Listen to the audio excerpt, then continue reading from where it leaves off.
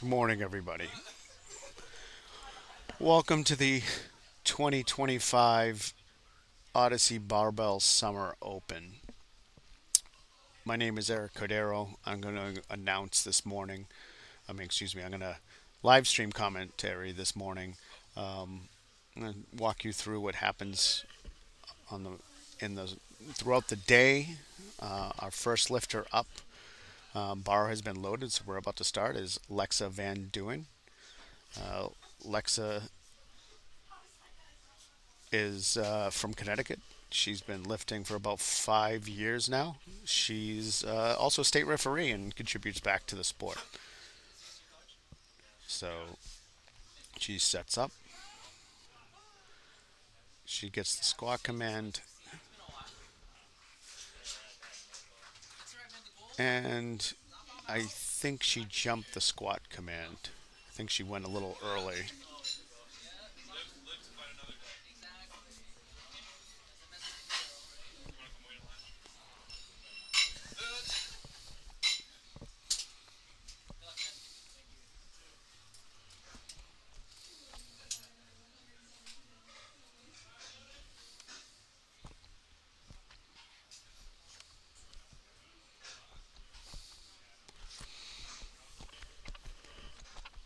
We have our next lifter up, Emma Lewitt. Emma is going to walk out with 107 and a half. She's competing in the 60 kilogram open class. She gets the squat command.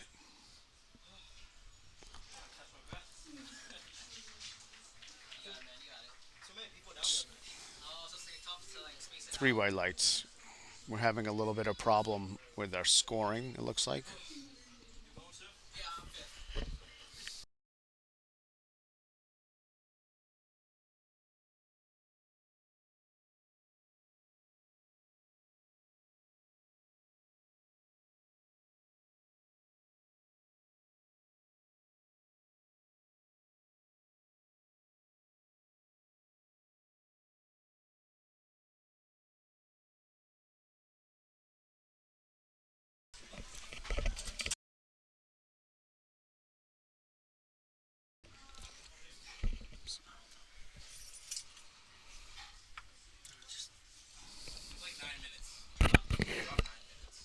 Severa up with 130. She's lifting the 90 kilogram class. It's 286 pounds.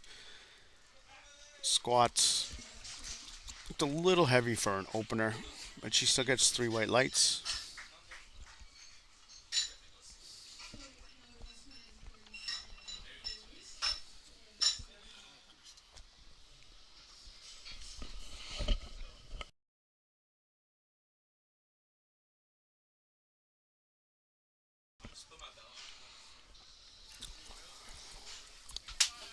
Next up is Sod Vandre Chong. Sorry if I murdered your name there. Taking 137 and a half. This is basically 300 pounds. Lifting the 75 kilogram class. Squats it, racks it, three white lights. So we lift all in kilograms in USA powerlifting. So you can never get a perfectly round number. Um, you know, at least round number in pounds. So 137 and a half would be 303. Well, Devon Chim's going to come out and take 140, which is 308. 0.65 technically. So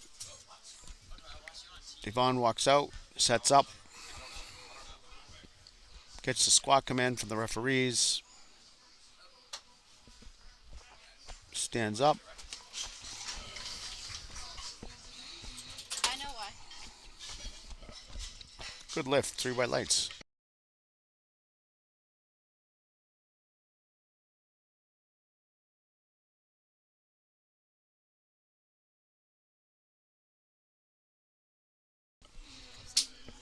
Victor Poon's going to come out, 147 and a half.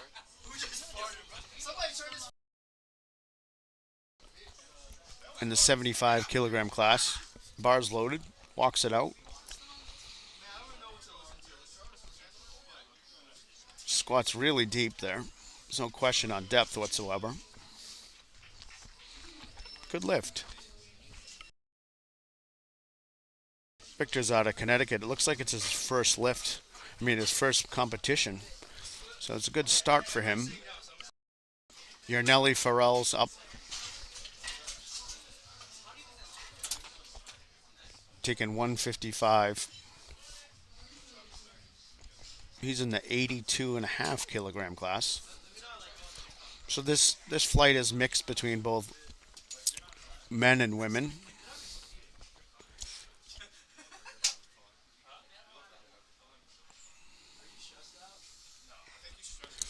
If you notice, the side referees have their hands up. Their hands are up, so they will say when they believe the lifter is set, whether it's their knees are locked, they're standing erect.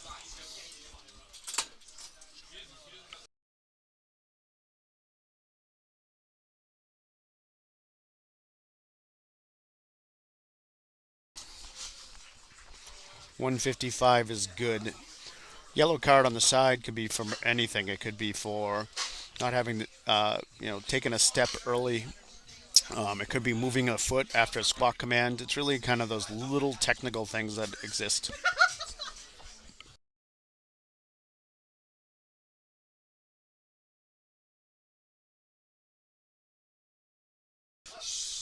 Davon Detelli's up.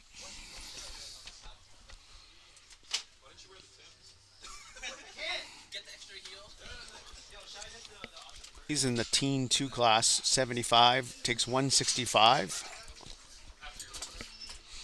So he's either 16 or 17 years old. In USA Powerlifting, we group them in Teen 1, Teen 2, Teen 3. Teen 1 is 14, 15. Teen 2 is 16, 17. And Teen 3 would be 18, 19.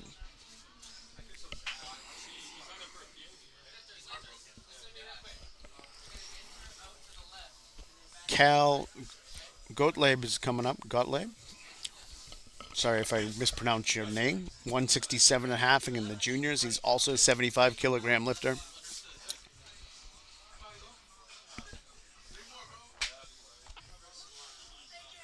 Gets the squat command. Depth look there.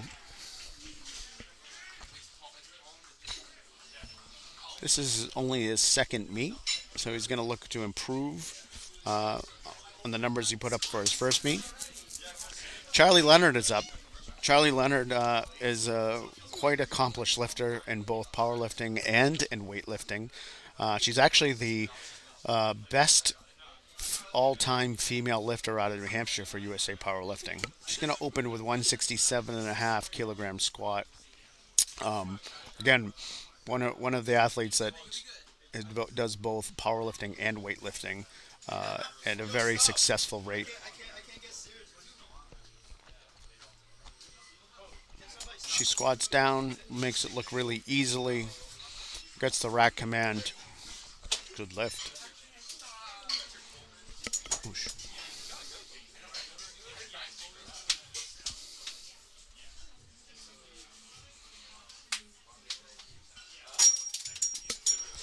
Calvin Huynh is up.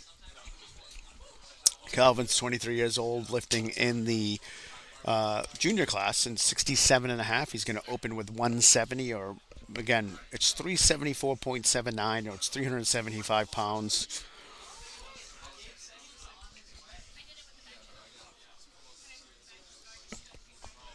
Squats down, stands up, and gets 3 white lights. It's a good lift.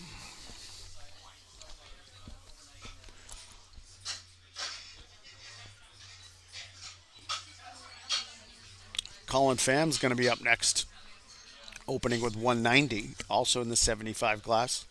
He's also a junior. He's 21 though, so juniors are 20 through 23 years old. He's lifted in this 75 class. He lifts out of a gym out of Boston called Oasis Powerlifting Club in Hyde Park.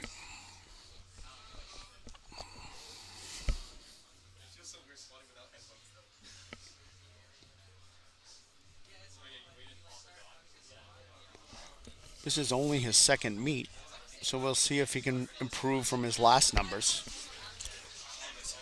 That was a good lift. 3 white lights. All the referees agreed on that lift.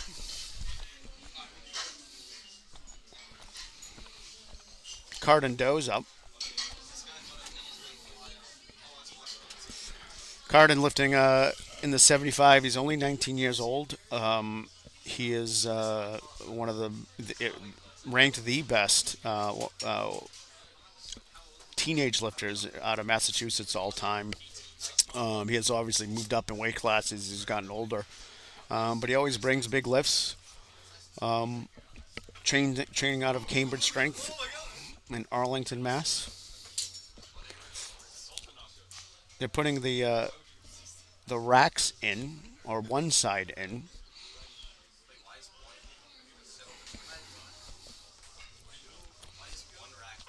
So you put one side rack in, so you don't clip the rack when you walk out. Fixing the collars really quick. He noticed as he walked out that there was an issue with the collar. He's opened up with a really big 220 squat. This is a good lift, even if you're not a teenager.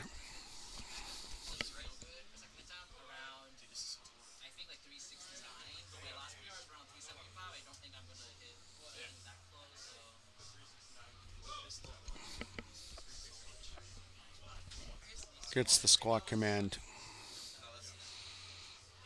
That looked effortless for Cardin.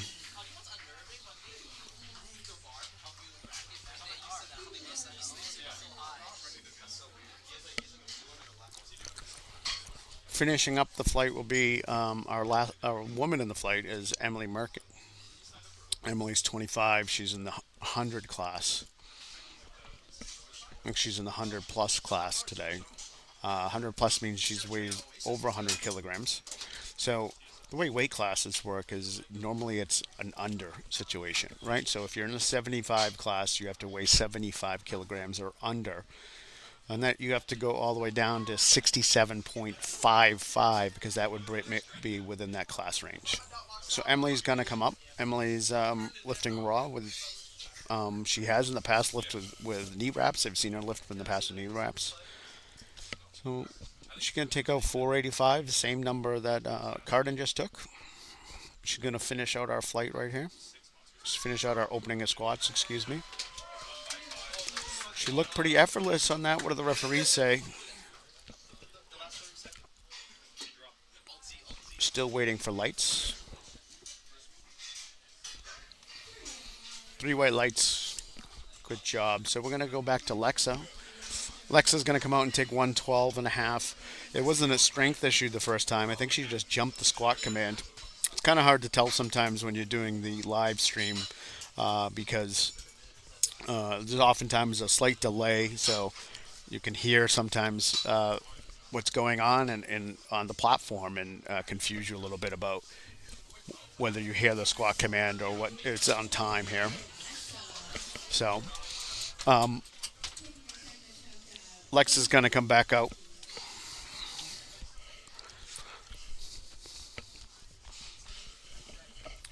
I'm joined now by Elizabeth Taft. Hello. I don't know if my microphone is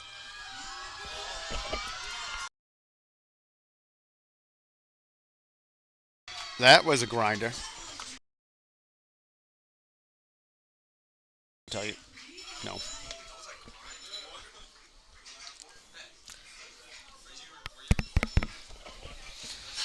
Well, she did a grinder at 112 and a half. It's always risky to go up from a missed opener. But Yeah.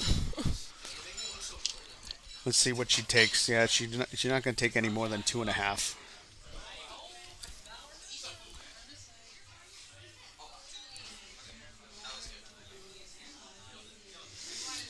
Emma's coming out now for 122 and a half kilograms, 270 pounds. I believe her first looked nice and smooth. So this is her second year powerlifting. I know she's lifted elsewhere. Her best squat coming into this will be a PR because her best squat in USA powerlifting is 120. So this is 122 and a half. Very solid. Yeah, 3 white lights. Looks good to me.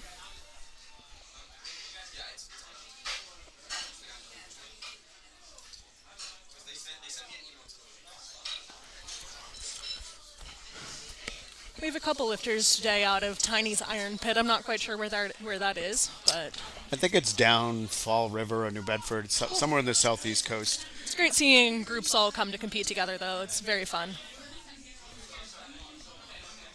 I also like the green color palette that some of them have going. Yeah, I think Melissa owns Iron Pit. Yeah. So a handful of lifters out of there today, which is good coming up.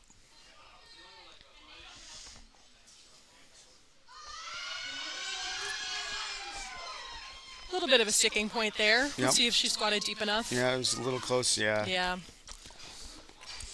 Yeah, she squatted on what we would refer to as referees as kind of squatted on that line. It's a 2-to-1 call, right? Like sometimes one side's in and one side's a little high, or depending on where you're sitting, it just looks high or not. So Some people just have a higher hip. Like my right hip always looks higher than my left hip. I think she'll come back and get it, though. Devon's coming out for 145. He only took a 5 kilo jump from his opener to his second. that's a fairly normal jump. Yeah. You know, I think most people will take a 5 to 10 kilogram jump. Yep. You Just get the looking at the board, we have some bigger jumps coming up down the line, but everyone has a slightly different strategy going into meet day. That was solid.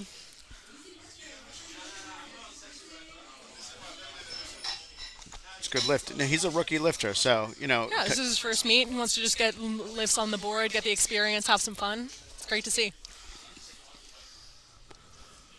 Yeah, I think a lot of people come into meets thinking they're going to put up big numbers and what they do in the gym, and it's really just different to come in and lift in this type of environment. You got weigh-ins, you get the stress of time. You know, We also have some very experienced referees in the chair. We have Paul Mears as our head ref, national ref. We have Andrew Graves in one of the side chairs. He's also a national ref in the state chair of Maine. Then on the other side, we have Liz testing for her national ref certification with Jill Arno, Cat 2, very seasoned ref. So there's definitely going to be high quality refing on the platform today. good lift. There's a little bit of a sticking point there. I don't know if he has too much more in him, but I'm sure he'll put another 2 or 5 kilos on for his third. Yeah, sometimes it's just about adjustment. You Yeah. talk to if you have a handler or a coach. Yeah. They'll tell you you're not doing something right. Yeah. Or your balance was off, or you rushed it, or you forgot to brace. Yep. I've had a couple friends or seen a couple people who just forget to put their belt on for their second and then come out for their third with their belt, and it's very easy. So Victor Poon's up out of Connecticut. He's a rookie here. So This is his first meet.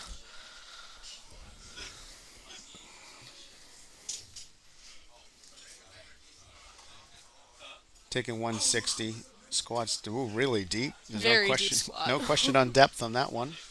Tiny bit slow through the midpoint, but I'm sure he has some more in him. Well, when you drop that deep, it's hard Yeah. to recover out and Yeah. get that explosiveness. I've never been able to squat that deep, no matter what the weight is. So.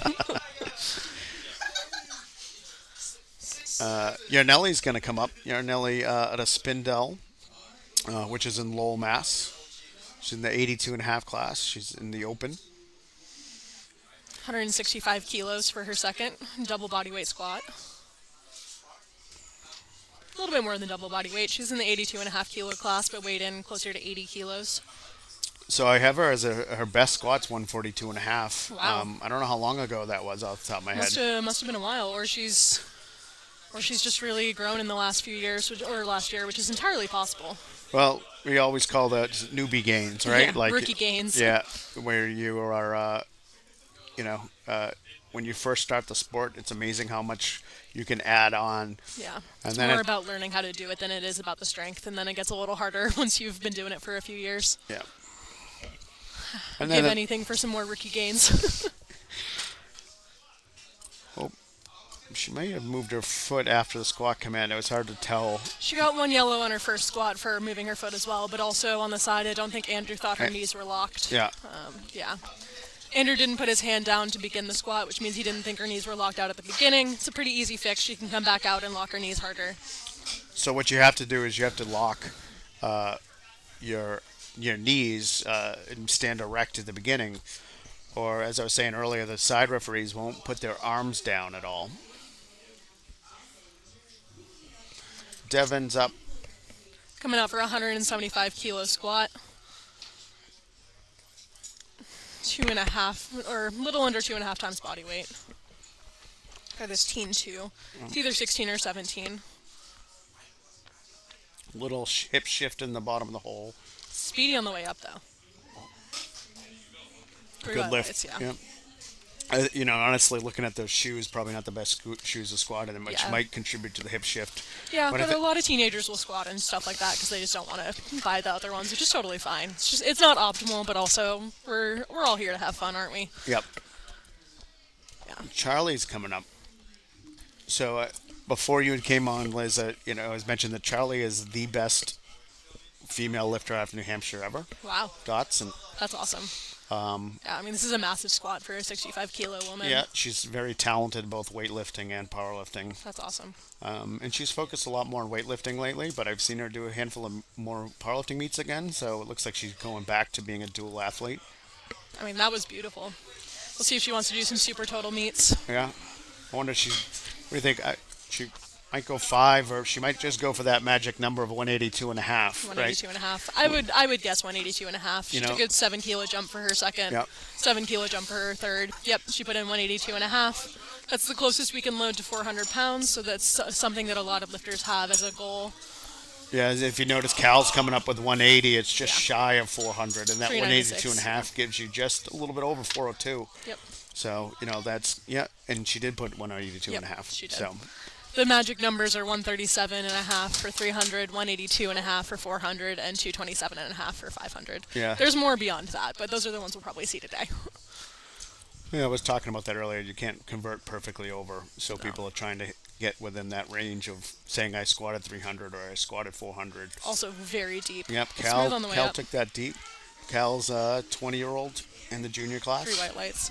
On the topic of conversions, I think it's always funny watching international meets where the non-American lifters don't care as much about those magic numbers. Yeah. And so they're more likely to load 180 or 185 for their lifts, but the Americans are much more likely to load the half kilos for the 300, 400, 500 pounds. Yep.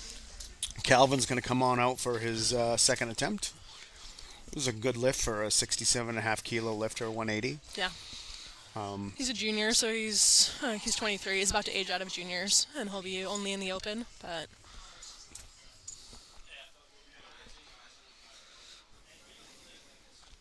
Believe it or not, this is what I have. This is his third meet, but Wow. this is only his first year. wow, so he's been lifting a lot for the last year.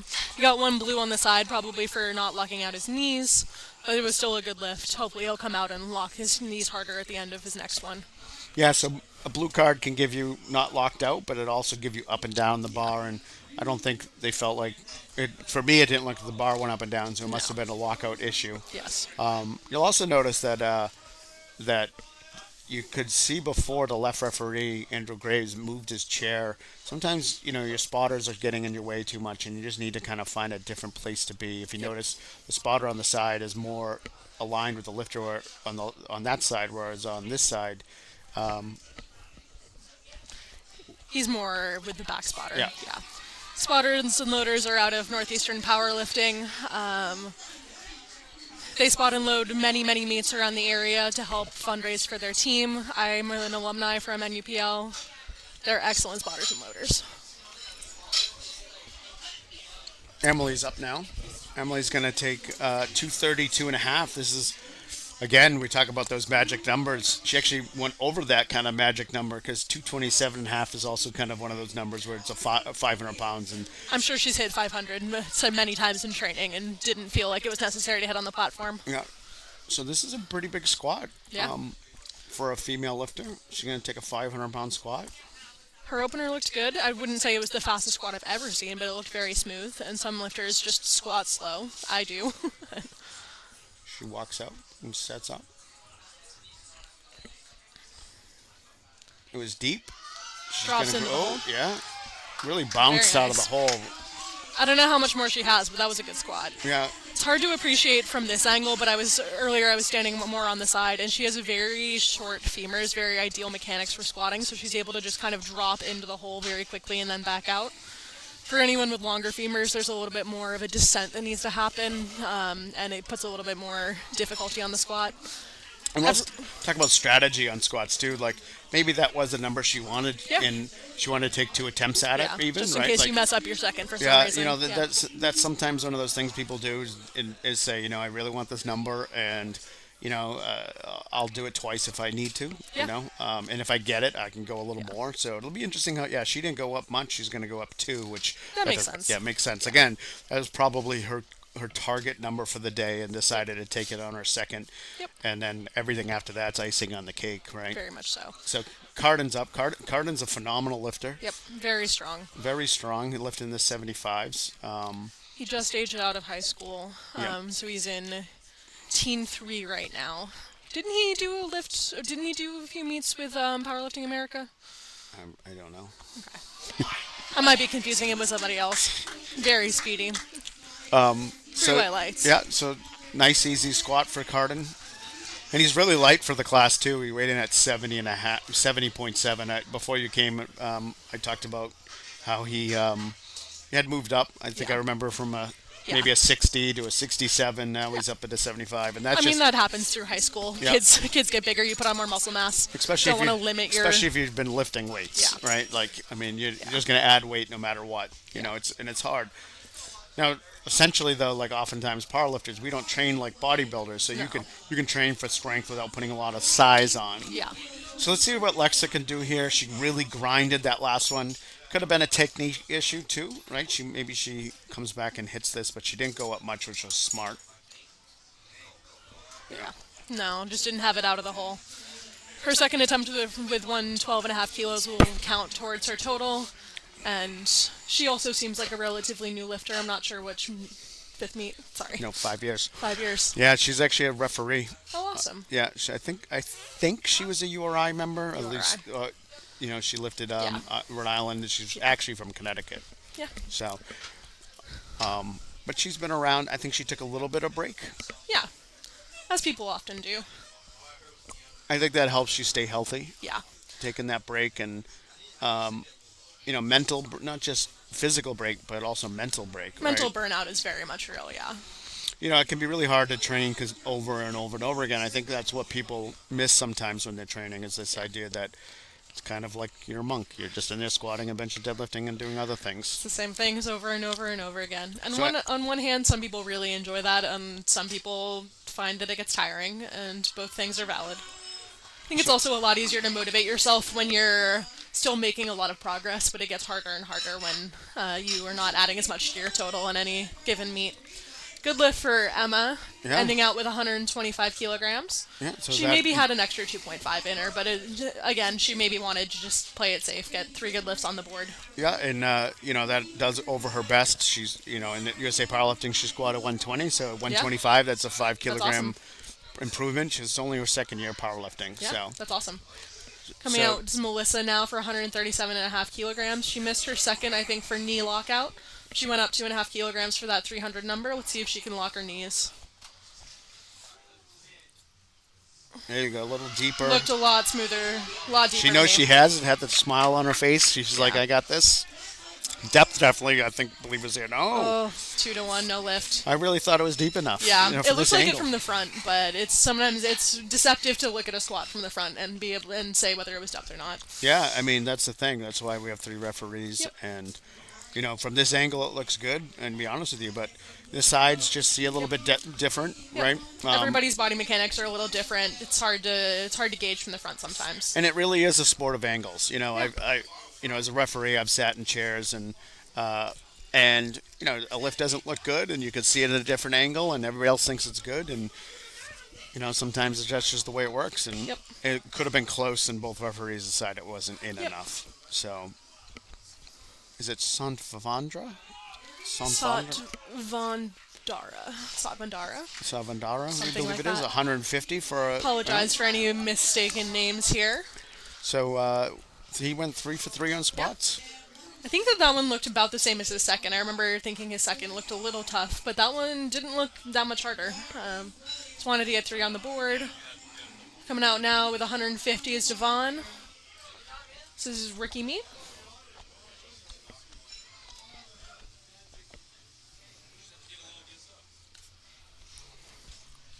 Choice Fitness. Not familiar with that one, but No, usually I know most of the gyms. I've that was heard a of most that was a good grind. three-way Nice. lights. Looked like he maybe lost a little bit of tightness in the hole and had to push through it to finish out the squat, but he did it. He stood it up, 3 for 3. And he finishes the day with 3 good squats. Yeah. Build that total. I'm really a believer that making lifts is important, right? That's, it's confidence. It's also just body wise, right? Like, you build off that. Your body builds off of Yep. that. It's Physically, momentum. emotion. Yeah, it's Yeah. the momentum you pick up from. I think that there was some statistic out there that people who miss their third squat are significantly more likely to miss their third deadlift, either mentally from momentum or just from tiring yourself out by failing a squat. So Yarnelli missed her second. So Yes. she's taking the weight. She got a blue and a yellow card, Yeah. I believe, the last time. So I think it was feet and knees. yeah, she keeps on shifting her feet after the squat command, which you can't do. See if she can keep her feet down now. Don't They're think holding she- her for a knee lock right now, I believe. It looks Yep. like her knees are soft. She can set up again. She can go again. Yep. She Yes. has for 14 seconds though, so she needs to do this quick. Her time might be. Yep. There we go. Gotta set her feet, get her Yeah, knees locked. she's pushing the time here. Nope. I don't think she's gonna get it No. out in time. Nope, she ran out of time. Oh. Well, I think she squatted that high a little too as well. I also don't know if she waited for the rec command.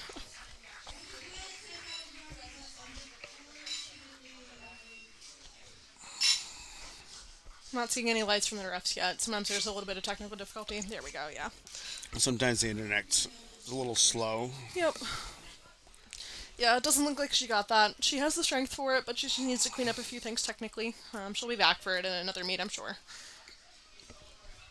And that's what I was talking about earlier is what you do in the gym and the stuff Yeah. and how you train and what happens in the meet is just so much different. Yep. Victor Poon will be up.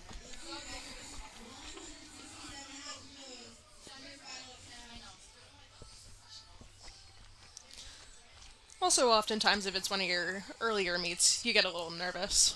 I still get nervous for my first squat, depending on the meet. Yep.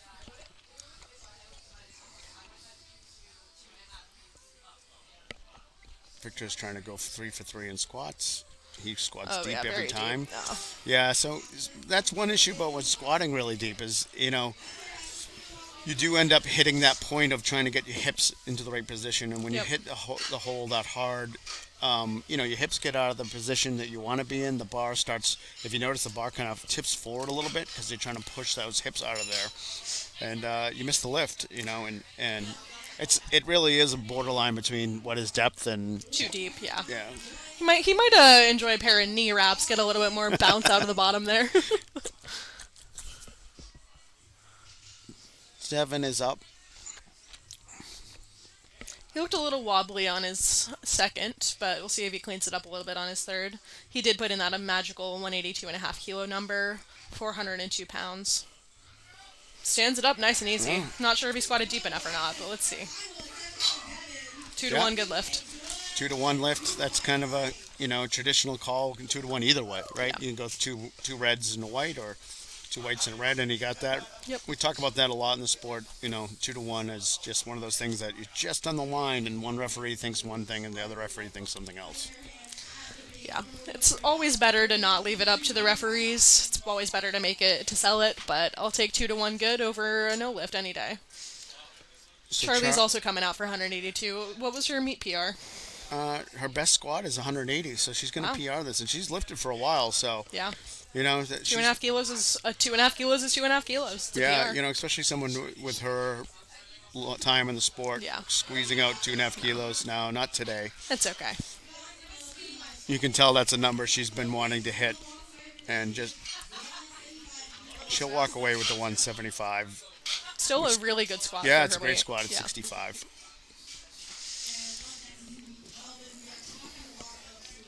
On the topic of super total, you were mentioning that she does Olympic weightlifting as well. One of the popular meets for that is the Arnold in March, where there's both weightlifting nationals as well as several different powerlifting events. Maybe we'll see her there, maybe we won't. Yep.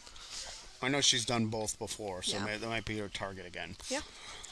So Calvin's up. He's actually taken 10 keys on every attempt. He went 170, 180. Now he's going to try 190. So I think that's I remember 180 looking smooth. So let's see.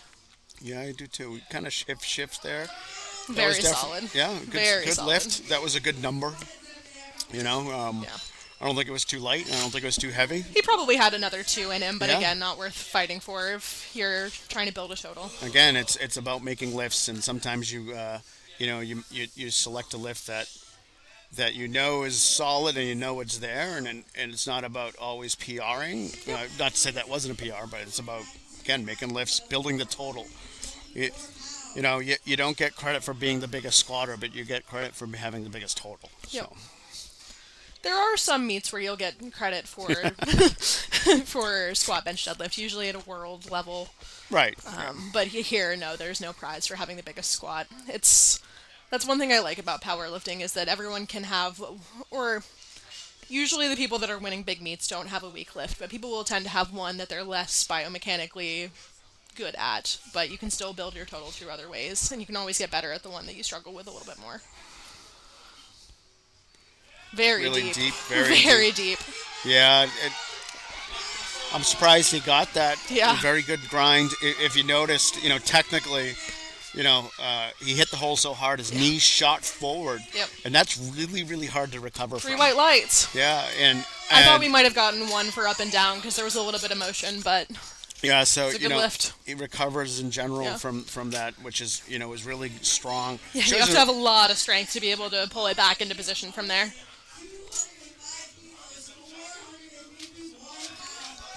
Colin trains at Oasis Powerlifting, which is the newest powerlifting gym in Boston, run by Alec Chen.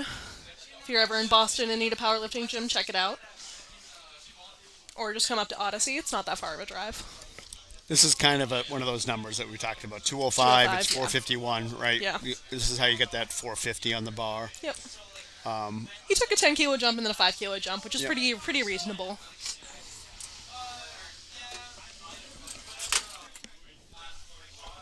So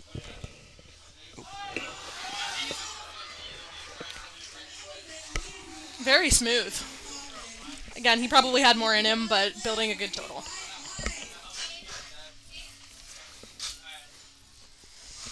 Emily's coming out for 235. This is just 2.5 kilos more than her second attempt. Like we said, her second was a little hard, and that might have been the number she was aiming for.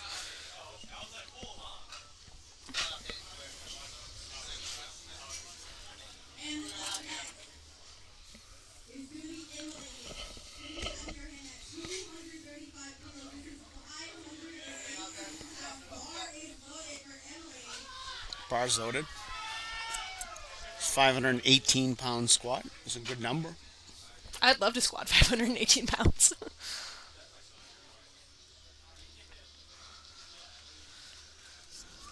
We have 5 spotters on the platform for this. We tend to, it's up to the spotters and loaders' discretion as well as the head ref's discretion when you have 5 spotters, but generally the number is 225 for reds on the bar, just for everyone's safety. Gets down. Oh, up and down. Yeah. Just a little bit too much there. She struggled. The referee, that's the experience of the chief referee there. He didn't call, rack immediately. He kind of let her grind a little bit, even though, as a chief referee, you think they're not going to get this, but I also don't want to take that lift away, right? Yeah. As when I'm chief reffing, I'll usually give them a few seconds until there's like clear downward motion or clearly starting to fail the lift, and then I'll call for the spotters to take it. Often the spotters will call to take it themselves if they get worried, but So Cardin's going to come out with 245. This is 540 pounds. yeah, this is a big Massive lift. squat.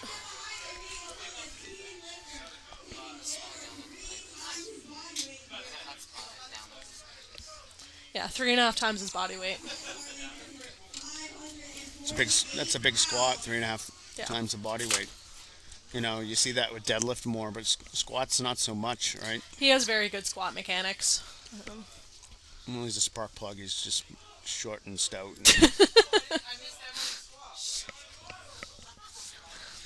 So He's getting hyped this up. will finish out Flight A, by the way, and then we'll go right into Flight B. So if you're waiting for your lifter in Flight B, they're coming up next. Karnan has done many, many meets. He's very seasoned. Squats down. I'll see if the depth on that Again, like It we looked don't have good the to me, best but it's angle hard to by say. the cameras. Looks like it was 3 white Yeah, lights. 3 white lights. He always gets very excited on the platform. So we're gonna jump down to our B flight. Our B flight. Gabriel will be coming up.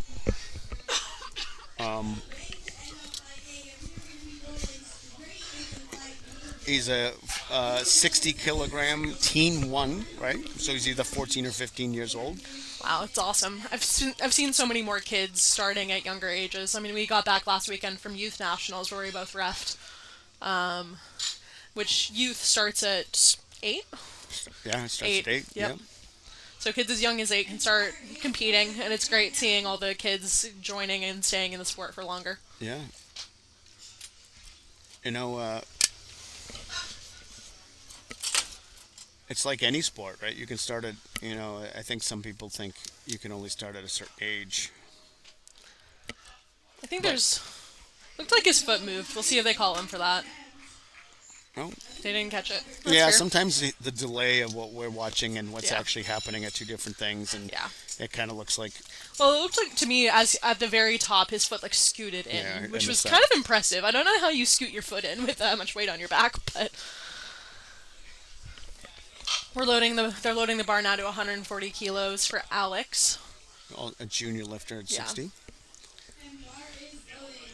Well over twice body weight for his opener.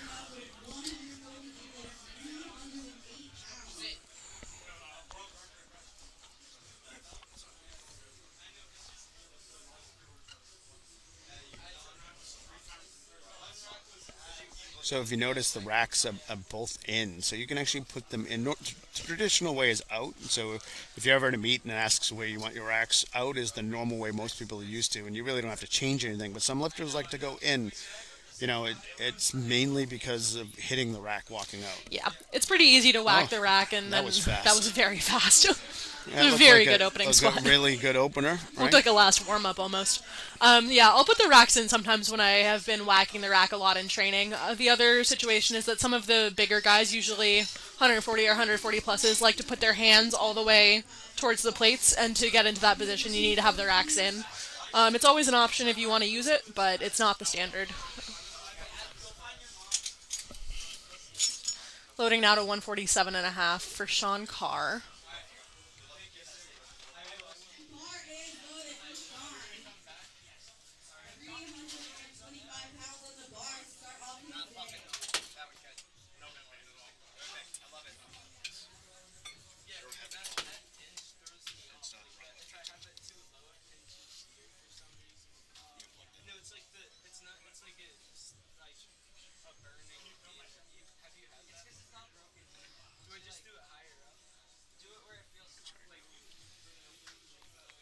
Also very deep, very easy opener.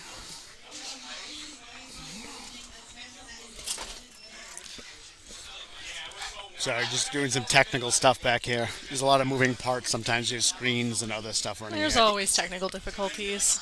So Ian Torres is coming up. He's coming out for 150 kilos as a 60 kilo lifter. I think he's out of Western Mass, if I remember right. I think he trains. He's coached by Eric Hogan, who Yep. is co-state chair of Maine. I don't think he's the state chair. Oh. I think He just he helps run a helps lot run of a the- lot of the meets and Yeah. stuff. Yeah. He coaches a lot of lifters Yeah, in the he's got a area big as well. roster. Yeah. Strong lifter in his own right.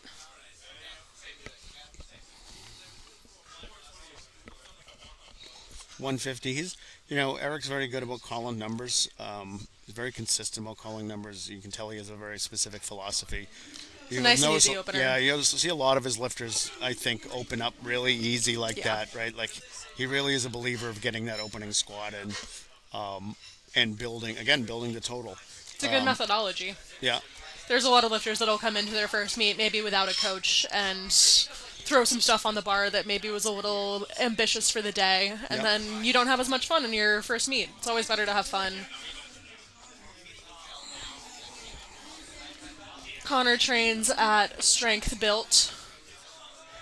I'm not really sure where that is. I'm not either. He says he's from Texas. Texas. He might be here for college. He's 21. There's a lot of colleges in the area. True. I noticed some UMass had advertised some of their lifters lifting today. So Nice. Sure, we'll see him a little later on. 172 and a half. That's a good opener. A little hip shift on the bottom. Again, that could just be lack of tightness. Could just be biomechanics. I think people forget to realize that some people literally have one leg's longer than the other one, Yep. or right? You just Yep. so One leg's longer than the other. You have scoliosis. You have a Yep. back injury. Yep. Many different reasons. and again, this is why angles matter when you're Yeah. the referee because Yep. people don't squat symmetrically. Almost no one does. You hear a lot of people say, how can you call one side in and the other side high? Well, it can be. It really can be in that Yeah. ways. I've filmed the same squat of mine from both angles, and one side is a solid inch higher than the other. George is up.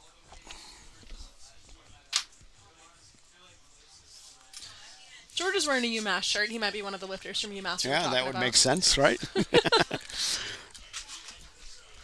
I think this might be his first meet, but I'm not sure. I don't know.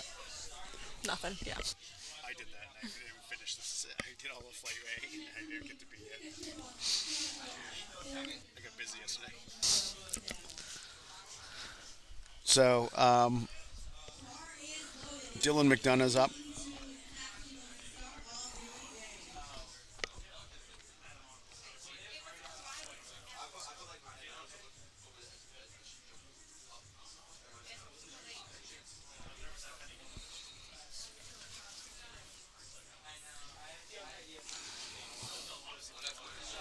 This is Colin's third meet. He's lifted at 2 previous Odyssey Barbell Club meets. There are a lot of lifters who just love doing Odyssey barbell meets. Eric LaPointe puts on a great meet. I've done a couple myself. Yeah, it's a good environment here. If you ever get a chance to come, it feels intimate, I guess you could say, Yeah. right? Like it's not small. I've been to a lot of meets where you'd feel overpacked, right? Yes. You feel like overwhelmed with the people here, but Yeah. you know, it oftentimes it feels more intimate. The audience has space, but they're kind of really close, right? Yeah, he also does a great job with all the lights and the live streaming and the media packages. They're really high quality meets for a local meet. This is Andres. Yep. Taking a 185 and the 82 and a half in the open class. This is also his third meet. And his current meet PR and squat is 197 and a half. We'll see if he gets up to there today.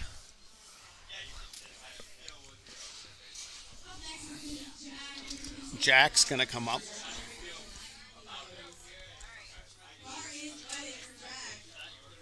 Bar has been called loaded.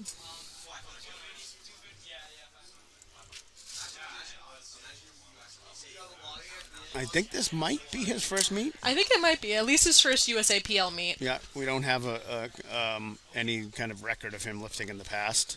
That doesn't say he doesn't. You can look up several different databases online to find out stuff. Oh, he was called the rack again. I think his knees weren't fully Yeah, locked he has out. to get his knees locked. Yeah, he has time, but he has 33 seconds. So, once you get that rack call, you can Set up again, you yeah. can set up again.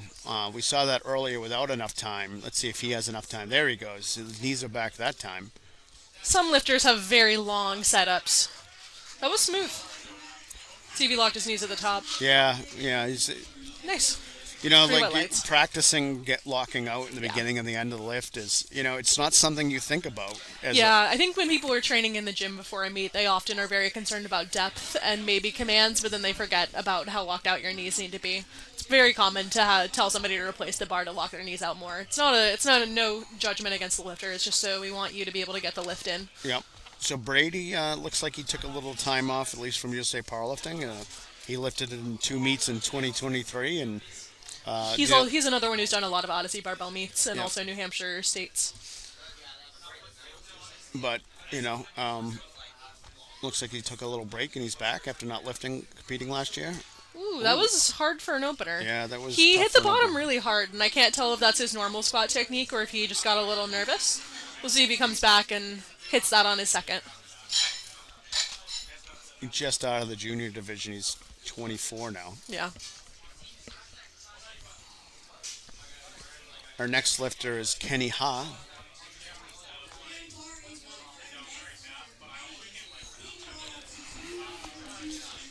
Kenny Ha lifts out of a half rack in his home office. Wow. Well, this is Kenny's second meet ever, and it's been a while. His last meet was 2016 in Massillon Island Open State Championships.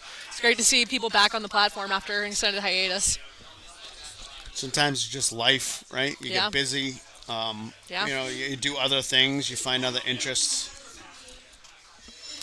It's also possible. It looks like that was about 10 years ago, so maybe it was part of a college team. Yep. I think that a lot of people, I mean, there's a lot of college powerlifting in Massachusetts. I'm part of it myself. And a lot of people graduate and realize that they don't have the same amount of time or the same amount of support to continue. I think this might be Jacob's first meet.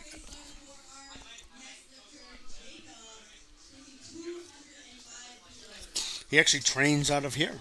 Wow. Great for him. Coached by Brendan Parr. Brendan's one of our local state referees. Actually, a very good lifter out of New Hampshire. He helps a lot. It's good to give back to the sport in multiple ways, coaching and reffing. Takes that 205 opener. What are the referees Smooth lift. say? Let's see. 3 white lights. 3 white lights.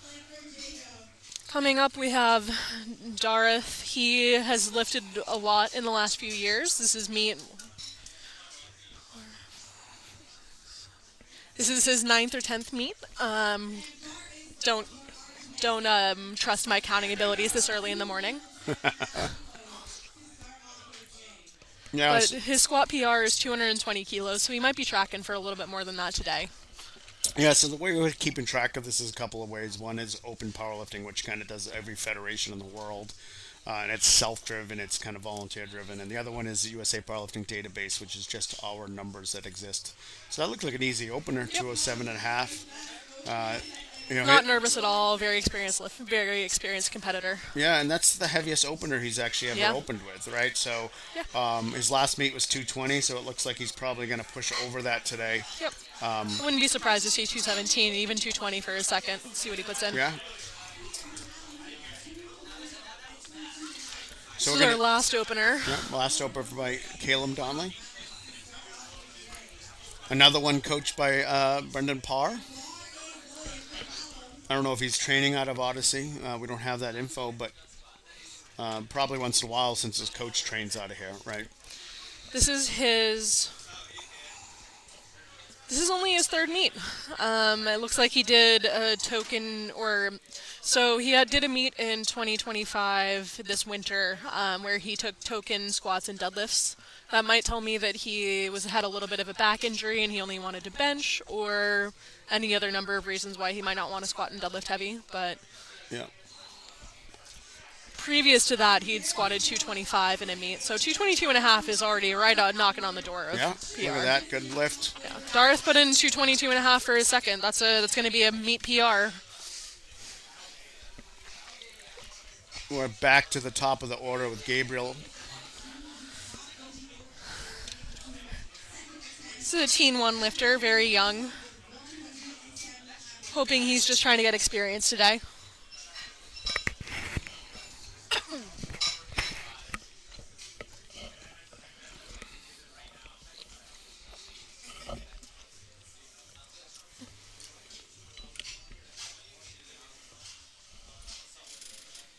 Yeah, it looks like it's his rookie meet here, so.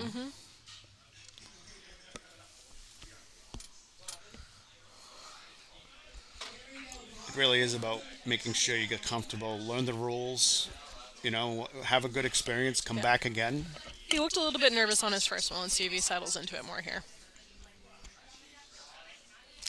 Looked a little high from this angle, but let's see what the refs have to say. Yeah, it's going to be a borderline squat. No, we're 3 wrong. white lights, yeah. It's again, the camera angle is not where the referees sit, and I've coached people before who will send me their video, and I look at one angle, that looks high. Can you change the angle? And they put another angle. I'm like, oh, there's nothing high about It's totally fine. that. Yeah, right. So it really is one of those things that, depending on where you're looking, and it can be really hard too, as someone sitting in the audience and not understanding some of that as well, right? Yeah, sometimes it seems a little bit arbitrary about why one lift was good and why one lift was bad, but gotta trust that our referees know what they're doing. We have another Oasis lifter, right? Yep. Alex Foreman, lifting out of Oasis, is a junior lifter in the 60 kilogram class. Oasis has become very popular with the local college students. Yeah, Alec had been part of Boston BU. University's Barbell, right? So he gets a lot of them, but other lifters as well in the Yeah, college area. there's a lot of Northeastern lifters that go there as well. It's one of the more convenient for them. Probably the most popular powerlifting gyms in Boston are Oasis, Urban Powerhouse, which is down in Hyde Park, and then Cambridge Strength and Conditioning, which is out in Arlington. It's expensive to run a gym in Boston. The real estate is not cheap by any means. Yeah. Sean And- Carr's coming out for a second at 157.5 kilos. This is a 10-kilo jump from his opener. Another lifter from Tiny's Iron Pit. Yep. And coached by Devin Taney. It's a group of Lift Triumph TSP. TSP. Sorry. Yep. Sorry, guys. They do a great job. Good young guys who've really done a lot in the sport in the last couple of years. Really appreciate them running meets and coaching and even giving back in the refereeing. Yeah.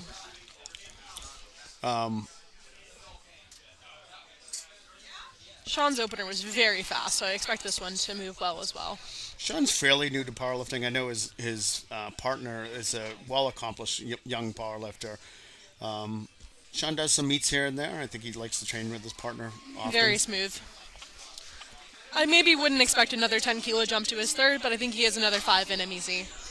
Again, one of those other Iron Pit guys, right? Out of Iron Yeah. Pit. Loading now to 162.5 kilos for Ian Torres. This is Hogan's lifter. You notice the racks are going back in. Excuse me, out. Again, it's all preference of the lifter, how you want it in or out. I actually compete always with them one side in. Yeah, You it's can the do worst to try to walk your bar out and whack the rack and try Yeah. to regain balance. Ian competed at Raw Nationals in 2023, and then seems to have done about a meet a year since then. Smooth second attempt. He's still a decent ways off from his best comp squat, which is 187.5 kilos. I wonder if he's been injured or Yeah. took some time off of lifting. Entirely possible. You know, we all know that sometimes we get a little lazy and we don't train the way we're supposed to train. Yes. We've all been there. Yep. I think that one of the things, the key about that is to remember that, you know, you can do what you can do that day, Yep. right? Like, A meet is not the end-all be-all of how strong you are. It's a snapshot of one day in time.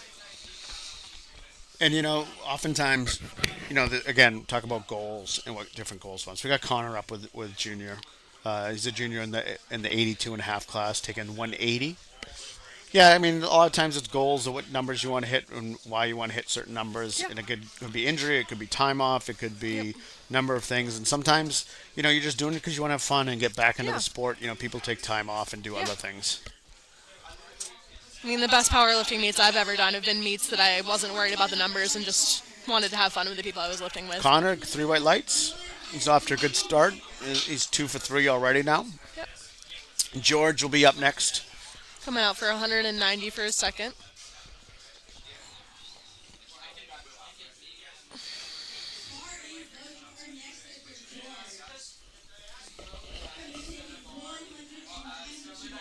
I believe this is one of our UMass Yes. lifters. UMass has really grown their powerlifting presence in the last few years. Yeah. They've built some good teams out of Lowell and Amherst and Boston. Yeah, you know, and it's good to have teams. You know, I remember a long time ago, and not that long ago, but Feels like forever, doesn't yeah, it? about a decade ago, there really was only 1 or 2 college teams that were successful around in the area.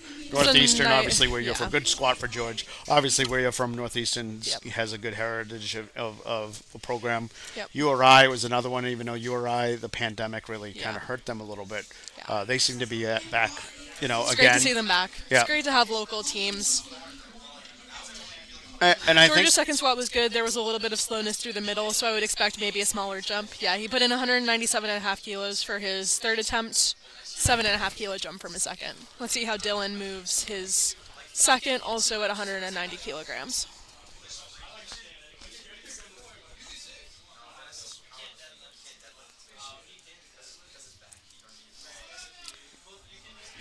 Still very speedy. I wouldn't be surprised if he adds another 7.5 kilos to that. so. His best squat was back in January at 190. So that he matches his best squat. So I'm, see if he what he puts in 195, 197 probably. You want to make that lift. Yeah, 197 and a half he'll put in. You want to make that lift, but you Put want to in put 197, something yeah. that's reasonable that you can hit at the same time, right? Like I think he has 197.5. Yeah, Maybe I I'll do eat my too. words, but Brady's up. Brady missed his opener, and it looked a little heavy. So let's see if it was just a nerves thing. It happens. Sometimes you see a guy get crushed and then he comes out a second, readjusts something, and makes the lift. But let's see where he's at now. Gets those knees locked. Looks like he takes a deep breath. And Much better. much better. I'm worried about his knees at the top. Let's see if they call him. No, he's good.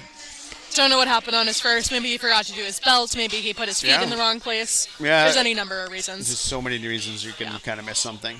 Jack's gonna come up next. For Jack. 195, 429.9. Let's call it 430 pounds. Yeah. Basically a 430 squat, rounded up there. It's a good lift for a teen 3 lifter. Absolutely. He struggled with getting his knees back before. Let's see if he makes that adjustment. And I think he will. Yeah. I think he just didn't know. there Yeah. you go. He's got huge quads. Very large. Squats down, locks out. The knee lockout is sometimes difficult to gauge among different lifters because people have different degrees of extension in their knees. Yep. The refs are mostly looking for the front of the knee to be like up and in a locked position. Now coming up with 195 kilos, we have Andreas.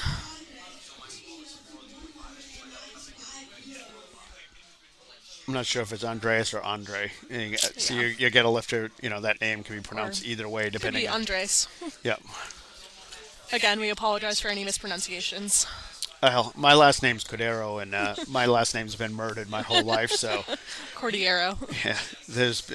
I don't Corduroy. feel I don't feel responsible. I don't feel like I'm guilty of anything. Yeah. It takes this 195. It's a pretty wide stance squatter. Very slow through the middle. I don't know that he has much more in him. Yeah. 3 white lights, though. Yeah. Good Yeah, lift. he looks relieved at the end of that.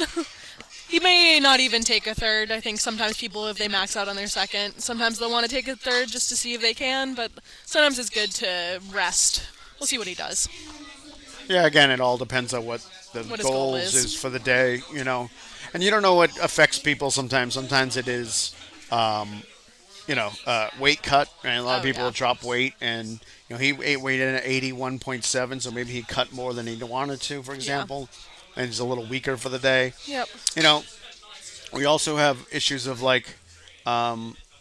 time of the day lifting, right? So a lot of people are used to lifting after work, right? Yep. 5, 6, 7 o'clock at night sometimes. Yep. And when you're in this first session and you're not used to getting up at 5 in the morning and It's getting hard here, to squat first thing in the morning, coming from somebody who does not train in the morning. I'm sure there are people that do train in the morning and they're used to it, but most people don't. oh, smoke Smooth. that. Well, See what they say on depth. again, you have an experience. Yeah, that one looked a little high to me. I kind of looked away when he hit the hole because he was really fast. But I think he just needs to be a little bit deeper. The weight didn't seem hard. I wouldn't be surprised if they gave him another 2 or 5 kilos. Yeah, But and remember, he does have a coach that does know what's going on, right? Like, I wouldn't put a lot more on that. But if he wanted 2 more kilos, I would say yes. and there's nothing wrong with retaking that either, Yep. right? There's nothing wrong with saying, No. we're going to come back out and take that 212. Absolutely. I kind of lost my lifter here.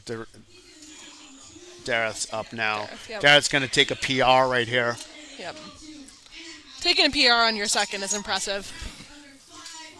He's done a lot of meets too, so I wonder if he's just been able to train more consistently recently, or something's clicked, or he went up a weight class. There's any number of reasons that somebody could have gained some strength in the past, in the more recent time frame.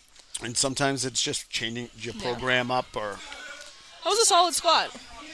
Not fast, but very solid. 3 highlights. yeah. I I mean, guess would be 230 for his third, but we'll see. yeah, that's probably pretty close to where it is Yeah. going to be. He's kind of in a race here with Kenny Ha here, right? Kenny went up a whole 20 kilos, which is a massive jump, right? 20 Darth kilos. has a much higher bench though, so we'll Yeah. see. We'll see what it looks like at the end of the day. But So, yeah, Yeah, I mean, 20 kilo jump is huge for a raw lifter. yeah, massive. And again, he hasn't lifted. We talked about he took a break, so he Yeah. might have. This might be actually his strength range. He just said, Yeah. I'm going to open up something really light and get a Yeah. squat in, and then really feel where I'm at. Yeah. I mean, that was a reasonable that second was a attempt. reasonable second attempt. He looked like he may have jumped the rack command.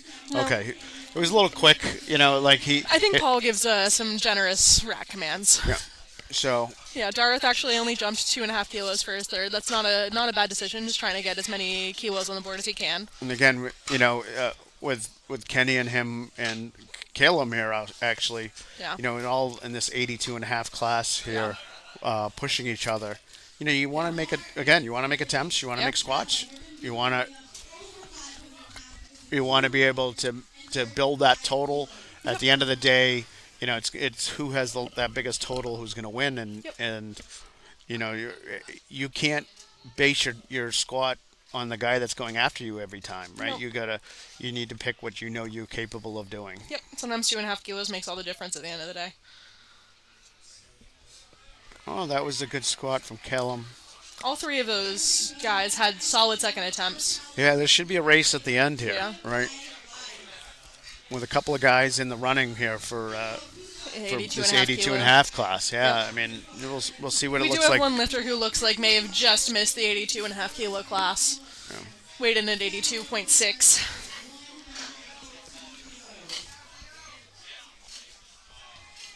Gabriel coming out. Let's see if he can go 3 for 3 for this young lifter, this rookie lifter coming out and competing.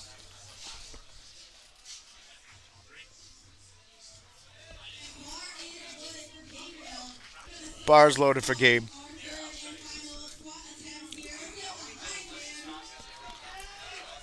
He's all decked out in that SBD. Everything he's got on: belt, singlet, shirt, sleeves. Oh. Ooh. So let's see if he gets a blue card on this. I mean, I would call it a blue card, but that's just my opinion, right? That's why. Yeah, I could see an argument for a blue card, but also it looked more like one side just started to go up before the other, and not necessarily up and down. Yep. It's hard to say, and it's a split-second decision. Yep. Absolutely, and as a referee, you want to give benefit to the doubt of the lifter. You're not looking to punish the lifter. You're No. looking to keep consistently what you're doing. Alex is coming out for his third, 157.5 kilos. This has been his heaviest squat attempt at the last 2 meets he's done as well.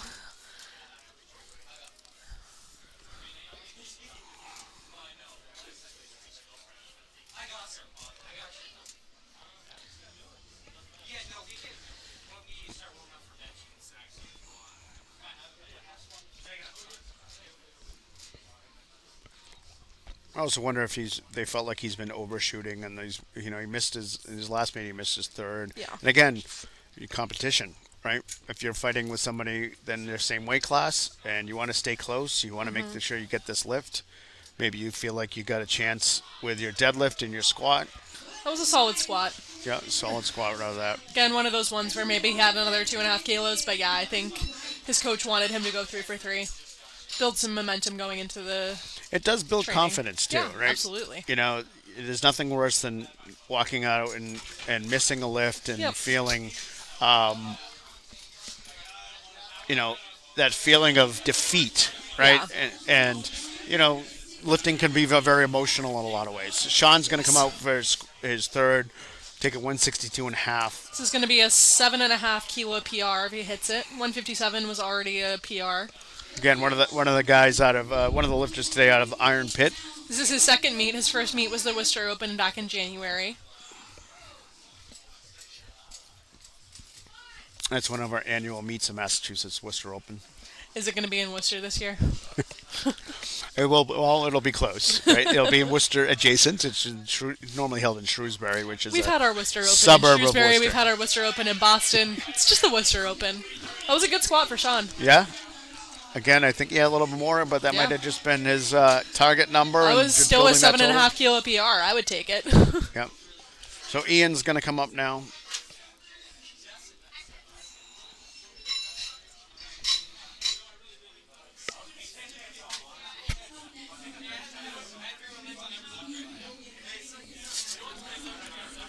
Lifted back. Last time he lifted was back in December. Now that I look at, we're talking about his numbers wise, he's actually gone back down a weight class. Yes, that would explain it. Right. So he was a 60 before, and he's gone to 67 and a half. They went to 67 and a half, and he's again competing as a 60 today. So that's why his squat's a little bit lower. And again, Yeah. I'm sure Eric Hogan has a reason for these numbers. Yeah. I doubt this will be extremely hard, but I think it'll be one of those numbers you're like, oh, he had a little more, but yeah. So that's what I said. Like he might have had another 2.5, maybe 5 on a grinder, but Yeah, I mean, that's only 2.5 kilos off from his best squat in this weight class. right. Again, I would guess he's trying to get back to raw nationals. and Eric Hogan's calling a number that he believes Is there on the is day. there, that's successful. Going 9 for 9 is something that's special for a lot of lifters. It's not always easy to do. No. I think I've done it maybe twice in my powerlifting career.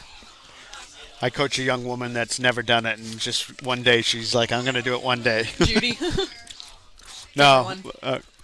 Kate Linscomb, who's Yeah. my best lifter I've ever coached, she's always complains that she's never gone 9 for 9. She'll get there one day. She'll do it one day.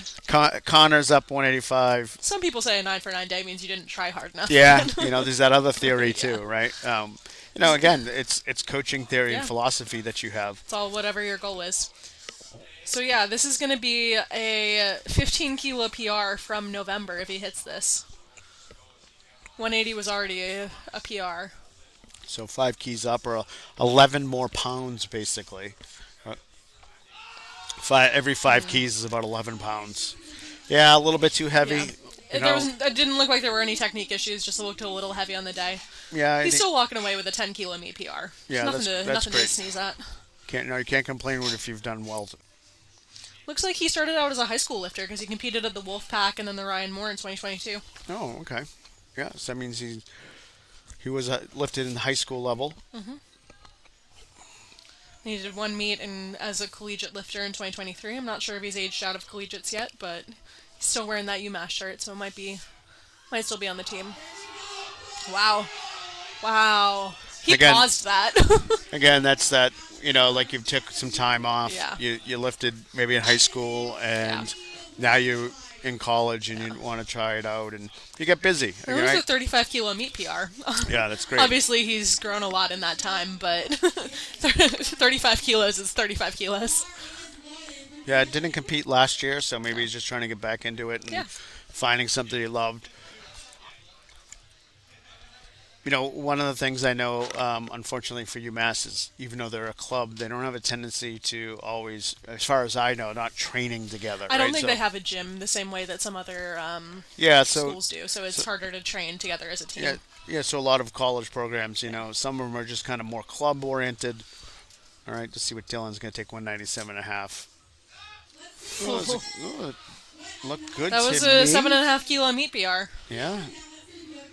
Good lift. Feel A like lot, a lot of college programs, like some are really structured and have Yeah. coaches and paid coaches and all that stuff, and some of them are really just a group of kids who Yeah. put a club together at a school and allowed to do it, and so you do have that variation. Yeah. Andreas is going to come up with 200 on the bar. This will be a 2.5 kilo meat PR if he hits it from 2022 though, so it's been a while. Is that the last time he's lifted? No, he did 2024 Titan Tundra, but he only hit 187 that day.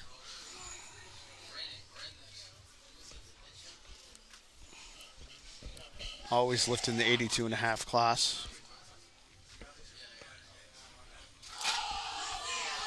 So that was close.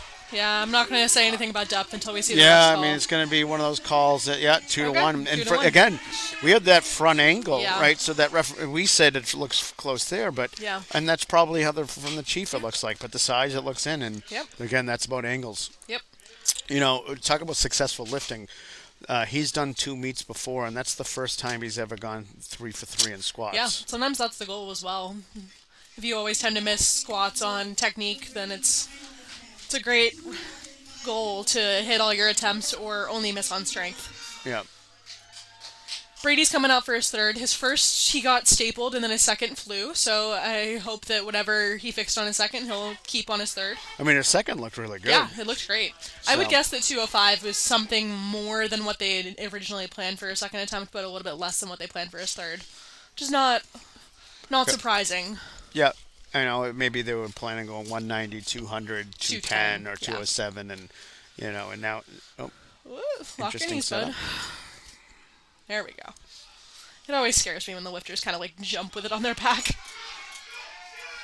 I don't think he locked his knees, but I don't know if the refs are going to call it or not. Yeah. 3 white lights, yeah. Again, that's our angle, and Yeah. Refs tend to be a little bit more strict on knee lock at the beginning than at the end, unless you're at a national level meet. I think this is Jack's rookie meet, and he's coming out for 207.5 kilos. he's got a good day. He's 82 and a half. He's going to squat 457 pounds. And again, It's 2.5 times body weight about. and experience matters. Getting out here, doing it over and over again. Yep. And it's like any sport, right? The more you practice, Yeah. the better you get. The more you play, the better you get. Yeah. Well, there you go, That Jack. was a beautiful squat. 3 white lights. Jacob's going to come out.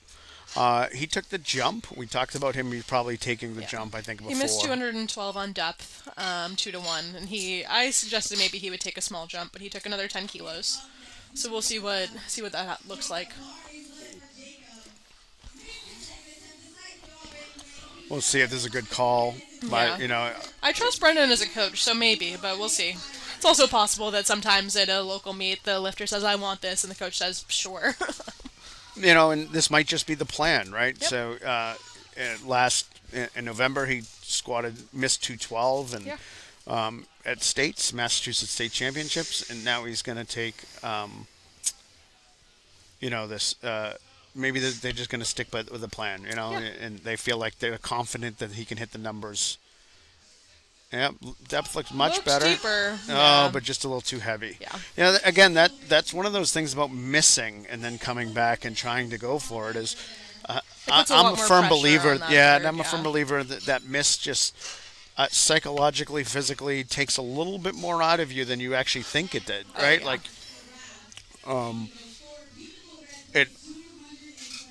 it does something to you in whatever way it does, but it. Absolutely. And again, that might have just been a target number they had. So and I've he been hit there- a PR on his second. This will be leading it out another 2.5 kilos. His best squat previously was 220.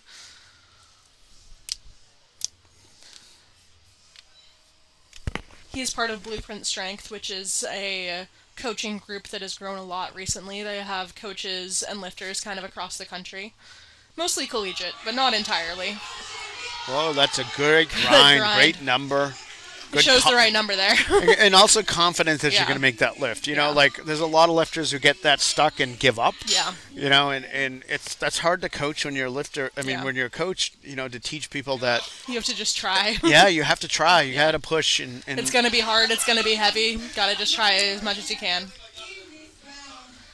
Kenny's going to come up with 230, 2.5. And like we were talking about earlier, these top 3 guys look like they're going to push each other. It'll be interesting with bench. I'm not looking at the deadlift numbers Yeah. yet. Some guys have massive deadlifts and not have so much bench, yeah. Not so much bench, right? So we'll see where we're at subtotals. And that was a good call. Wow. Again, he went 30 keys from his Yeah. opener. Again, I think we talked about him taking his time off. and obviously he knew he had the strength and just needed to get back into it. And that would also might be some of his numbers going into this, Yeah. right? Like, If you sit that in training, then yeah. yeah, and again, different strategies for different people. Yeah, absolutely. Some people like that confidence of hitting a light lift and then taking that big jump. Yeah. I'm a very much I like 10 keys on my squat. You Right? like 10, even jumps very yeah, much. for me personally, but again, it's a preference I thing. think there's absolutely preferences. The only thing that I personally strongly dislike is when people take a much larger jump from second to third than they did Yeah, from first to second. yeah. See it a lot with, honestly, especially high school and college boys, but So we're gonna take 245 here for Killam. this is our Again, heaviest squat of the morning. heaviest squat of the morning, and again, this race here in the 82 and a half. If he hits this, he will get a little clearance from the other two lifters. Oh, a little too heavy. A little too heavy. I take it back. Cardin also hit 245 at a much lighter body weight, so I think Cardin probably has it pretty locked in for best lifter on formula. He does very well at meets with Dot's formulas. He's a pretty light lifter with a very sizable total. All right, we're gonna take a break. It's about 10-minute intermission.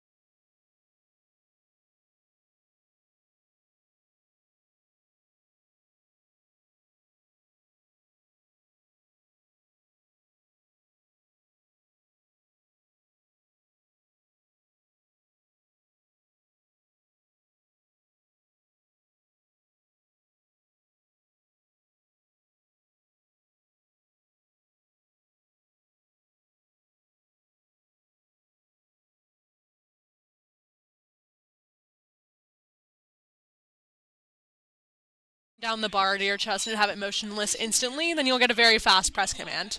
It's not usually the case, but sometimes if you're getting a long press command, it might be because you're bobbling it on your chest.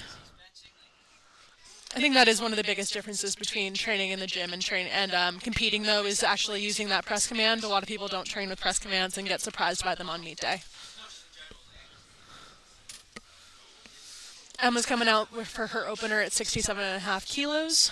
She weighed in at 67.3, so this is a body weight bench for her opener.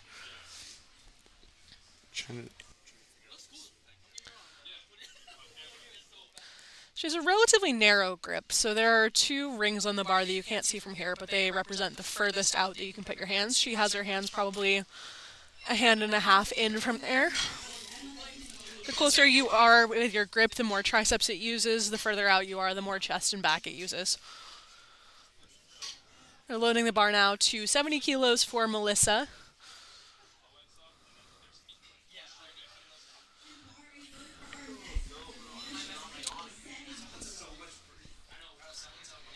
The other thing you'll see here is that some lifters get a handoff from one of the spotters, or some lifters take it out themselves. If you get a handoff from the spotter, it uses less energy, but it is not going to be exactly the same as when you train, so some people will elect to just self-hand off so it's more consistent.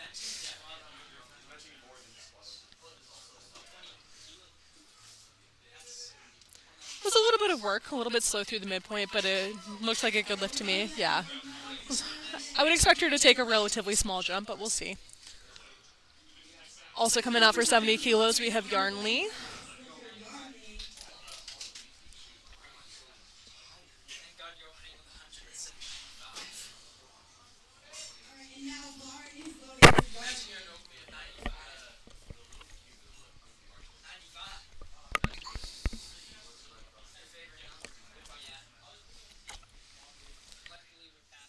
She's setting up a nice big arch here. There's a lot of discussion about arching in the powerlifting community. A lot of people see the really big extreme arches and think that it's cheating in some way. In USAPL, there's no rule about how much you can arch. And the ultimate goal of the lift is to move as much weight as possible within the confines of the rules. So arching is allowed. That's not cheating. There are other federations that require certain elbow depth to be hit, but we have not moved in that direction in USAPL, and I don't foresee it moving in that direction. Yeah, I mean, that arching is also better for the shoulders in Yeah. the long run too. I think Yeah. people miss that point. Yeah. A completely flat bench puts your shoulders in a not great position to push and can result in some injuries. So most people, even if they don't have an extreme arch, will retract their shoulders and get a little bit of an arch there. And then the amount of arch comes down to personal flexibility and personal preference. Victor's coming out for 85 kilos for his opener.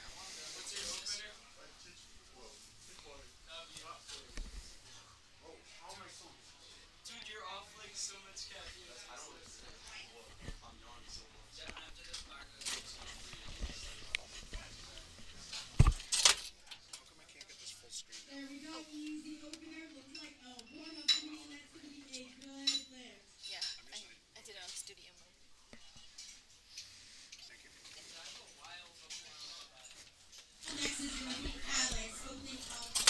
Seems like this lifter goes by Alex. Alex is coming out for 87.5 kilos.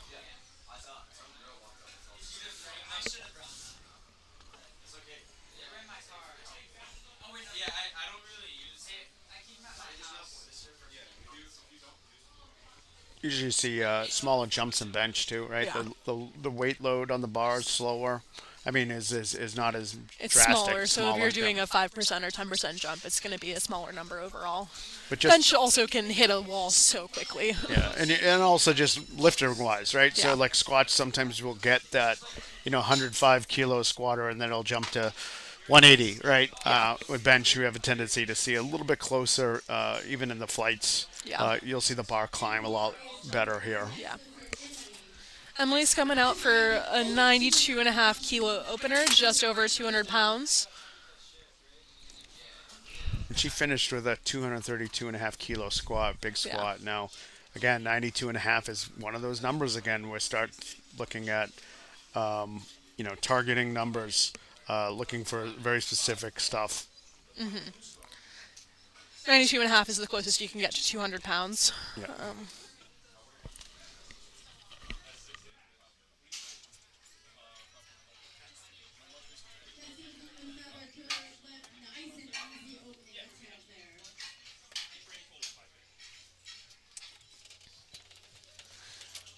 That was already a meet PR for her. She, in 2023, hit 85 as her best opener, as her best third attempt.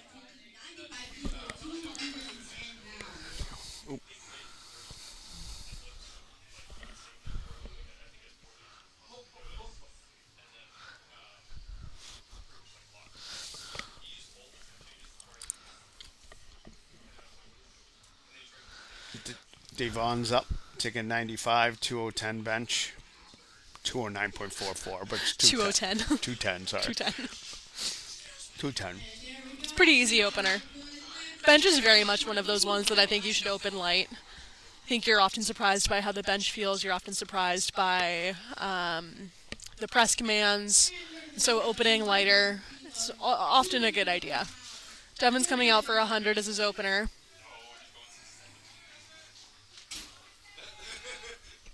Another teen lifter. Yep. Teen 2. Also a pretty close grip. Very fast.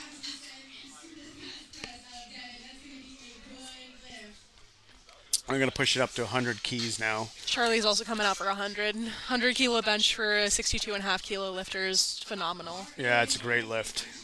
For an opener, too, don't Yeah. forget. This is her opener. This is Yeah. not her third attempt. I wouldn't be surprised if she gets up to 107, 110. Although We'll let's see see how how this this one moves. moves. Yeah. Not to It- jinx it. It can be really hard as an Olympic lifter to bench Yeah. because the bench really makes your shoulders tighter Yeah. and to continue to be able to do snatches and things like that. They don't complement each other at all. Well, that was a nice, smooth opener. Yeah. You know, one of those things No wrist drops either. She's very strong. I've heard from Olympic lifters that, coaches can tell if they've been benching too much because their shoulders get tighter. Yeah. I mean, my shoulders definitely have gotten a lot less flexible since I've benched more.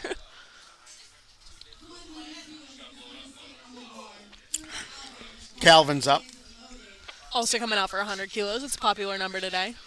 His gym is Forsaken Performance. I'm not really familiar with that gym.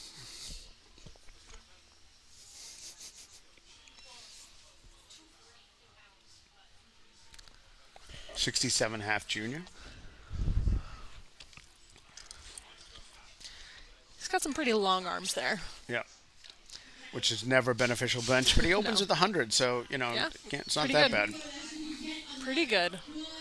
There's often a trade-off between bench and deadlift. Often lifters who have long arms will be very good at deadlift and struggle a little bit with bench, and then vice versa. There's an occasional lifter who will be better at bench and deadlift than squat, but that's kind of a rarer breed. Colin's coming out for 120.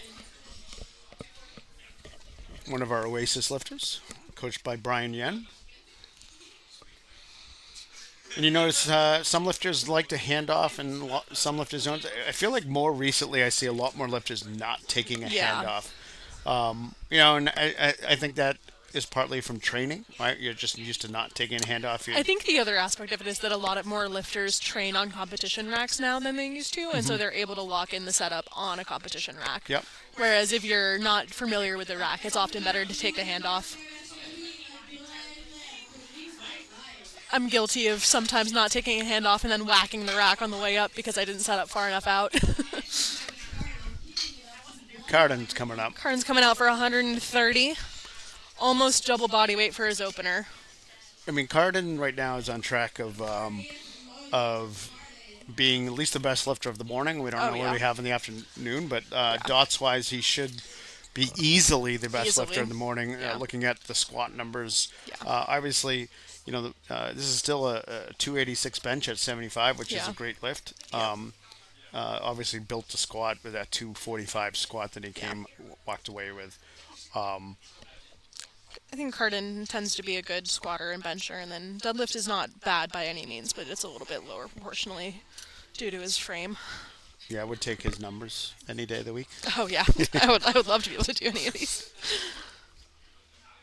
especially at his age. Yeah. Oh, that was a nice smooth open for Carden. He's been lifting for a long time. He's only 19, but he's been training for many years. He's definitely matured into powerlifting. A lot more mature attempt calls on the day, a lot cleaner technique. Yep, absolutely. I think there's young, like a lot of young lifters, they just want to muscle through and put up Yep. as much weight on the bar, and he's really showing a little bit more constraint and calling numbers that look solid and look good and more consistent. Yep. Cal's coming out for 130 also for his opener, and then we'll be back to the top of the order. And again, a handoff, yeah, right. He's taking a handoff. Yep. You're always allowed to take a handoff in USAPL meets, but it has to be from one of our spotters and loaders. That's another reason why some people don't like a handoff Yeah. is that they're not They're not confident that it'll be a good handoff. yeah, and that can make the difference sometimes. Absolutely. I think it makes less of a difference for raw than it does for equipped, but that's true of many things. We're back to the top, starting with Lexa coming up for 62.5 kilos. This is kind of a magic number in its own right, in that it's the closest you can get to 135, which is one plate in the gym. A plate for bench is often a goal for a lot of young lifters, a lot of girls especially. Getting to a plate on bench is it's a pretty nice achievement.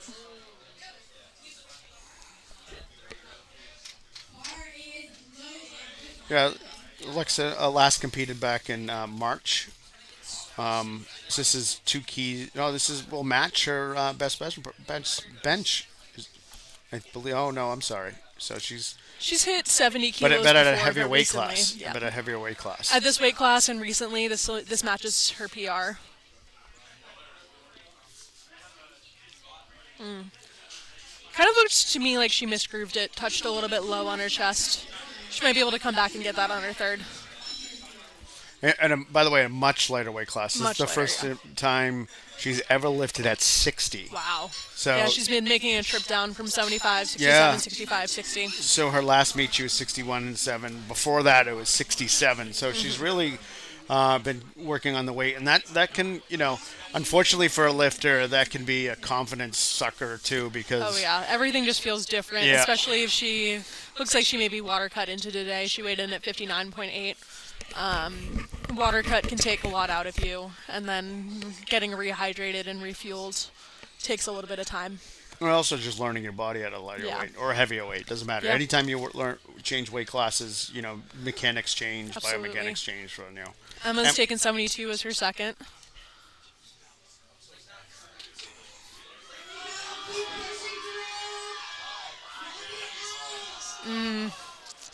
So Yeah. she was shooting for, she opened up with actually her best USAPL 67.5 kilo lift. So she can come back again and try that. Obviously, she can't go down. So for those who don't know, you can't actually reduce the weight that's on the bar. That's why you got to be careful what numbers you put in because you can go up, but you can't go down. You can take the same weight, but you can't. She couldn't go back to 70. Exactly. She, like I said earlier, she has a relatively narrow grip bench, and it kind of looks like she lost it towards the top where the triceps really have to take over. Maybe she'll be able to adjust some technique on her last one, or we'll see.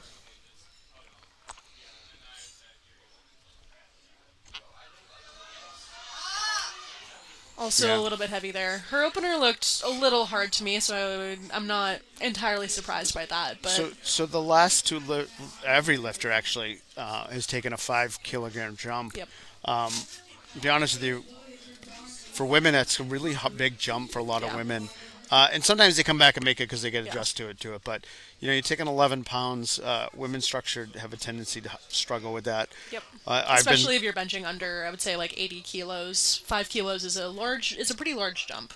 yeah, I've been guilty of that as a coach over the years and Yeah. get greedy and throw on that 5 and it can be really tough for a lifter. Yeah. I'm a big believer in that 2.5 kilo jump Yep. for women a lot of times. Yep. And sometimes that's there, but it really is a jump. It doesn't seem like a lot, but it is a lot for women. Yeah. Especially when you look at their body weight. Yeah. And I think it's less a thing about women and it's more a thing about the body weight and the amount that you're lifting. so Nelly takes 75 and took the 5 key jumps and actually That one made worked it. out for her. That worked out fine, right? So again, Yeah. It's knowing yourself as a lifter. yep. Victor's coming out for 92.5, just over 200 pounds. Out of Iron Factory. Youth lifters are allowed to take basically any increment of zero point 0.5 for lifts, and I think that that helps a lot for smaller people on bench. I think there's a lot of times that we've all wished we could take a one Yeah. kilo jump instead of a 2.5 kilo jump.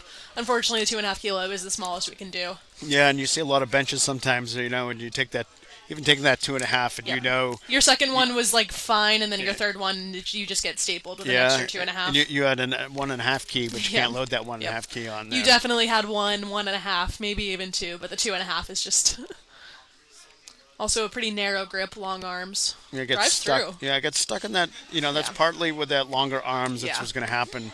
You're going to get stuck in that kind Last of that third. Yeah, last third. It's really hard. That's just a matter of building your triceps, and that's one of the reasons why a lot of lifters will compete with wider grip, because Yep. you kind of get rid of that sticking point. Or you lessen it at least a little bit. Yeah. Alex is coming out for 95. Also a 7.5 kilo jump from his second.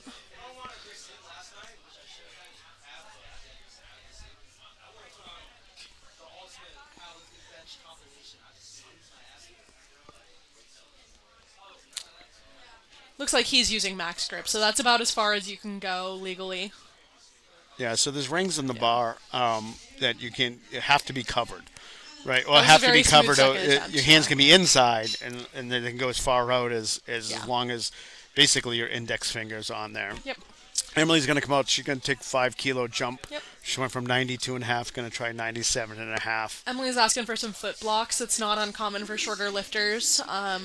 The bench is the same height for everybody, and some people's legs are a little shorter, so to get Yeah. effective leg drive, they ask for blocks so that the range is a little smaller. Yeah, and she does have, the Short legs. yeah, especially Femurs. femurs Yeah. are really short. And that's why she squats so well, right? Yeah. So, again, everybody's built a little bit different, Yep. and the block's in there for her. The rack height adjusts up and down, but not Yeah. the feet area. Solid second attempt. Yeah, good attempt. I think she 97.5. maybe has another 5 in her, but I would say 2.5 to be safe. Yeah, We'll see what they do. I'd go 100, but let's see Yeah. again. Let's see what the coaches want. Maybe there's a reason that they're going for a certain number. Loading to 102.5 for Devon.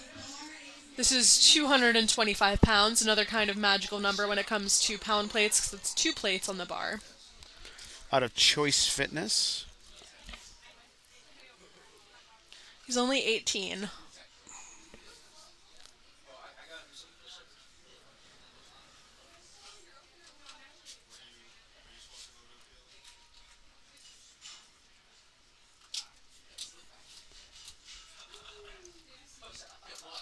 Looked like a good attempt. Very solid. Yeah. Be comfortable with another 5 kilos there.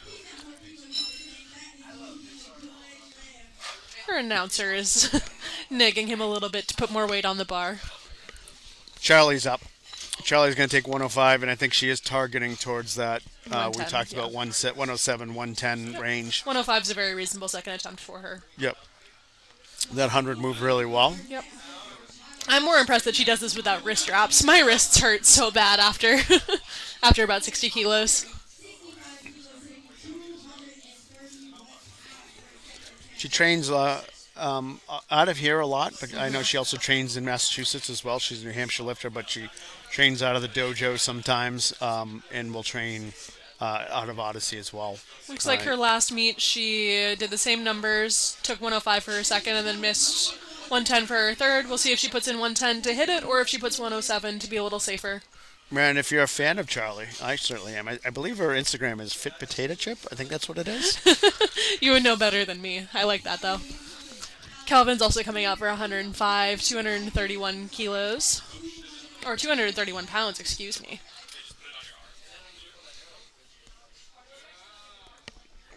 It was 105 for Calvin.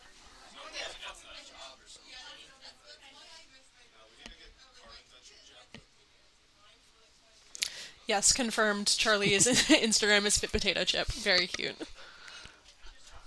I guess she likes potato chips. I mean, who doesn't? There you go, Calvin. All right, so that looked like a good number. I don't know how much more he can stack on there. He might take the risk at 5 and make an adjustment Or play Charlie it only safe put in in two. 107.5 for her third. I think that's a smart call, wanting Yeah. to get another PR on the board, even if it's not the number she maybe wanted to hit. Looks like she's missed 107 and 110 a few times, so I think it would be a good confidence boost to hit that 107. Yeah, I mean, she's looking at it. It looks like she's tracking to have her best meet ever. Yeah. And as a reminder, she is the best female lifter out of New Hampshire Yeah. ever, right? For New Hampshire USA Powerlifting Raw lifters. Sometimes that Devin, no, that was fast to the chest, presses it out. Sometimes that's hard, number-wise. What some people don't know is that for about 35 years or so, lifting was just considered equipped lifting. Yeah. Now, it doesn't mean everybody lifted equipped.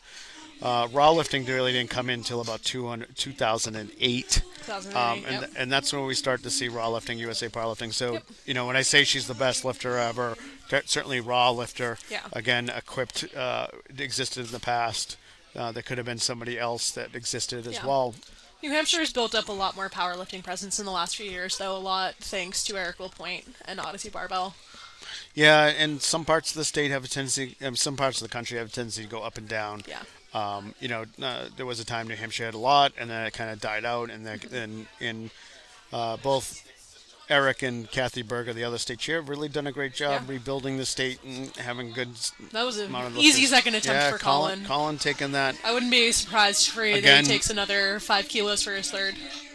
And again, sometimes having a confident handler or coach Yep. with you who has a plan, who has something in place, Makes all the difference. it really does. And it's not that you need one, but if you're a new lifter, it certainly helps to have someone, maybe not necessarily coaching you, but someone Helping you, yeah. handling you and, Yeah. and saying, this is what you have left in you. This is the target number. It's great to have an unbiased set of eyes, because Yeah. sometimes I'll come off and say that squat felt so good, and they'll look at me and go no, and sometimes I'll be like, that felt so heavy, and they're like, that was so fast. Yeah. Sometimes it's hard to gauge your own lifts while you're doing them, because you can't see them. And having someone else say, this Yeah. is a better attempt, and Yeah. giving you, that more reasonable talk in the ear, and taking attempts Yeah. that are good. Again, Yeah. 9 for 9 is a goal for many people, and there's a balance of 9 for 9 being too easy. Let's see what Cardin does. This is 135. It's, Smooth, but not yeah. super fast. I wouldn't No. be surprised if he takes 2 or 5.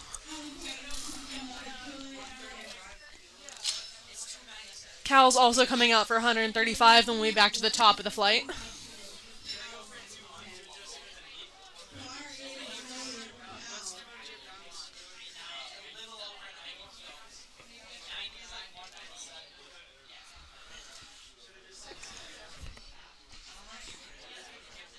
So Cardin put a lot on his bench. His biggest bench has been 125. Now Wow. he is up a weight class. Yeah. This is his first time ever lifting as a 75. Yeah. Started as a 56. He also started out when he was how old? He was probably 14 or 15 at the Yeah. time. Or he was a T1. So, Yeah. that's a PR already for him. 125 is his best bench. He's going to load 140. So he's already got a 10 key PR. He might hit 140. Cal's going to finish up here with the 135. Same lift as Cardin just took. About the Also very very smooth. similar. Yeah. Yeah, smooth, but, Not super easy. not yeah. super easy, right? So he might take that same step that Cardin took. Take I wouldn't be that surprised, 5. yeah. That 5's probably a normal thing here. Just stacking them up. Yeah. We're back to the top of the order with Lexa. She's coming back out for 62 and a half. That she just missed on her second. See if she's made any adjustments to come back and hit it. Yeah, and we'll see what happens. Again, she is in a very lightweight class for her. Yes. And that can also be tough too, dropping Yeah. that weight class and realizing that I the think weight often bench takes a Yeah. hit from it as well. and the weight that you did in that heavier weight classes, you really want to do, but it's not Yeah. always realistic. Yeah. The people who can hold on to that weight that they do, it's It's it's rare. hard. Yeah, it's rare. It's rare. I've seen Lexa lift a handful of times now. If she hits this, it'll be over And body again, weight. she is a referee. Yeah. Her first meet, I actually ran her first meet, I believe, in 2021. The Fall Classic. Yeah. Fall Classic. No. Yeah. So, again, well, hopefully this doesn't crush her confidence a little bit. No. I think this is a good meet back for her. Feel out the new weight class. Set some new goals. Yeah.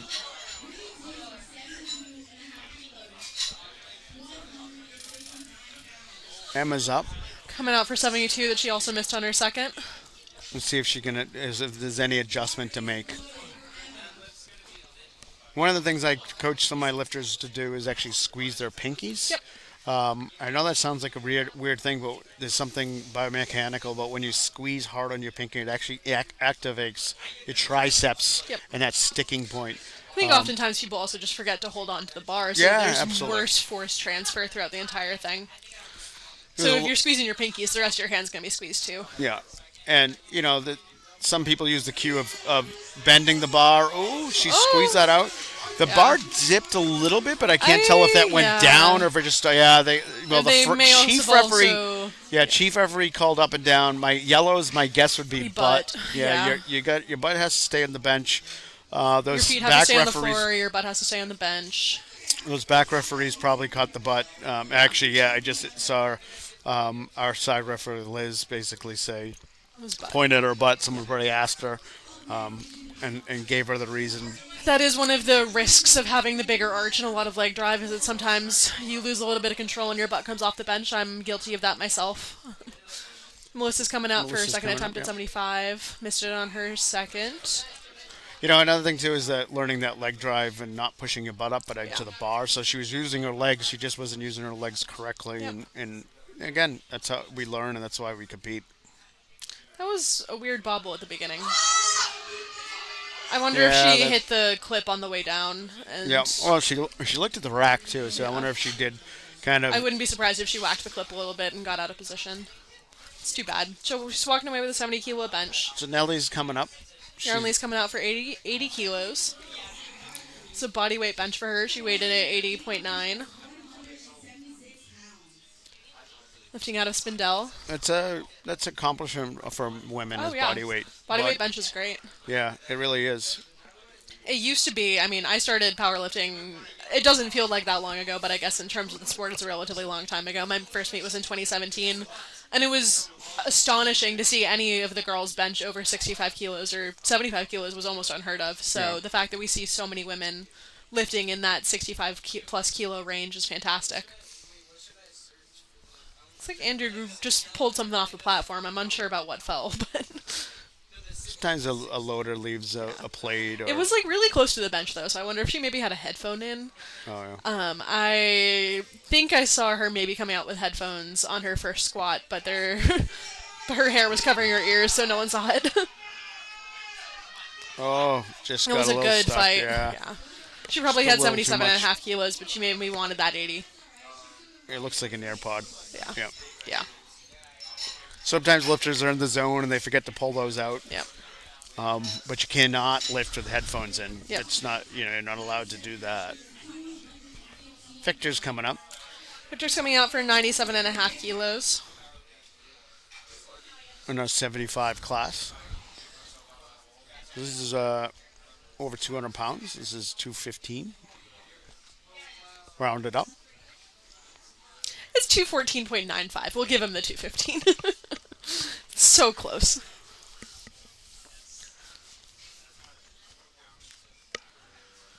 Again, a very narrow grip. His elbows get Pushes up. very far below the Pushes bench. up. Oh. Just No. a little bit too much there. Yeah, and the elbows seem to kind of track in an Yeah. odd way, and Yeah. once you get your elbows out of position, instead of under the bar and pushing through, You lose a That- lot of positioning. yeah, Yeah. you lose a lot of positioning. So Emily's going to come out and take. Alex is coming Oh, out sorry, first Alex for is first. 97 Sorry. and a half Looking kilos. at the board wrong here. Yeah. Just took a 2 kilo jump from his second. Pretty safe bet. I don't remember exactly how fast his second was. Yeah, and like we said earlier, that extra 2.5 keys is sometimes you might have 4 keys in you, but you don't have 5 keys in you. So taking that 2.5 makes a lot of sense sometimes.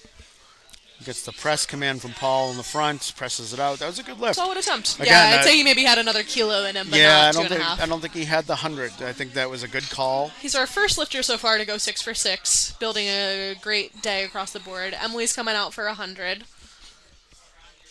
Yeah, Emily's going to have a really good meet here. Think about what she's done in the past, and obviously she's been training hard. We haven't seen her lift in USA Powerlifting since 2000. 2023. Yeah, 2023.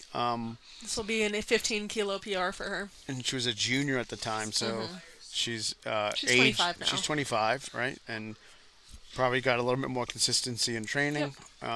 This will be a really great PR. I mean, her best bench is 85. That was a great call, that right was a on the good money. call on the 100. So it looks like she's heading for her best meet that she's ever had. She just needs to get one deadlift in. Yep.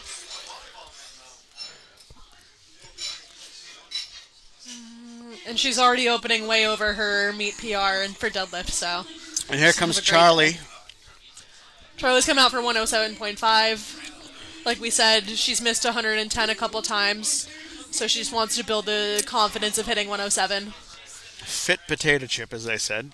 I would imagine she's hit 107 and 110 in training before, but meet day is always a little different.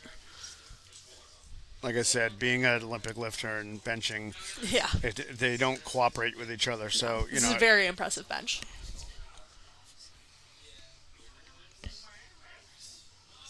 oh, there Yep. we go. Yes, Yep. that's a meet PR. And, she started back in 2018. She's, Yep.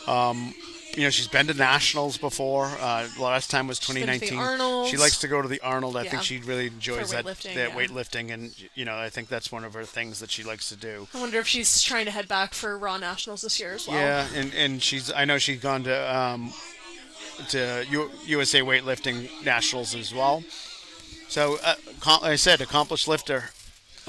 Calvin's coming out for 110 for his third. This is a 5 kilo jump from his second.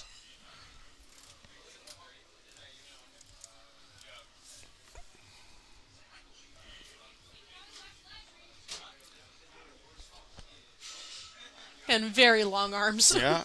Oh, he pushed yeah. it through though. Yeah, he had that little sticking point. You can see that sticking point where you switch from your chest to your triceps. You just gotta lock it out. That's a 2.5 kilo PR for That's him. awesome. So, sometimes you're just chipping away Yeah. at those PRs.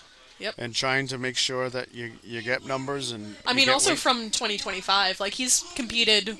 Yeah, right. He's exactly. competed twice in the last 6 This is months. his third meet. This is his third meet since January. Well, I'm glad he's enjoying himself Yeah. and he wants to compete. And I actually think I would love to see lifters compete more often, right? I think that a lot of times lifters put a lot of pressure on each prep, and so doing a lot of them back to back is hard. But if you kind of plan on doing a couple meets in a row and you plan on taking one kind of easy just to like build experience and have fun, then like I think it's great.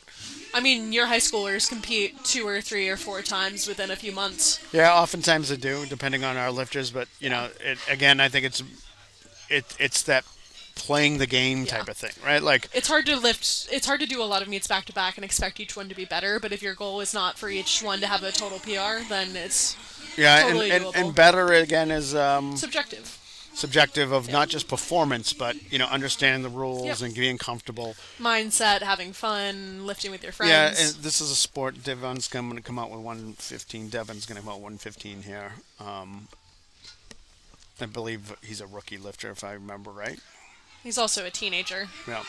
Very impressive.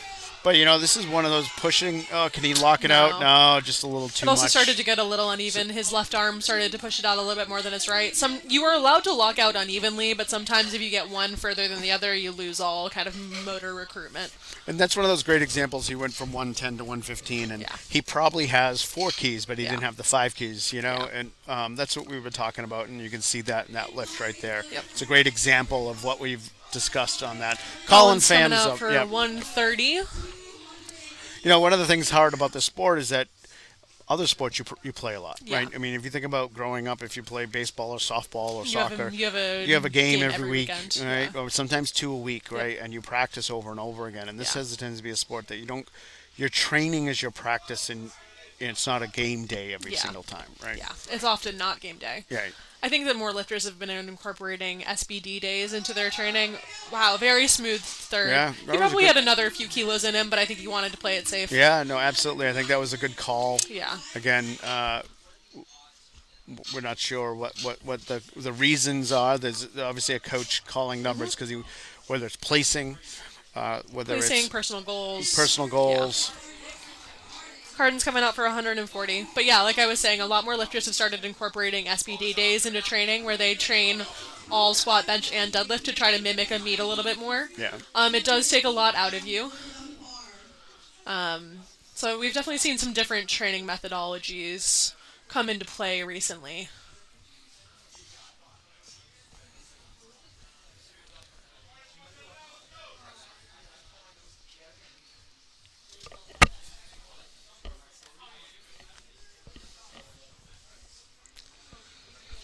Cardin taking 140. This would be a big PR for Cardin.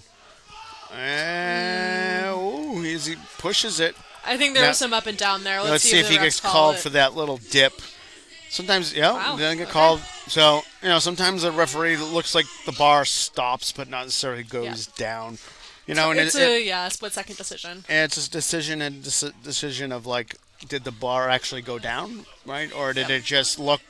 We call it a bobble sometimes, right? Like it bobbles a little bit. It doesn't really dip down, but it kind of has a kind of oscillating Sometimes motion. from the front it will look like it dipped, but from the side it looks like it went front and back, Yeah. or vice versa. Yeah. It's hard to say sometimes.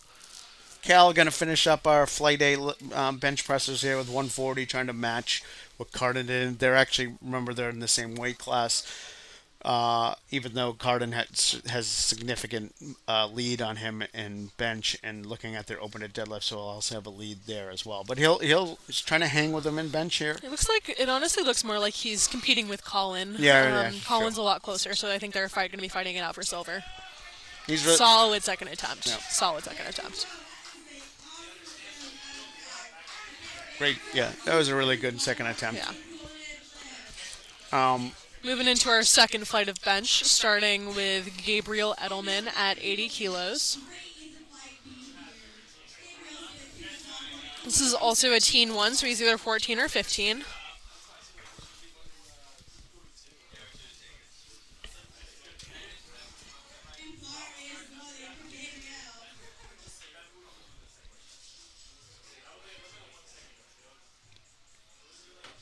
He's wearing a belt for his bench as well. It's not something you often see with raw lifters, but it can allow you to get a little bit more stability in your core. Yeah, I mean, most lifters don't do it. I've actually had. Oh, he hit the safeties. His safeties were It's set too high. and that's the responsibility of the lifter. Yeah.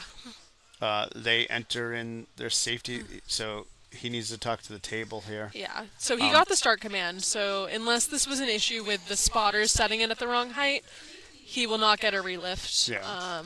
Yeah. So the lifter is responsible for putting in what their rack heights are. Yep. And sometimes they put the wrong number in. Yep. Sometimes, there's a bunch of reasons that could happen. At a local meet like this, it does come down to the chief referee and decide. He'll make the decision of where the error was. Yeah. We don't necessarily have a written. At national meets, everything is kind of written down to provide accountability. Looks like he was granted a relift. Hold on. And again, that we don't know this conversation that took place and why there was a relift.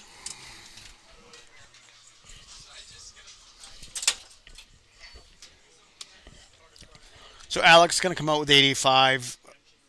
Oh, something's wrong here.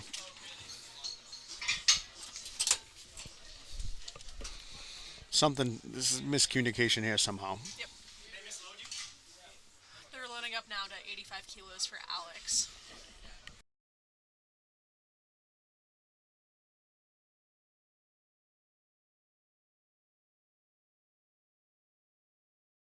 We just decided that to let him.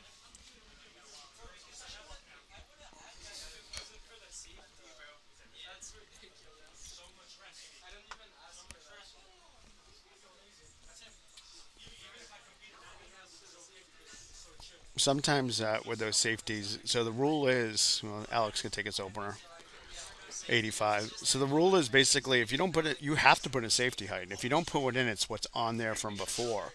Usually the spotters and loaders and the chief referee will choose kind of a minimum. It's usually 3 or 4.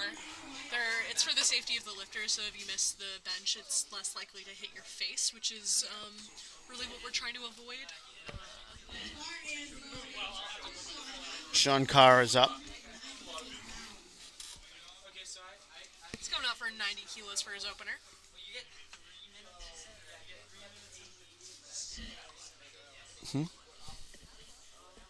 No, you're off.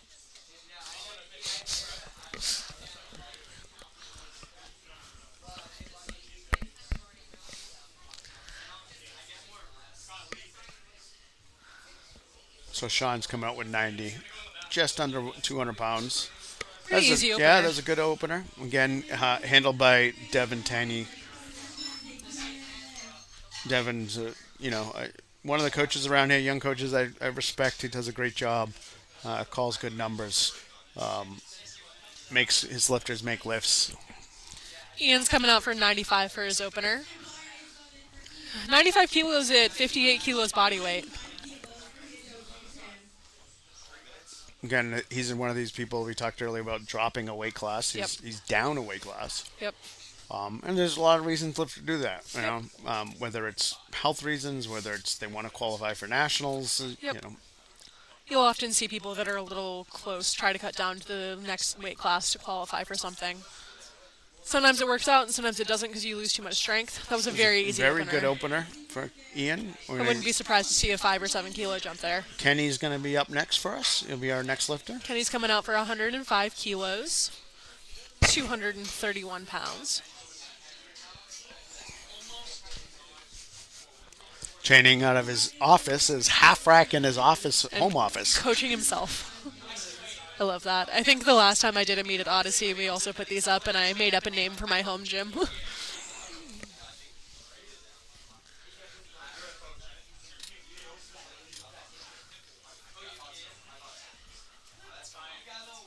Pretty solid opener. Not the fastest thing I've ever seen in the world, but very solid. Remember, according to the database, if this is right, so sometimes we have lifters with the same name. Yes. But he lifted last when he was a junior in 2016, and he's 31 now. So if it is the same lifter, he's kind of making a comeback. This is his comeback meet. Which is awesome. It probably is the same lifter. I mean, it's a fairly unique name compared to I would assume John so. Smith came up, for example. And also the year of the date of birth matches for age. Yeah, so. There are a few people who either have the same name in the lifting database, or occasionally people will have more than one entry in the lifting database, especially if they've been lifting for a while, and so it's always kind of a nightmare to sort through. Smooth opener at 115 kilos for George. These Again, have been not some really, super fast, there's been some really good openers, right? Like, honestly, sometimes you'll watch a meet and you'll see a bunch of people just take really heavy openers, especially on bench. I think. Yeah. It's the gym lift, right? It's the gym lift, Yeah, and for people sure. love to push it and think they can push more they can, especially if you don't understand, you have to pause the bar. You don't know you have to pause if the bench is very different from what you're used to training on. All of those things. But so far, especially this flight, the lifts have been look like really good openers, really good numbers called. Yep. Will that hold out? I'm not sure, but We'll find out. we will find We're out. halfway through the first flight. Ish. Jacob's coming out for 125 kilos for his opener, 275 pounds.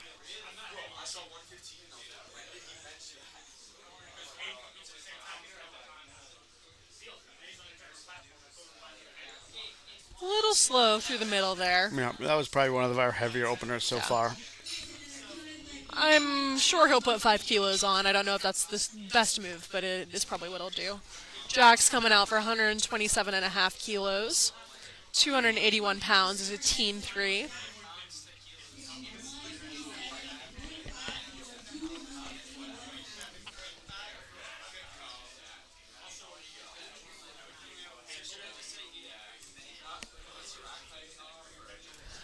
We believe this is Jack's first USAPL meet.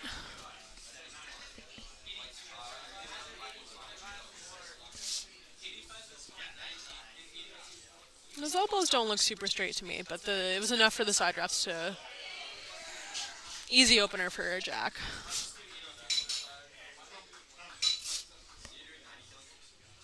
Also coming out for 127.5 is Duroth. Yeah, he's one of these guys that He's going to open up with a 265 deadlift, and Yeah. if you look at his long arms and his Yeah. legs, this makes a lot of sense. Yes. Why he's It's got a long way to go for bench. yeah, A lot right. less to go for deadlift. So he had a decent squat, really good squat rather, Yep. and he has a huge deadlift, And his and bench is his kind of bench middle of is the pack. yeah. But he's a very strong lifter. But Absolutely. There's bench is nothing wrong with definitely his the weak lift right link. here. 127 That was half is a good very lift. smooth. It was a good opener Very too, right? fast. Yeah. Gorgeous. Again, like you were in that fight for those positions, Yep. and you are trying to Get every kilo. get every you kilo Can. you can. You want to make sure you make a lift and not screw up. Connor's coming out for 127 and a half as well. That's the number of this flight, I guess. So every time once you get a squat and and a bench, in powerlifting we have a thing called subtotal. And basically, you take your heaviest squat and your heaviest bench, and that's your subtotal. And it tells a little bit of story about where you're at and what will happen from there on out with your deadlift. And again, that's easy to switch up if you are a very strong deadlifter or a very not as strong deadlifter.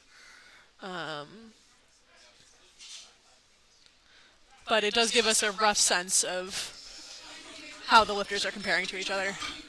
There was one blue light from the center. I'm not sure if that was for up and down or for maybe a soft elbow.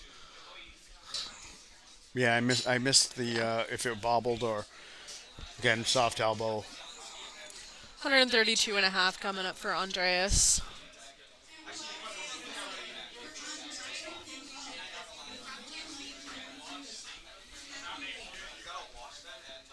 Getting towards our heaviest openers of the flight. Moving pretty good though. It's almost about 11:20. Yep. We Making are great time. almost done with our opening of benches here. So Andreas sets up, gets that 132 and a half to his chest, presses it. Very solid. He also has some pretty long arms, honestly. Yep.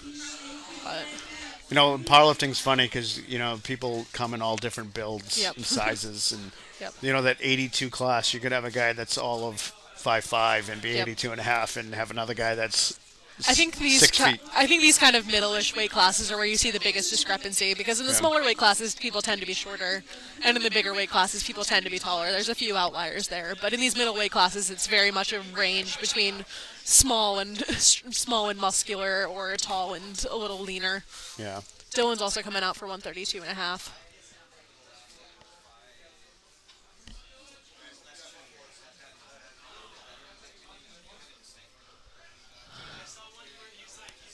Pretty fast off the chest, a little bit slower right at lockout, but nothing crazy. It's a very cute picture of Bradley's dog.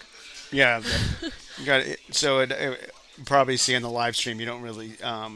We see it the whole screen, but if you notice in the left-hand corner, a lot of lifters turn in kind of their own little stats, their age, their weight class, their gyms, and usually their pictures. But I guess he'd rather have his dog in the picture.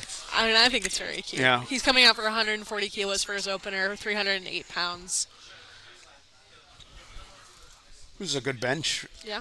It's a good bench for a 82 and a half lifter. Anything over 300 pounds, is a great lift. And he's a light 82 and a half. He Yes. only rated at 78.15. So Also, certainly, no wrist straps. yeah. I mean, that was was a very really fast, easy yeah. and fast opener. So, yeah, I mean, it's one of those things that, if you have a 300-pound bench, I think that's good for anybody. I remember hearing some weird stat that, Like only like 5% of people can bench over, or like Yeah, 1% of people yeah. can bench over 315 or something. yeah, so, again, I think the female equivalent is something around the like 175 mark. Yep. Callum's coming out for 147 kilos for his opener. This is the biggest another opener of the 82 and day. after, so he wants to get this again. He's going to be in a battle at the end. He's definitely one of these top guys Yeah. battling for that. Suspension a little bit more than Darth, but Yeah. pulling a little bit less. Oh, that was a nice smooth Also, no opener. wrist straps. What's with all these guys without wrist straps on? I don't know. I guess that's a trend. Sometimes you see a trend in powerlifting where the pendulum shifts one way or another of what they need to do. My wrists hurt, man. I So don't know how people are doing that. just to have a conversation about that race that we're talking about, Caleb now has a 382 and a half Subtotal. subtotal, and Dareth has 352 and a half. There's a couple of guys behind a little bit here and there. 337 and a half by Kenny Ha. 345 by Brian Brady. Yeah, so by Brady as well. The difference maker is gonna be deadlift. Yeah. Dareth has by far the heaviest. Yeah, he's going to opener. open up almost 60 keys over Kellum right there. Yeah. That might make the difference, but you never know. I mean, if he misses something and Callum can take big jumps, he That's might be right. there. So this is our retake. The safeties were set incorrectly. We don't know why they were set incorrectly, but some reason they were set too high for Gabriel.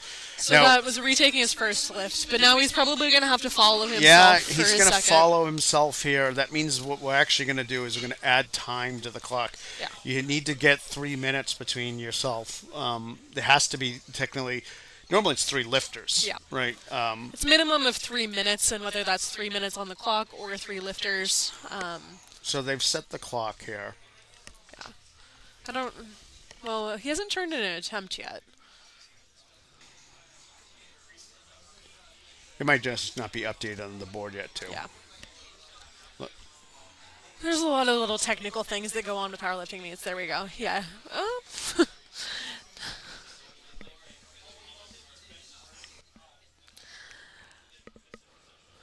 There we go. There it is. Yep. So he went up 2.5 kilos. It actually worked out. The clock kind of got a little messed up. Yeah. I'm watching the clock. It was down about a minute. It actually started perhaps a little early. We're not sure. But technically, you have 3 minutes and then your minute. Yep. So a lot of times when I'm the chief referee, I'll just tell them to put 4 minutes on the minutes, clock. And And use they them can at any technically point. take it with any time within those 4 minutes. It's their option. They don't have to wait if they don't want to. Especially with bench, there's maybe not as much of an advantage to waiting. For squat or deadlift, you usually want a second to breathe and reset. Bench, maybe not quite so much, but it's still good to give yourself a second to breathe. Yeah, so, he's going to take this. Again, the bar will be called loaded.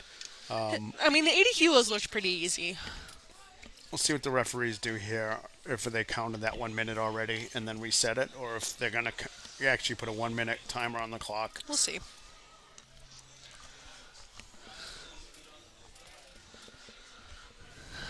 Sometimes the relift is worth it. You can usually get a relift if you think that the spotters took it too early, if there was something wrong with the bar load, any kind of technical mistake by the personnel, spotters and loaders and referees.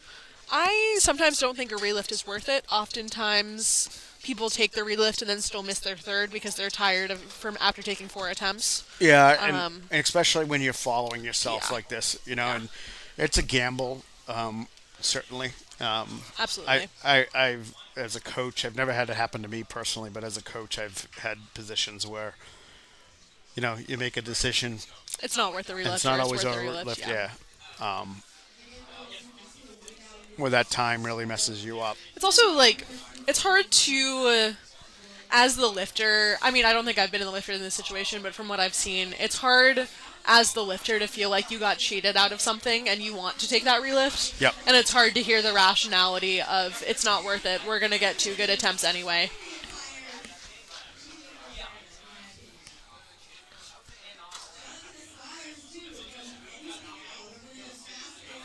So they're going to let the clock run down 3 minutes, and then looks like they'll put a 1 minute clock on and say bars loaded, and then we'll be back through our cycle again here.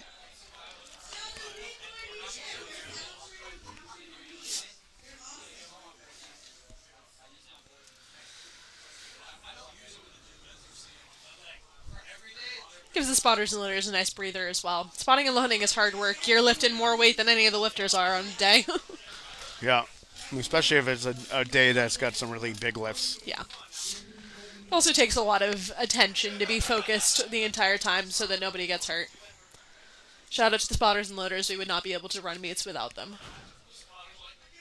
Yeah, and I've directed a lot of meets over my time, and believe it or not, getting spotters and loaders is one of the harder things to do, Absolutely. especially ones you can trust and Yeah. depend on. It often comes down to college teams because it's easier to get a good amount of people to come together for that. If you're trying to put together just an assorted group of 5, it becomes very difficult to find people that are willing to do it the entire time. So Gabe's going to come out and take his second attempt. And that was Pretty easy. I would assume that 82.5 might be less than what he was planning on taking for his second, but he But- took a smaller jump because he was following himself. Yeah, I hope that was the I reasoning. wouldn't be surprised if he takes 87, maybe 90 for his third. We'll see. Alex is coming out for 90 kilos for his second attempt. Another Oasis lifter. Yep. This is 1.5 times body weight.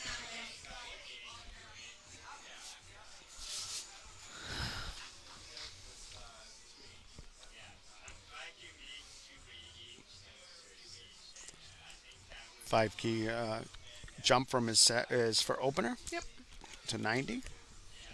Relatively reasonable for the body weight and the weight on the bar.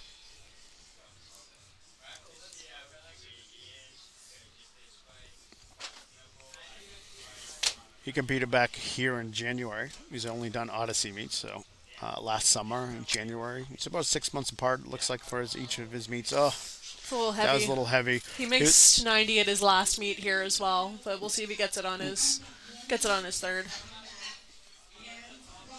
You know, sometimes you're stuck in that. He's hit 87.5 twice now, and he's really trying to get that 90. And again, takes it on the second with the idea that if he hits it, that's the goal number, and then he can take it again.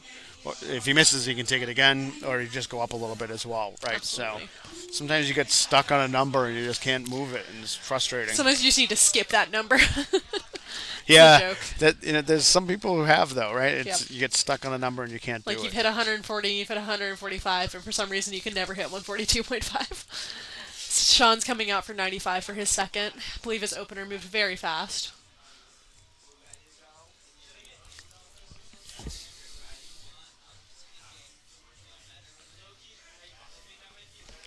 Yep, a little bit slower for his second, but also still very smooth. Wouldn't be surprised with another 5 for his third. Ian's coming out for 102.5 kilos, 225 pounds for his second.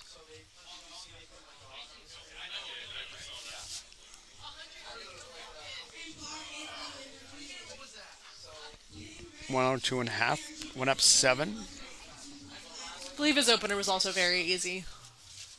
As I said, that's kind of philosophy of From Eric. Hogan, yeah. Yeah, I've seen that a lot. You know, he'll make sure he gets a nice, good opener. I like his tattoos.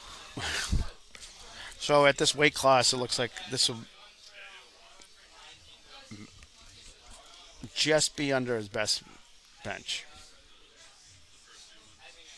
So he's benched 105 at this weight class before. So Maybe he'll try 107. yeah. I think 105 is for sure there. 107.5 might be a little bit of a struggle, but Again, remember he's coming down from being heavy. yep. So your lifts are affected by that weight cut. Kenny's going to come out for 115 kilos, 253 pounds. Yeah, I'm glad he made his way out of the office and is now squatting beside just his rack. And again, back after a long Like layoff, it almost looks 10 like. years, yeah, 10-year layoff. It's awesome.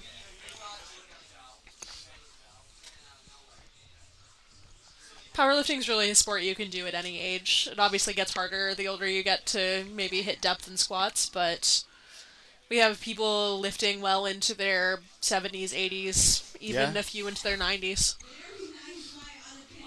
One of the things I actually really do appreciate about this sport is that anybody can do it. Anybody right? can do it. You know, Absolutely. it's not.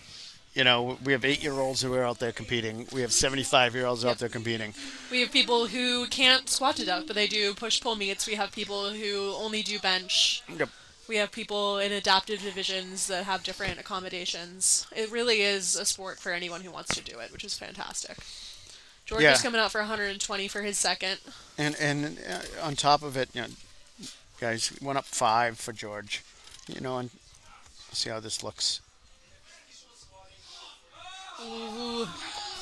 Hard And- sticking point there, but he And pushed as much through as the sport is also about competing against other people. It really is about competing against Absolutely, yourself, right? yeah. So, you might get to a meet and there's 10 other people in your weight class and you are not the strong, by far the strongest. You might end up at last, but the numbers you put on beats the stuff you had Yeah, before, it's right? your So, own goals. It's your your own goal, own, right? yeah, Exactly. So, your own definition of success. yeah, and that's one of the great things about the sport is you can have success in lots of different ways. Absolutely. And a lot of sports come down to you only have success by your wins or losses as a Yeah. team, whereas here it can be a very personalized goals. Yep. Whether that's coming back after 10 years, Yeah. right? Just making back on the platform. Jacob's up with 127 and a half.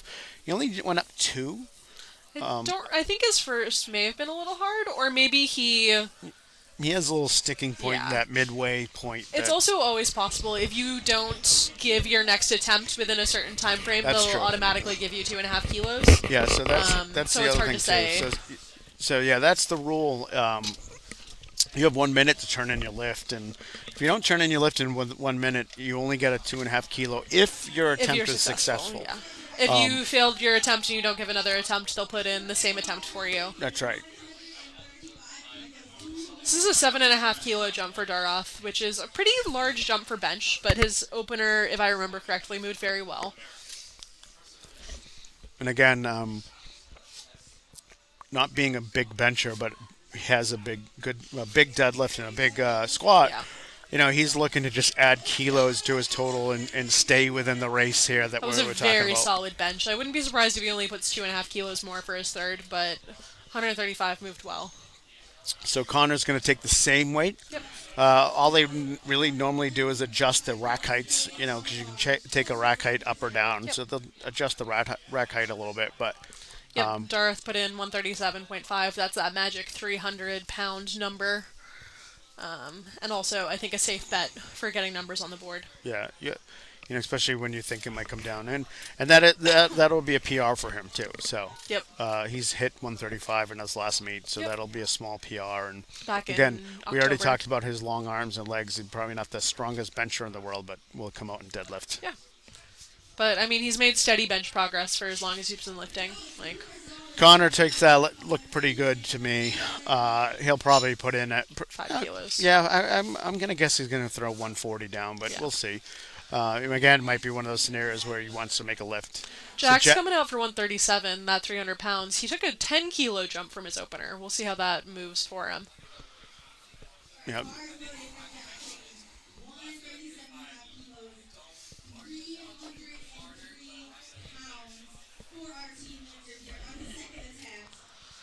300 pounds is definitely a big goal for a lot of people. and don't forget he's a teen lifter. Yeah. Right. So, I think if I remember right, this is his first meet. First USAPL meet, at least.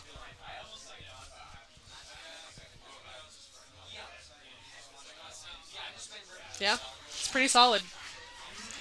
I wouldn't be surprised if he puts in 142.5, which is 315 pounds. Yep. Taking the same weight again. They're just racking and adjusting things, but they don't have to change the weight on the bar. It's a 5-kilo jump for Andreas. And that makes the meter go a little faster when there's Yeah. those little micro loads or no loads, right? Absolutely. You The best is deadlift when you have a couple in a row that are all the same. You don't have to do basically anything between them. yeah, and deadlift goes so much faster. Yeah. So This will match his Andres, meet PR. yeah, he has lifted in 2 meets. This is his third meet. His first meet was as far as 2022, so it's been a while. Just matched his meet PR right It was there. a with little slow right at 137.5. lockout. I would expect them to put in a 2.5-kilo jump, but we'll see.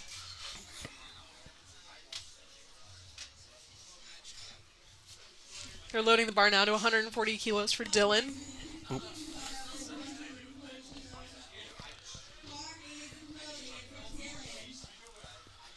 This is a 7.5-kilo jump from his first. We have a lot of green on the board right now. It's good to see. Yeah, we only have 1 miss in this flight so far, right? Not to jinx it. But that's really good. Good way to go here. Absolutely. A lot of good lifts.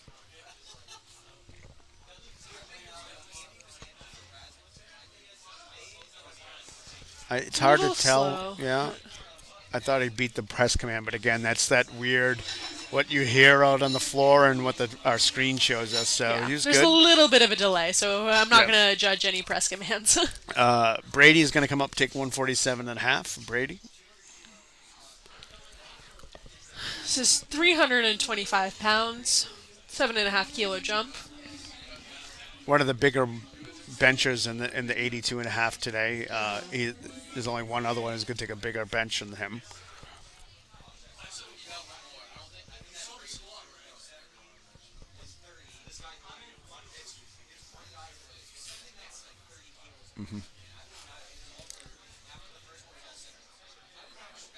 It's a solid attempt. We'll probably put another 5 kilos on there.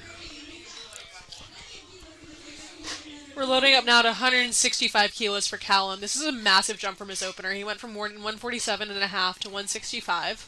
17.5 kilo jump is pretty large. Yeah, that's a big jump. We'll see how he handles it. And obviously, we've talked about him and Dareth. Dareth will end up fighting it out, I think, over here for numbers. If Callum gets this, it'll give him a little bit more wiggle room to try to chase Dareth on on deadlift. You know, and sometimes you're a big bencher or you're a big squatter, and you want to make sure you put as much kilos on the bar as possible, especially when you look at the board in itself and you're looking at where you're going to finish. Yep. You know, that could be the difference of coming down to the last minute pull or whatnot. And he's not going to be pulling for the win. He's going to have to respond to... Oh, that was a little too... See, that's a risky move, right? Yeah. 17.5 kilo jump is very large. Yeah. Let's see if he comes back and hits that. I think that might have been a really big jump for him. Yeah. Unfortunately, we'll see if he can come back and hit it. But it does put him slightly in a hole there, and that subtotal. Yep. Alex is coming out for 90. He missed this on his second.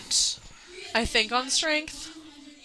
Yeah, I believe on strength. I don't think he took a handoff last time, so maybe it looks like he's taking a handoff now. Yeah. So, you know, sometimes that helps. Yeah, Takes one a of the little bit reasons. less energy. Exactly. One of the reasons you take it is that the reason you take a handoff is to take, you know, the energy of pulling the bar out. You know, it zaps you a little bit. Yeah. Or maybe you're just having trouble getting it to the position you really want it to be in. Yep. I trust these spotters and loaders for a good handoff. Believe this is Keelan doing handoffs. He's well seasoned in the spotting and loading and handoff game. There you go. Yeah, looks like that handoff made all the difference. 3 white lights. That's awesome. Missing something on strength on your second and coming back for it on your third is really impressive. It's hard to do both physically and mentally. So Gabriel's kind of come out, take his 90. My guess is that his original plan was 80, 85, 90, and Yeah. he's just trying to make up for the time.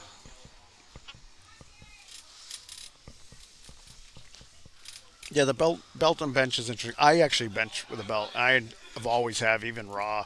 It for me, it feels like it gives me a little bit more pressure through my body. I mean, even if it just makes you feel better, it's worth it. And I've tested that with other lifters. You know, I have a lifter that for years didn't bench with, you know, bench with the belt, misses it up and down on the bar. Yeah, there was definite up and down there. You know, and then tried it with her with a belt, and it made her bench go up, right? Yeah. So whatever internal pressure helps. Yep. Internal pressure can sometimes help with transferring leg drive. It can Yeah. also just like help mentally if you feel like you're tighter because of the belt. Yeah, and sometimes it's just mental stuff, Yep. right? What feels better. Yeah. Sean's coming out for 100 kilos. Another 5 kilos from his second.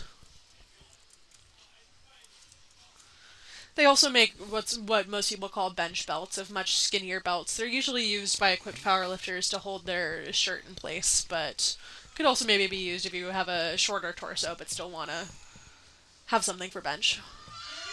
So that was a Nice. 7.5 key PR for It was an Sean. excellent attempt call for his third. Yeah, I mean he's gonna have his best meet. He's only had one other meet, but Yeah. it sure looks like he will smash the numbers that he had before. Ian's coming out for 105, only a 2.5 kilo jump from his second. And again, we talked about that whether he had the 105 or the 107, and I think this is a good number to Yeah. call. You know, I'm sure he wanted more, but I think Eric Hogan probably talked him down from it. yeah. You know, some coaches also just that's what their sheet says, and that's how they go by it. Right? Again, depends on your on your lifters.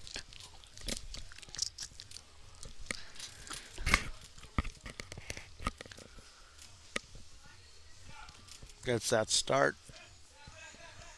Yeah. Yeah, that was a good number. Yeah. Again, I like think he had 107, but not 107.5. yeah, exactly. You know, and again, he might have hit the 107 and a half, but the 105 was there. They took the 105. Yep. It was a great number to call. He's definitely leading in that 60 kilogram class, anyways. He should win that. Yeah. He's got a bigger deadlift opener than And he's ahead on Alex. subtotal. He's ahead on from subtotal. Both of his competitors. My guess is he's probably going for qualify. Well, you can't qualify for nationals in a local meet, but for raw nationals in Yeah. a local meet, Yeah, for Raw Nationals, you have to qualify at states or states and up. regionals. States Yeah. are up. Yeah. Well, you can nationals Yes. total will count Yeah. as well. Kenny Ha taking 120 here. It's a good number. Oh, finish You it, finish it, squeeze finish it. Squeeze Yeah. It. There you go. Yeah. Well, Impressive. You know, one of those things. Training bench. You know, he trains alone. Oftentimes, it looks like he trains out of his house. yeah. You know, sometimes it's hard to push the bench. It's a little Yeah, you riskier. get in your head. Yeah. Yeah, If and- you don't have somebody that you trust to spot you, if you don't have good safeties, like. Yeah, you know, squatting heavy out of a rack, you know, half rack's easier because you can get that safety a little bit. I get more scared with squat than bench, but I think that's a personal issue. But what I'm saying is Yeah. that, you know, or people dump the bar a Yeah. little easier. You know, dumping the bar on a bench is not the same because it literally can decapitate you if Yeah. you do it wrong. I mean, if you're able to say your safety's high enough, then it's fine. But yeah, it's they're both scary in their own ways. We have George- 122.5 kilos for George. Is George the one that was a high school lifter before, I believe? Was he one of our... I think so. Yes, Yeah. he's at UMass now, and he lifted Yeah. at Wolfpack and Ryan Moore. Wolfpack and Ryan Moore are two of the high school meets that we run every year, and by we I mean mostly Eric Cordero and Alyssa Orlando. It was a little too heavy for him. It's We only two went and a up half 2. kilos. Yeah. Yeah. So I think that- his second was pretty hard, and he just wanted to try for his third. But another 2 kilo jump for Jacob. Went from 127.5 to 130.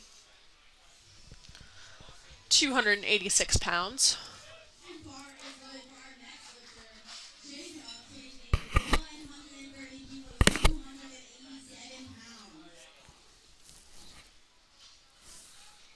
It was a huge meet PR for George, though. Jacob.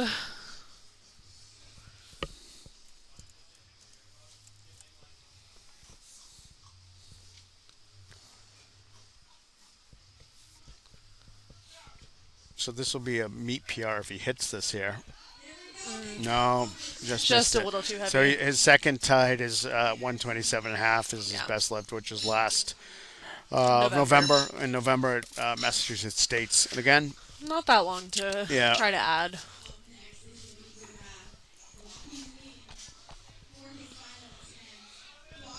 so this is that 303, and this is a PR, right? So Yes, this is a PR.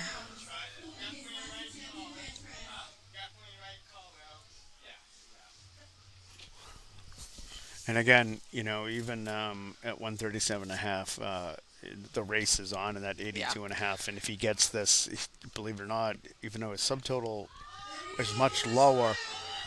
The deadlift. Ooh, that was an excellent call. And if Kalen Yeah. comes back and misses that That's third, a 2.5 kilo PR That- for Darath, which is impressive after competing for a very long time. Yeah, I think this is going to come down to a lot whether Callum hits that 165 on his last attempt or not. If he hits it, it's going to be a much closer race in deadlift. If he doesn't, I think that he doesn't really have a shot to catch up. Connor's coming out for 140 kilos.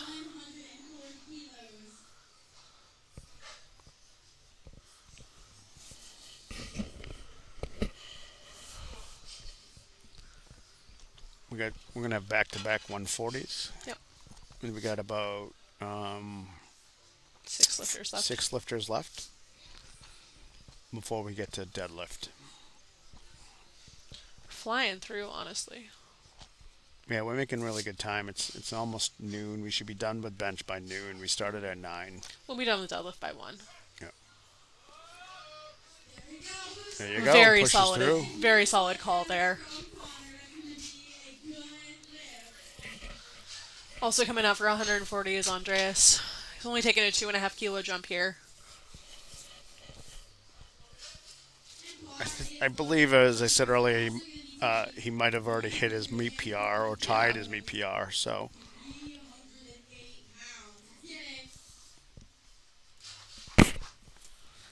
Yep. His previous meet PR is 137.5 kilos. He missed 140 at his last meet in December. He's trying to come back and hit it today. yeah, so he's tied his meet PR, trying to break his meet PR here. 308 on the bar.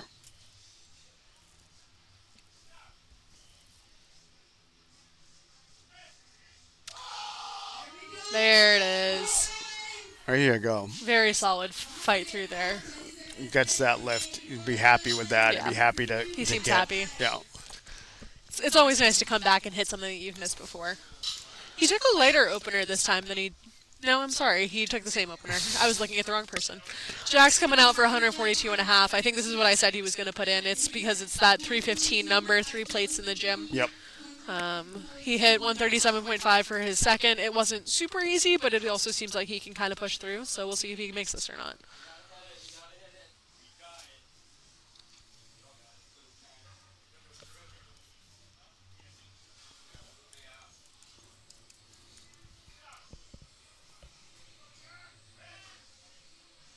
No, just a little too much. heavy. Yeah. Well, that 5 kilo jump. 140 would have been a safer bet, but I think he probably wanted that 142. And sometimes it's hard for lifters to understand that, right? Yeah. Again, you want a target number, you want something, and Yeah.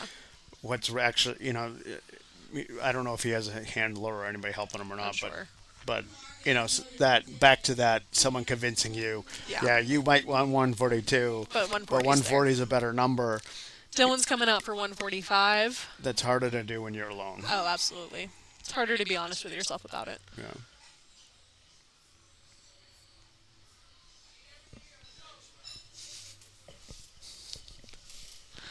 Dylan's going to take this 145. Another teen 3 lifter. Will he push this up? Oh, yeah, looks Nice. Those are good calls as well. His bench is so fast off of his chest. good. So this is our last 2 lifters of the morning, bench pressers of the morning. Brady will take 155, followed by Kellum at 165. Brady here actually, his subtotal is 352 and a half. Yeah. If he hits this, which, he's kind of in the race with some of the other people. Well, if he hits this, it'll be 360, I believe. Because the subtotal we see here is that's not right. including. That's correct. Yeah, that'll put him in the race. He, again, doesn't have as big of a deadlift as Jarath, but it'll definitely put him in the race with Callum. Yeah. never mind. Yeah, and Kenny Ha and Yeah. whatnot. Nice. That was a That was a good bench right number. there. Threw the good number down.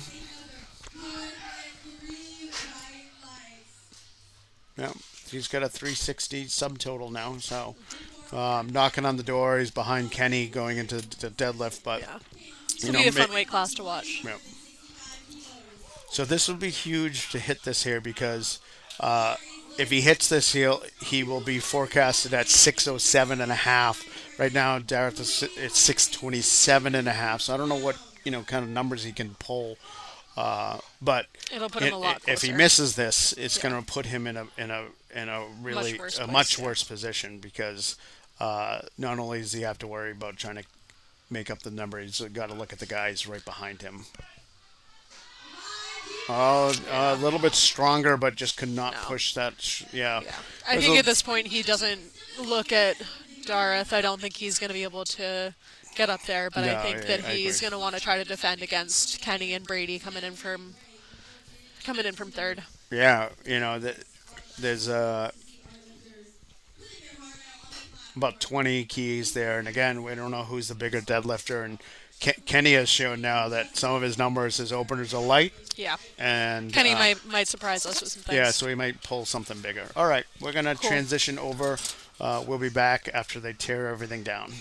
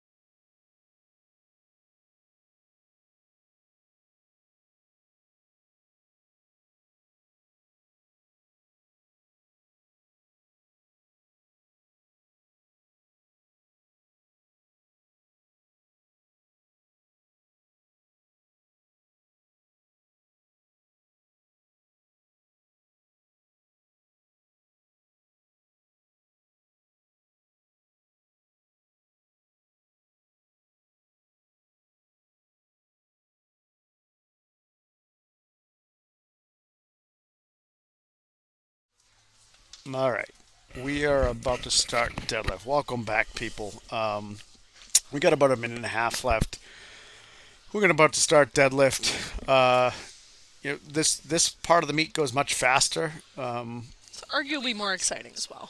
Yeah, it is a kind of a fast jaunt here through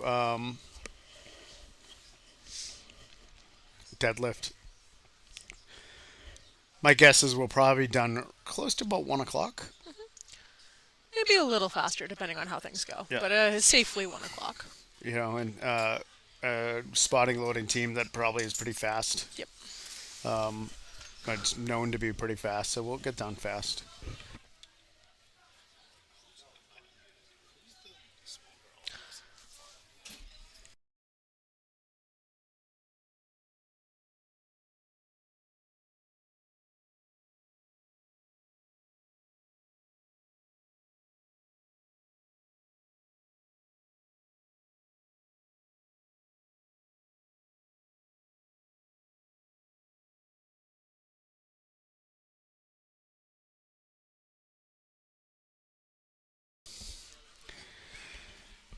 So we got about 10 seconds.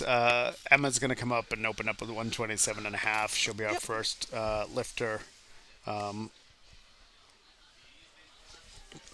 then we'll roll right on through. Yep. Deadlifts really get interesting on the third attempts. People are allowed to change their third attempt deadlift twice, which people would do if they're trying to jockey for position. Yeah, it's the only lift. One thing you don't see if you're on the live stream is the only lift you're actually allowed to change once you put something in. Once you put a weight down, you can't turn around and say, "Oh no, I just changed my mind. I want something else." Solid opener for Emma. She Yeah. has a very narrow stance conventional deadlift. But yeah, as Eric was mentioning, most of the time once you put in an attempt, you can't change it. The only exception in a normal meet is for your third attempt deadlift to allow people to jockey for position. Yeah. Lex is coming out for 130.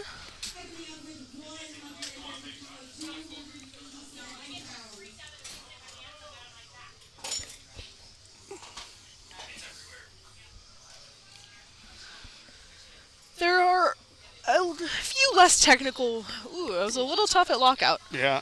There's a few less technical rules for deadlift than there are for squat or bench. There's only one command, which is down. And the most common causes for failure are not locking out entirely or having some up and down motion. But it's a little bit less technical than bench, a little bit more of a strength question than a technique question. Yeah. I think for Lexa, it moved so fast off the floor, it kind of hit her fast, Yeah. and that happens.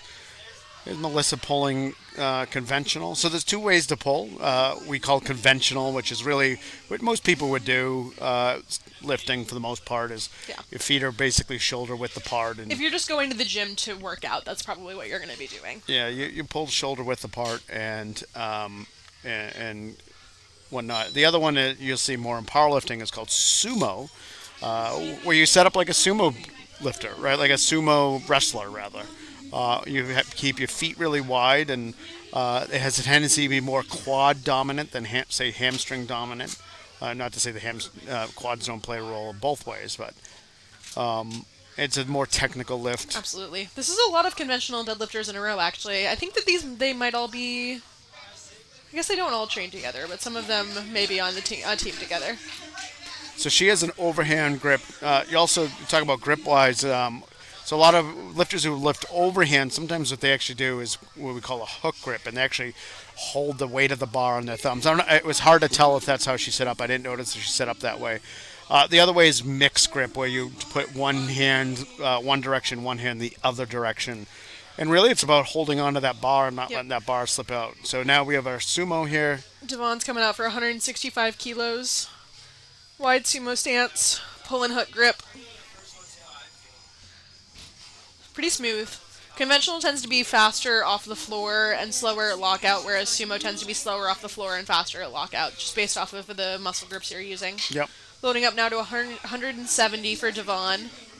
Devin. Yeah, we go from Devon to Devon. It's gonna be confusing as we're looking at our board here. We have Sorry. the announcer out there saying Devon, so I'm going to go with Devon. So we have matching socks with that singlet, that A7 singlet, same color. Look at that. Very speedy. Yeah, for deadlift we have everyone's required to wear knee-high socks. This just honestly the major reason is that so less people get blood on the bar if they scrape the bar against their shins. But it also helps the lifter a little bit to not have friction against their skin at the very beginning. Yeah, when I started, it wasn't a rule. You could actually wear regular socks. And it really slowed down meat where if you get a lot of lifters who pull really tight and will bleed on the bar. And, of course, Yeah. then you have to clean the bar and whatnot. To clean the bar between any time that there's blood, which is good, obviously. We don't want there to be a biohazard, but it does slow down the meat. Emily opened up with 170. That's a massive PR opener. Yeah. So her best deadlift ever was 150. Her last meet, she was 145. So opening up at 170 It's huge. is huge. I wonder if she's made some technique changes. Yeah, it could be coaching, yeah. technique changes, a lot of stuff you Her can do. kind of build is definitely suited to squats very well, and I Yep. think sometimes you'd end up struggling with deadlifts from that. But clearly, she's been adding a lot to her deadlift, and I hope she keeps going. Here comes Charlie. Yep. Charlie's open at 182.5 kilos, 402 pounds. She is ripped. Yeah, she is a Very strong. very strong lifter. What's her meet PR? Her meet PR is 477 and a half. 192.5 pounds. Kilos. Oh, for deadlift, yeah, and 192 and a half. Her total is 477 and a half. I wonder if she's going to PR her total today. I think that I think looks, so. I think that She gets looks, her second. She's then just 2 kilos off from that. Alex is coming out for 185. Conventional. I almost feel like we've seen a resurgence of conventional lately. Like, sumo got really popular probably, 5 years ago? Yeah. And everyone tried to switch to sumo, and I think some people are realizing that maybe it doesn't work as well for them and are switching back. Yeah, definitely. There was again talk about my age and when I started in the sport, well over about 25 years ago. Sumo was very rare. Yeah. You know, some small guys did it and whatnot. Yeah. And there was a handful of guys who did it, but it became really popular in the last decade, 5 Yeah. to 10 years. Yeah. And yeah, I think we have seen more people going back a little bit more to conventional pulling. For whatever reason, right? Again, I think one of the hard things always with your sumo is that Cal's coming up with 190 here. One of the hard things with the sumo is just patience and the It's much more technical. It Yeah. requires a lot more awareness of where your body is, and some people just don't have the right proportions for it. I've always struggled with sumo. yeah, But- I have too. You know, I pulled sumo for a long time, and Yeah. then I started pulling better conventional, Yeah. and I've kind of never switched back. Conventional is often more consistent, which a lot of people like. That was a nice opener Very, there. very fast. It was a nice efficient 190. Going up now to 200 for Colin.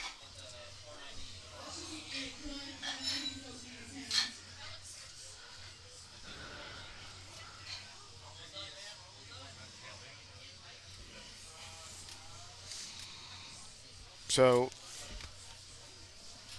Colin and they're in the junior division. I believe he's scoring juniors by weight classes. So Colin and Cal here will be fighting it out for this The 75 kilo 75 junior. kilo. Yeah. Colin has the upper hand right now. If he pulls this, his forecasted total is 535. Cal is 522 and a half. So again, It's pretty close, though. it is close. If Yeah. Colin makes a mistake, it's well within range. And again, we don't know what kind of jumps people were looking at. I mean, Cal just put in his second 15 kilo. kilos, and Colin, to see how this goes. That looked fairly easy. So That was he also fast. I Yeah. wonder if he rushed his positioning a little bit. He looked a little Yeah, forward when he started. looked like his hips were really high too, Yeah. and kind of forward on the bar. So we'll see. Yeah. We'll see what happens in his next lift, and Yep. if he adjusts, or if that's just the way he pulls, which is Might be, certainly yeah. possible. Calvin won up here. 67.5 class.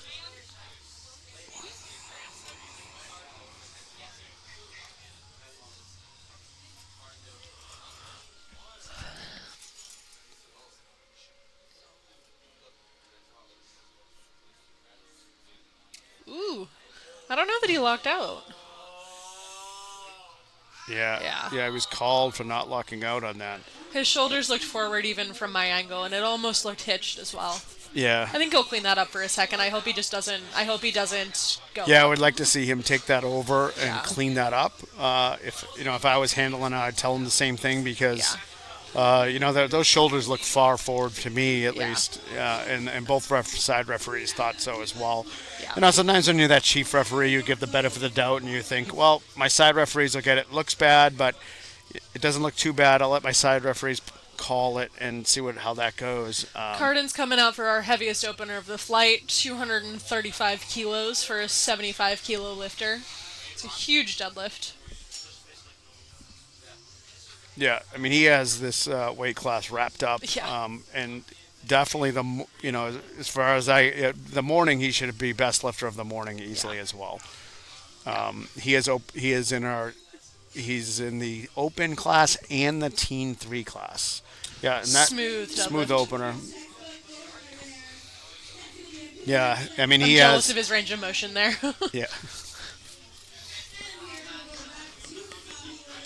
Starting back at the top. Oh, yep. Calvin went up 15 kilos from that missed opener on lockout. That could be a that could could be a a recipe for a disaster. risky. Again, we'll see how he does. Emma's gonna come up with 135. Nice 7.5 kilo jump from her opener. Very reasonable. Her best deadlift's 152.5 with USA Powerlifting. So it looks like she might not get that range today, but again, well, we don't know what's going on as far as Body weight. body weight or, training. yeah. Maybe Injuries. injuries. Yeah, sometimes deadlift doesn't work. Sometimes you're losing 10 keys off of where you don't know what happened to it, and you're not really sure what's going on. I have no idea what you're talking about. Pretty solid lift for Emma. Definitely a little bit of work. I would maybe give her another 2 or 5 kilos, depending Yeah. on how good she is at grinding. But very solid second attempt. Lex is going to come out now. 137.5 kilos. 303 pounds. So 130, yeah, she's pulling 135. I think this might be a PR at this weight class for her. Yeah, this she's body never weight, actually yeah. been in this body weight class, So so all of them are everything's a PRs. PR today. Again, dropping that body weight's tough. Yeah. Her most recent meet, she pulled 142.5 at a slightly heavier body weight. Oh, she's stuck there. She's got to get her Yeah. hips through. No. So, as a coach, what I would do if I don't know if she's getting coached or not, but I would tell her she's got to drive her hips to the bar at that point. What I think a lot of lifters do, they make the mistake of trying to pull on the bar, and pulling on the bar doesn't get your hips through, right? Yeah. So you really need to think about driving your hips to the bar at that moment, and not just yanking on the bar and trying to muscle it up. Yeah. That's where the technique of sumo comes in for sure.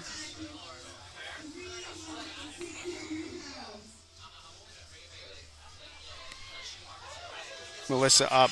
I believe she's the owner of Iron Pit. It was a little hard for a second attempt. Yeah. But She gets gets 3 it. highlights though. I don't think she has much more in her for her third. We'll see what she puts on the bar.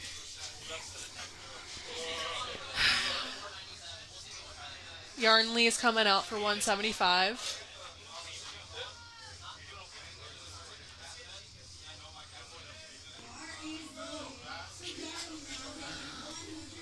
£385. Yeah, like I said, we're flying. We're already we're into our seconds already here. We should be done around close to 1 with both flights in that ballpark. 175. It also depends how long lifters take to set up. That's kind of what slows you down more. That's than the anything. limiting factor on deadlift Yeah. for sure. It's 175. See how Nellie's lift looks here. The lights look very cool. I do think I would get distracted if I was lifting.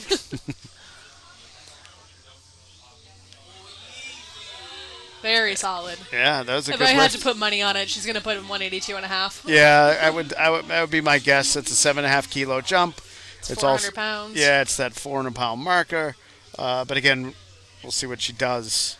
Keeping in the bar at 175 for Devon. That's why we're messing up. There's Devon and Devon in that Yeah, flight. that's what I was saying. You got Davon and Devon, and Yeah. at least now they're slightly separated Yeah. instead of back to back. Yeah.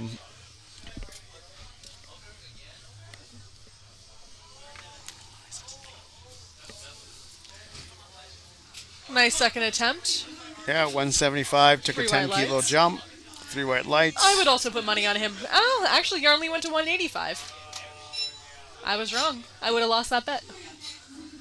Loading 177.5 kilos for Emily. As we said, her opener was already a huge PR, so everything on top is just Yeah. icing on the cake. Absolutely.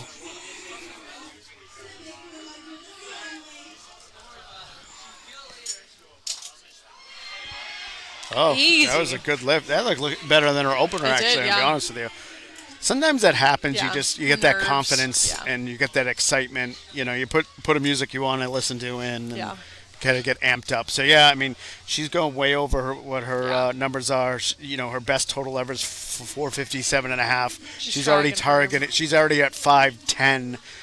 Without that, so great meat Yeah. coming back. It's awesome. Devin's going to come out and pull 180 here, 10 kilo jump from his second, and pulls a Solid. solid lift. He has his shoulders up a little bit, which is not a cause for red light, but gets harder as you. Well, he gets a blue card for must not locked out knee or something like Maybe. that. Yeah. Should be a red card though. Yeah. Some people try to, when they think about locking out their deadlift, they think about either throwing their shoulders really far back or like shrugging their shoulders up. So Which is I- really not what we're looking for. We're looking for the shoulders to be straight. And Yeah, the he hips also. to be There's through. another reason a blue card would be what we call a hitch, even though that's not a technical rule. We call it resting it on the thighs, and there might have been some of that going on there, but we're not sure. Charlie's coming out for 192.5. If I remember correctly, this will match her deadlift PR Yeah, I and will believe match her so. total PR. Or, sorry, she'll be 2 kilos shy of her total PR. That looks Solid really good. deadlift. What a great hip hinge at the Yeah. top, right? I mean, that's what I was talking earlier when Alexa missed it. That's what she needs to do at the top, and hopefully she can come back Yeah. and make that adjustment to hinge into that bar like Charlie just did. Charlie's putting 200 on for her third, which will give her a deadlift PR and a total PR.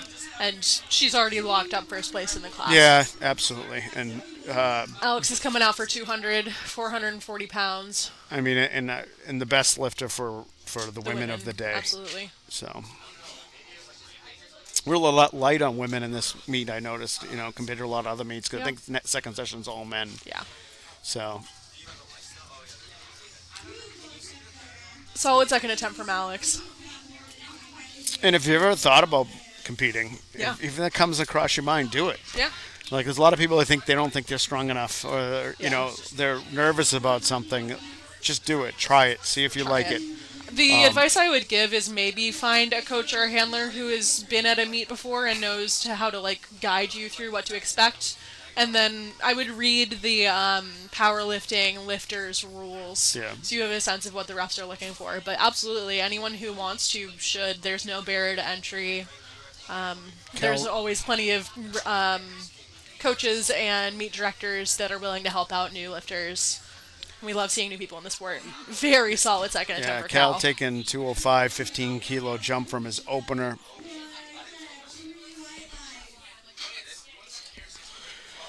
Victor's going to come up here in the 70, taking 210. People are taking much bigger jumps for deadlifts than they did for squat or bench, which is easier for deadlift. A, you're lifting more weight in general, and B, it's just something that you can ramp up a little heavier.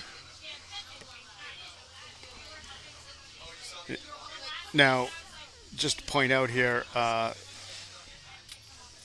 so Victor's is in the same weight class as Carden and can't beat Carden, but his closest, Alex, who just had deadlifted not too long ago, put in a number that looks like they'll push each other and see. Yeah. I don't know who's Who's going to make it? who's going to make it and not going to make it right now. It's close, though. Yeah, absolutely.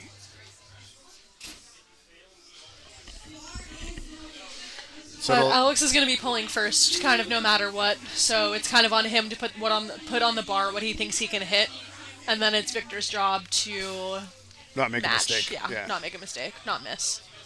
Colin's coming out for 215.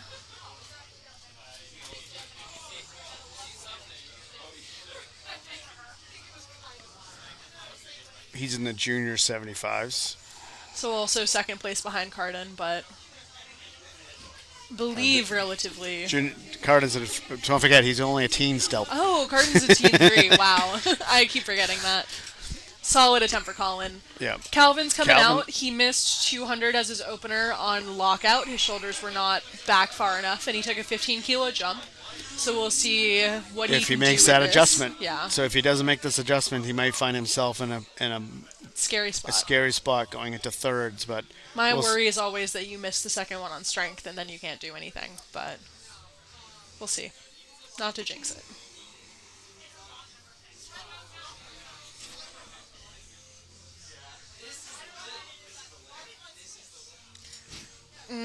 It's going to be, let's see be what the close. referees say on this. Yeah, Yep. the same thing. Its shoulders aren't back. So you don't have to pull them all the way back, but they can't slouch They can't be forward. rounded forward, yeah. And that's what he's done in the last two lifts, and he chose to go up. So it'll be interesting I if he hope can make that stays for his adjustment. third. I hope he doesn't go up again. So Cardin- Cardin's going to take 247 and a half. His forecasted total now is 632 and a half. Yep. Great total for a young man and this weight class. Wonder what the Team 3 world record total is.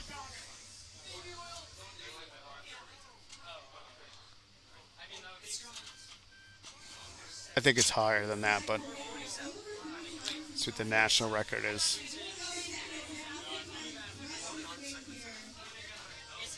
So he's setting up. Getting dancing.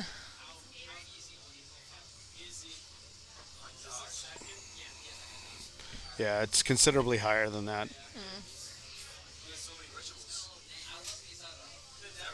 It's a tough weight class. Yeah.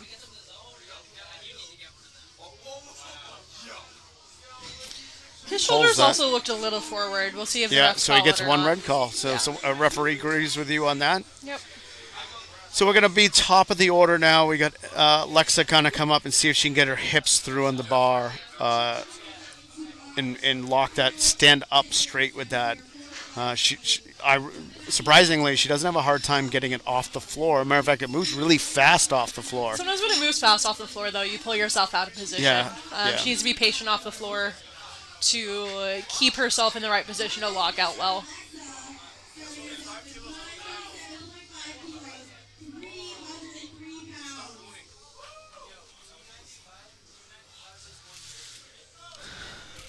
It's moving.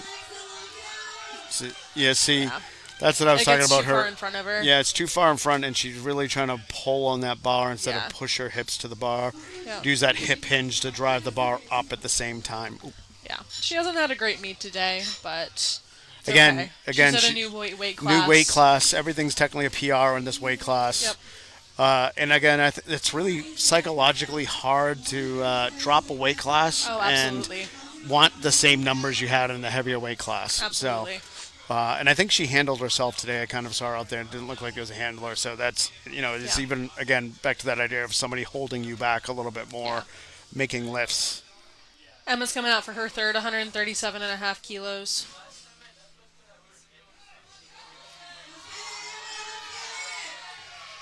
There you go. Solid Yeah. attempt. Yeah, 2.5 keys that they put on there. She maybe would have had 140, but I'm sure she wanted the 137, 300 pounds. Yeah. So Melissa's going to come up. We said her last one looked heavy, but again, I've had that second where it feels so heavy and moves so, and then you just get amped up, and Yeah.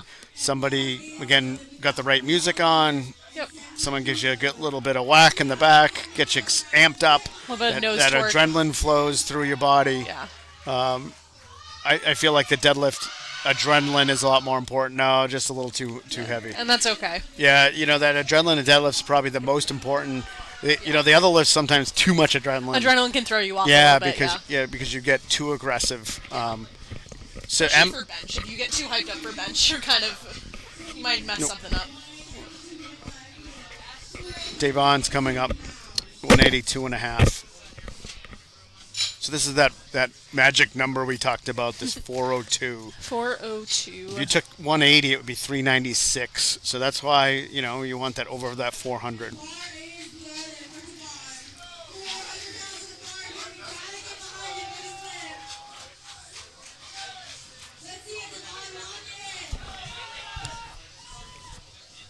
He's had a really good day today for a teen 3 lifter. It was a pretty fast down command. 3 white lights though. He's very happy about that.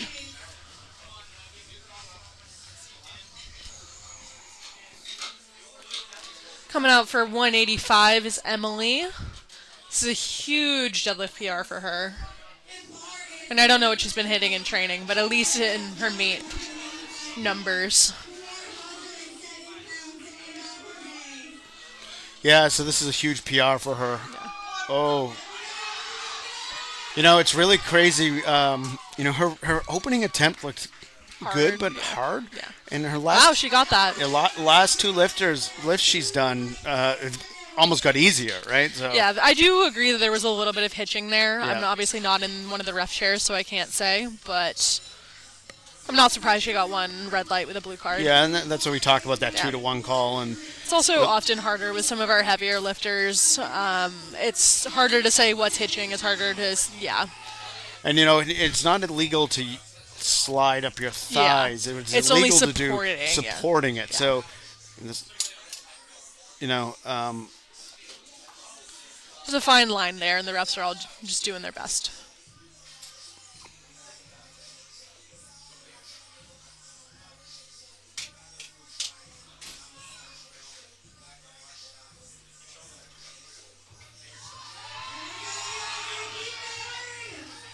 Excellent attempt for her. we thought she'd go 182.5, and I she was took wrong. Yeah. the bigger number and pulls the bigger number. That was a Yeah. good pull. That was awesome. Great pull out of her. And she beat 400. And She that- beat 400 and by more. Yep. Coming out for 190, we have Devin.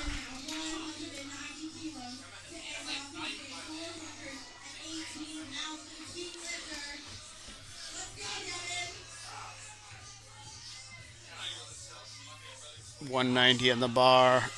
It's really built to deadlift, and Solid attempt there. I could see him really pushing those numbers over the next couple Especially of if years. he gets shoes that are not running sneakers.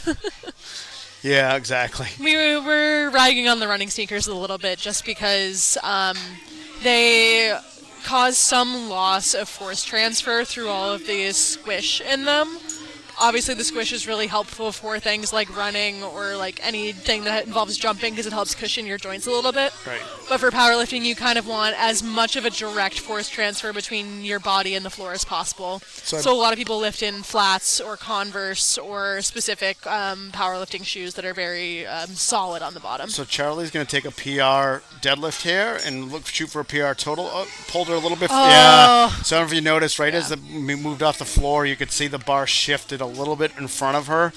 And she almost recovered from it. Yeah. But I think it just a little heavy. When on that upper end of lifting. That's frustrating. Yeah, that's She really still matched her frustrating. deadlift PR and is only 2 keys short of her best Again, total, that's what we so. talk about, like that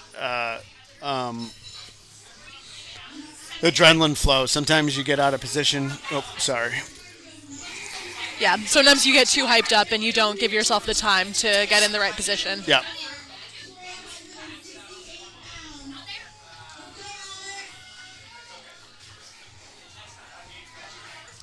So Alex is not trying to pull for first. He would have needed a little bit more on the bar to displace.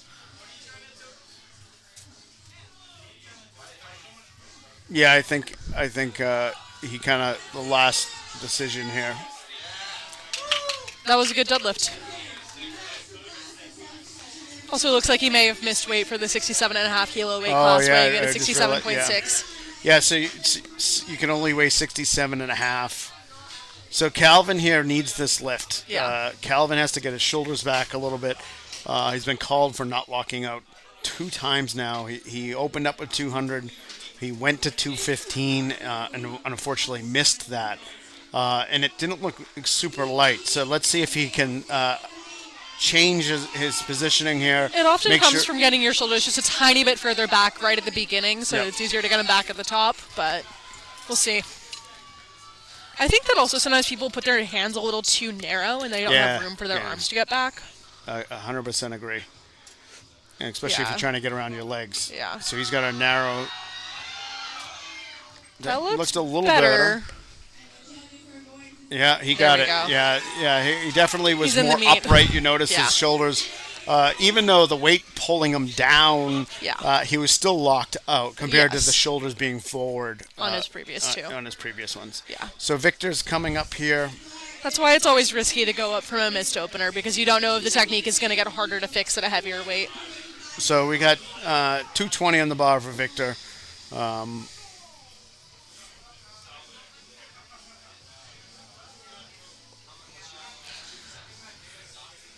485 pounds. Happily sitting in Nice. second place here. It's a pretty Walks good, that up. pretty solid deadlift. Yeah.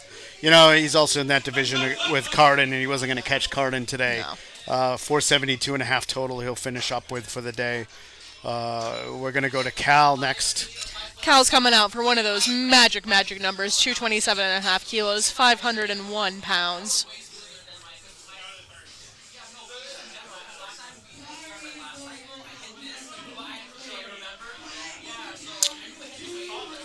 So elected to go for the number in a 9-for-9 day instead of putting in a change where he could have won the weight class, the division. He could have gone as much as 5 more keys over this to actually push Colin, who's in a race with here. But I mean, if Colin misses if he gets this and Colin that's misses true. his third, Absolutely, yes. you never know. It's moving. Really Wow. wide stance. Very wide stance. Yeah, He's very upright the entire Yeah, time, too, good which is lift. impressive. that was a good lift. Okay, so he's currently ahead of Colin. So Colin needs this lift Colin to win. needs this to win the weight Now class. Colin could put a change in. Well, I don't think he's going to. yeah, he can't now because the bar's loaded. But you could have put a change in to make sure he you could win have the only weight dropped class. it to 227.5, though. You can only drop it as low as what's currently on the bar. Right. Yeah, he could have gone 227. He had the higher lot number, which he still could have put that in. Yep, that would have been his only option, though. Yep. It's also possible that they're not jockeying for position. Some people care about that at local meets, some people don't. It also comes down to a lot of whether you have a handler, because it's hard to follow all those things by yourself. Nice. There you go. Excellent deadlift. Good lift. All right, very happy about that. Our last deadlift of Flight A. Carden's going to come out and take 255 on the bar. 255 for Carden. In the 75 class, this is 562. 3.6 times body weight.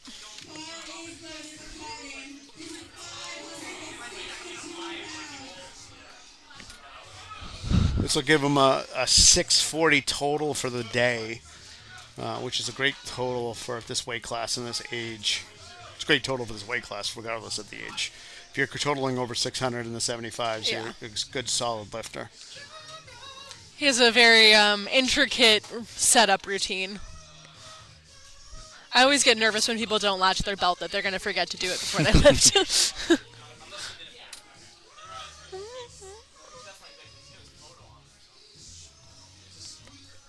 Double overhand. Nope.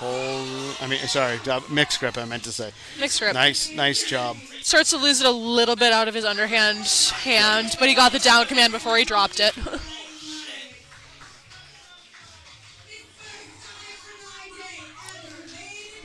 Good job, He's Carden. yelling out there. It's his first 9-for-9 day. Yeah. So that's good. And again, that goes back to his Maturity. of lifting, right? Like, not going chasing numbers that aren't He started there. lifting when he was 14 or 15, Right. and there's a very big difference between a 15-year-old and a 19-year-old when it comes to making smart calls on a day. He's coached by Andy Tran, who's an alum of Boston Latin and is currently at Tufts. Handled, I think. Yeah, Yeah. handled. Sometimes we use Meat day those, coaching. yeah, we use that interchangeably. Interchangeably. Oftentimes in powerlifting, we use this term handling or meet day coaching. Oftentimes, it's not always that their coach, the one who programs for them day in, day out. And that was a nice, easy opener for Very Gabriel. easy That for was, Gabe. yeah, he's has a total in now. It looks like, right now he knows what he can do next.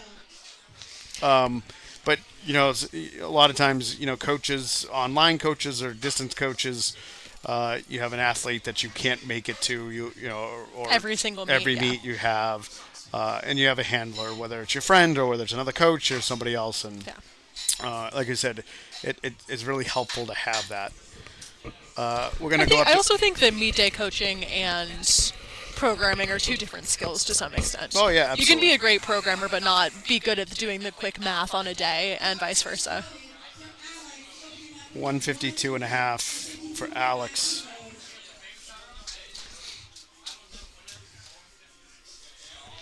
In the 60 class. Well, I think he missed. Did he? No, he's in the He's a 60 60. junior. He's a Yeah. 60 junior. About 2.5 times body weight for his opener.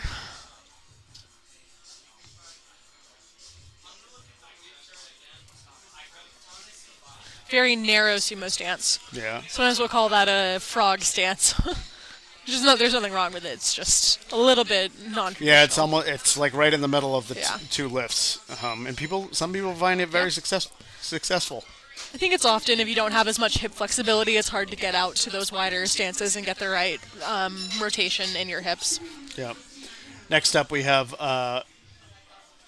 Sean. Sean Carr. His partner Sophia Fortin is a phenomenal lifter, young lifter. Started lifting 17, I think. Back, I think it was the pandemic year. I think it's the first time I ever saw her lift. And she's put on some great numbers over the last couple of years. Very strong. Good job for Sean. A good opener. Again, handled by Devin. I was out there saying hello to people, and I saw him out there, again, coaching and talking about things. Jack's coming out for a 172 kilo opener.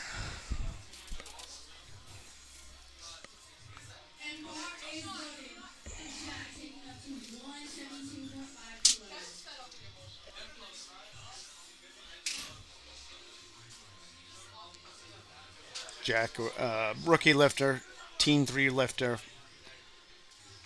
First meet. Pulls Very that. fast opener. Yeah, that was a nice, easy opener. Yeah. I'm sure he's going to push that weight. A lot of people will often want to take larger jumps on deadlift because your body can only handle so many big pulls in Yep, a row. absolutely. So sometimes people will take a pretty light opener and then take a hefty jump to a second, which I wouldn't be surprised if he does. George, they're loading up the bar now to 185 kilos for George.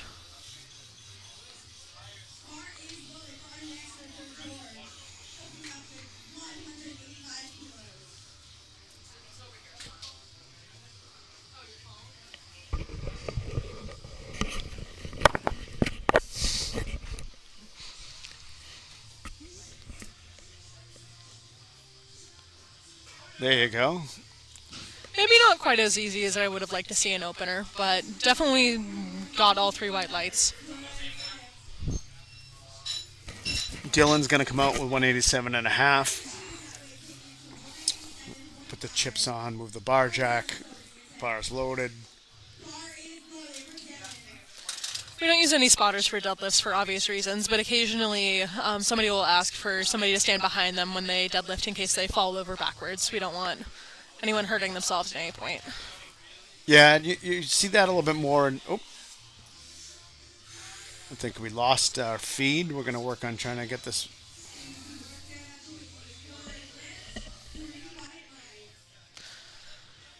Well, Dylan got three white lights.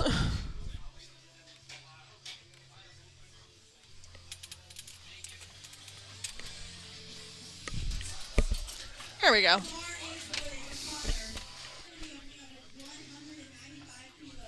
I think we had a little technical difficulties there for a second. Hopefully everyone can see the stream again. Connor's coming out for 195.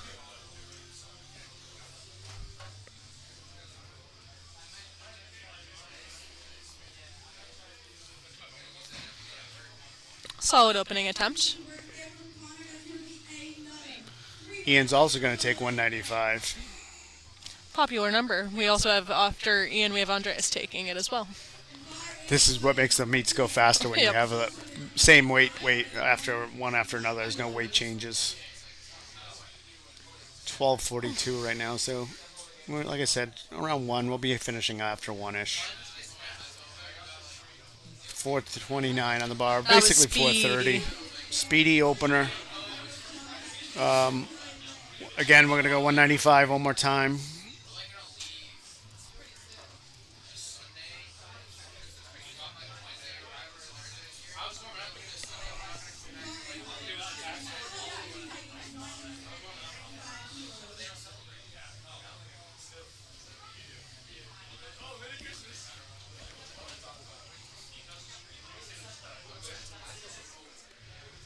Looks like he took a couple minutes to get comfortable. Pulls that. Pretty smooth.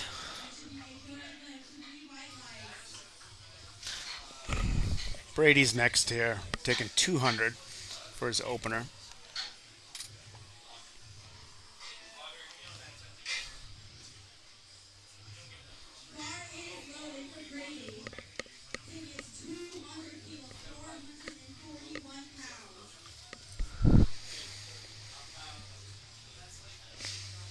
We're getting towards the end of our openers. After Brady, we have 4 more people left to open. That was a good opener. Yep.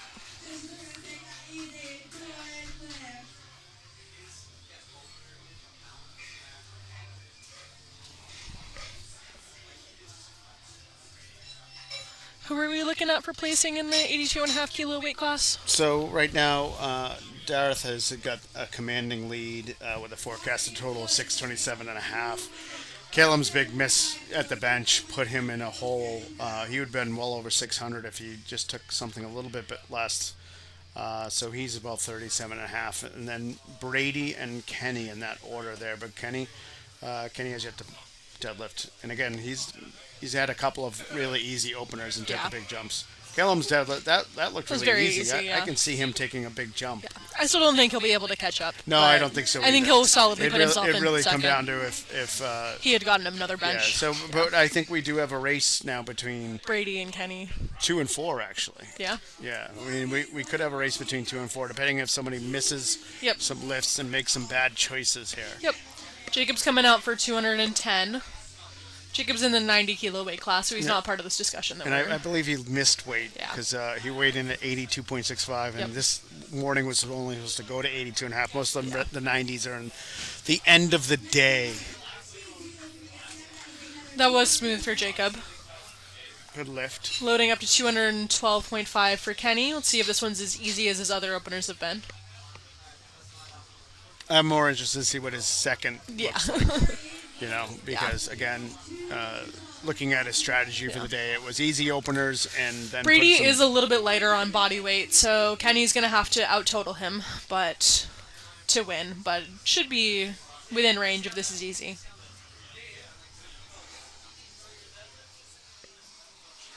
Yeah. It's a good opener. Let's see Very where he solid. goes from there.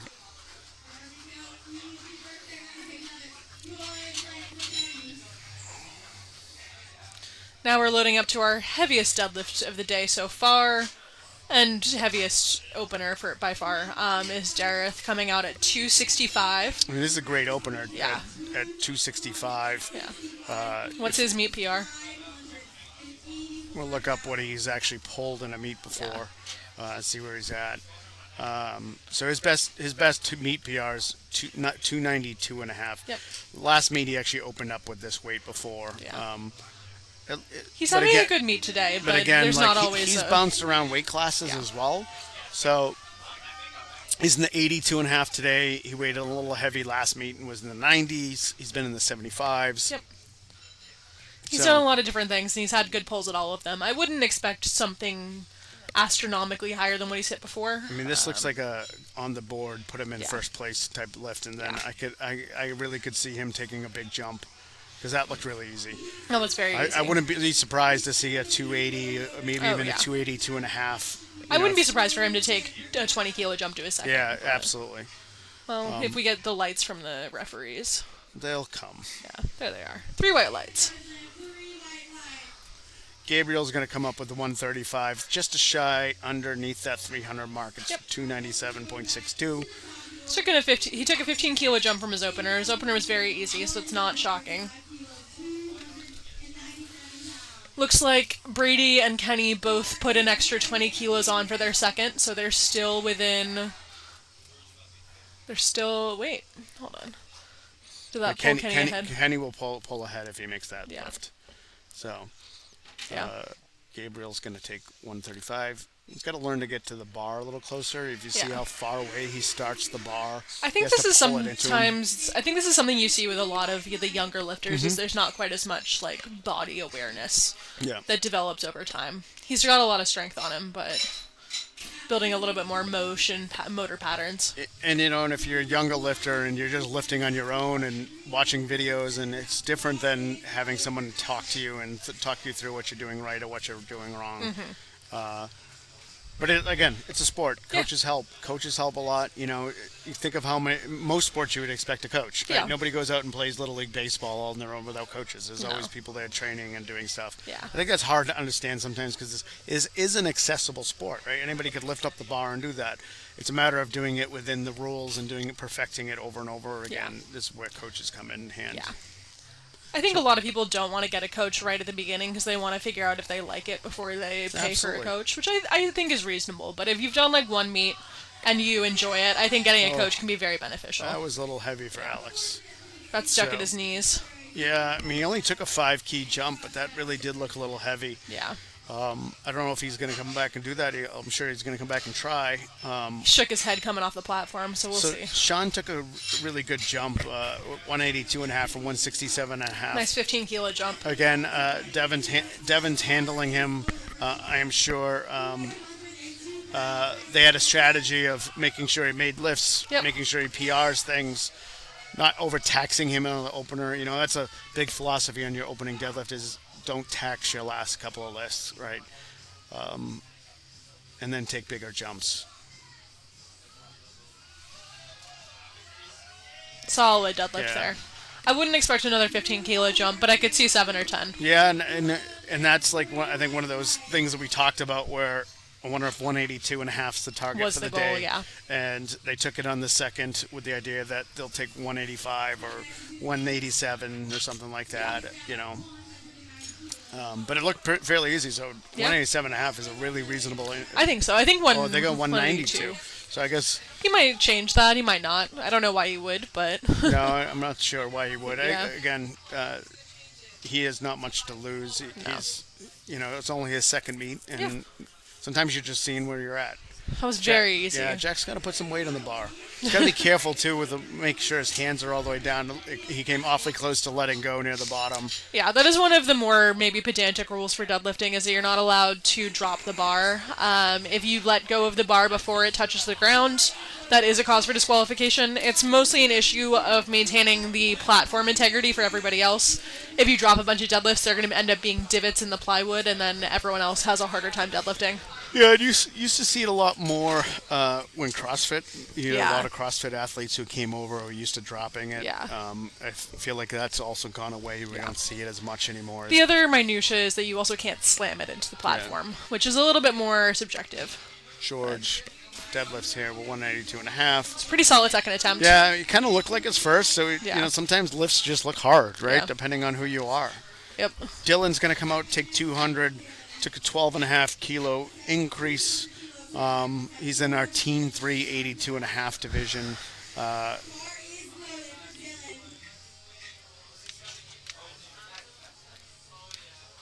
Him and Jack are fighting it out here. And actually, it's pretty close. 82 and a half here. Dylan, if he pulls this, will be at 542 and a half. Jack sitting at 545. Yeah. So That was easy. We'll see what Both him and Jack have a lot more in them, but And Jack's let's- a little bit lighter on body Let's see weight. if they're either one's aware or if they have a handler aware. Sometimes people just don't know. Yeah. They're not really watching the board. They're just making the lifts that they want to make. Yeah. So Connor's coming up next. Connor will take 207 and a half, 457 pounds. It's a healthy 12 key jump from his opener. Yep. Next two lifters actually did the same exact thing. 12 and a half, both opened with the same, both taking the same weight, 207. Andreas will follow Connor with the same weight.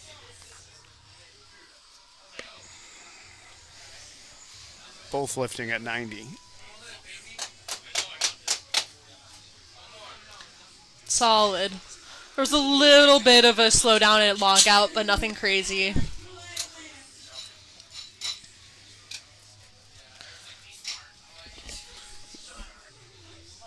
So you're going to come out, Andreas is going to take the same weight. They tighten the collars.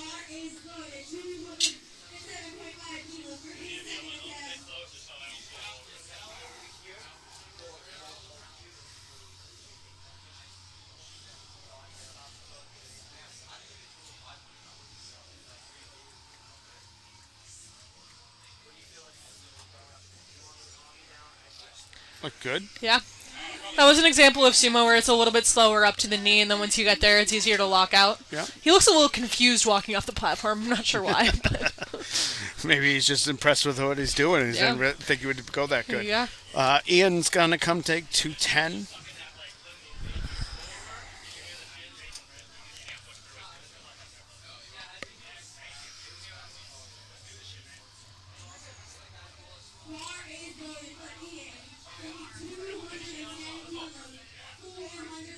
So this will be a PR, I believe, at 60. He's pulled 230 at the 67 and a half, but he's missed 210 at this weight class. So Yep. we're going for the P. Oh, that looked That really was- good too. So it looks like he will have that and some on top of that. Loading up now to 220 kilos for Callum.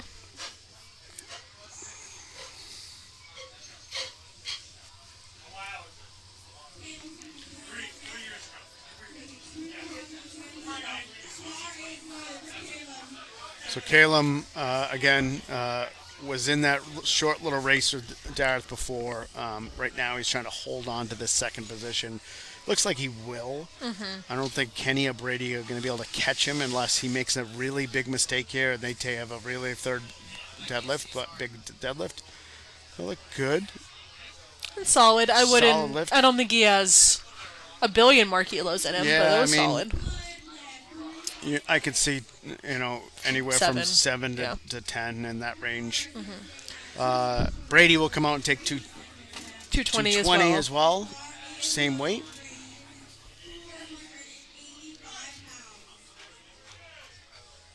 And remember, him and Kenny are now neck and neck for this third position. I don't know if they're watching the board or not, or if they care about the board or not, but I think all lifters care a little bit. It's a competition in the long run. I think that sometimes if you haven't done quite as many meets, you don't know where to look, though. Yeah, I understand. Don't know how to find out the same information. 3 white lights. For anyone who's interested in following some of the competition that we're talking about, you can go to liftingcast.com and find the meet, and you can see forecasted totals, everyone's good attempts, all that kind of stuff. Loading up now for Jacob. 225 kilos, not pounds. That'd be. It's a little less weight. A little less. Yep, Jacob taking 225, 496.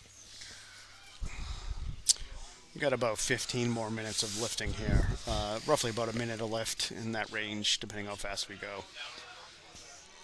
Pretty solid. Yeah, he's getting into that position where, like starting to push on the thighs Yeah. and could risk hitching it.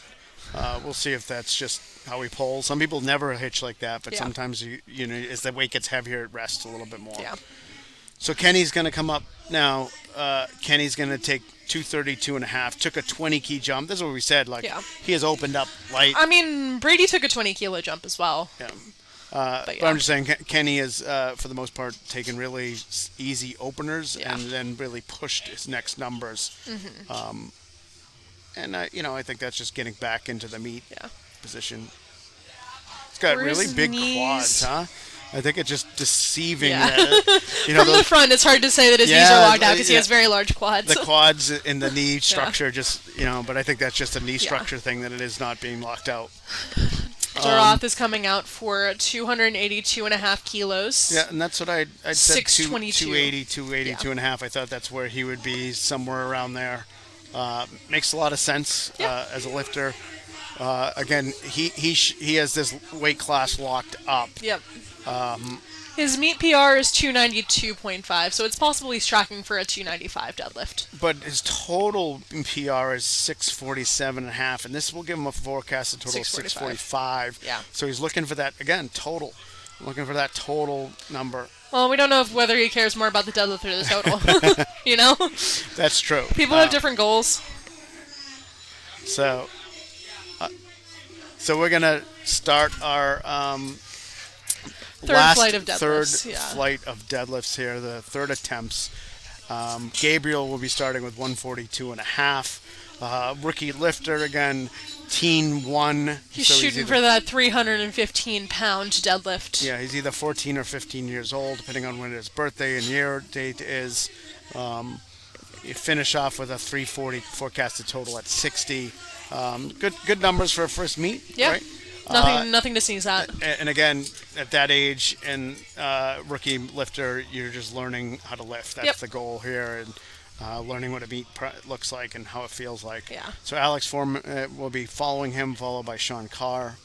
So let's see what we got higher for Gabriel. Oh, he had way more on the bar. I have a sneaking suspicion that he doesn't have a handler with him. Well, he changed shoes. It looks. Is he the one that had the different shoes No, on? that was okay. a different Sorry. one. That was Devin in the first flight, I believe. So Alex Foreman's going to come up, take that 157.5 that he missed on strength many times, and then again, you get to the end of a meet and your day. It's hard to pull out the last couple of deadlifts. Yeah, right. Like, yeah, that's your first couple of deadlifts, and you get tired. Yeah. By a second or third deadlift, if you Oh, haven't yeah. eaten enough food. I'm constantly telling my lifters, you got to eat. You got to Yep. eat during the meet. You got to fuel yourself because, they've been here now. Many of them probably got here at 7 o'clock in the morning Yep. to weigh in. We're pushing 1 o'clock. Yep. It's a long day. It's a long day. Oh, much better. Yeah, I mean that's impressive because he really missed that on strength Yeah. last time. So Did he miss one of his squats on strength and then came back or was? I don't remember off the top of my head where he was at. We could take a look at the board.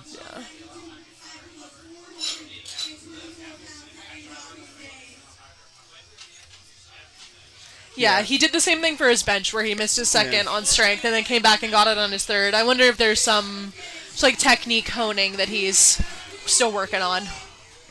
It's impressive to come back and hit something that you missed on strength. Sean's coming out for 192.5 kilograms. Yeah, and that was more than I thought he'd put on the bar. And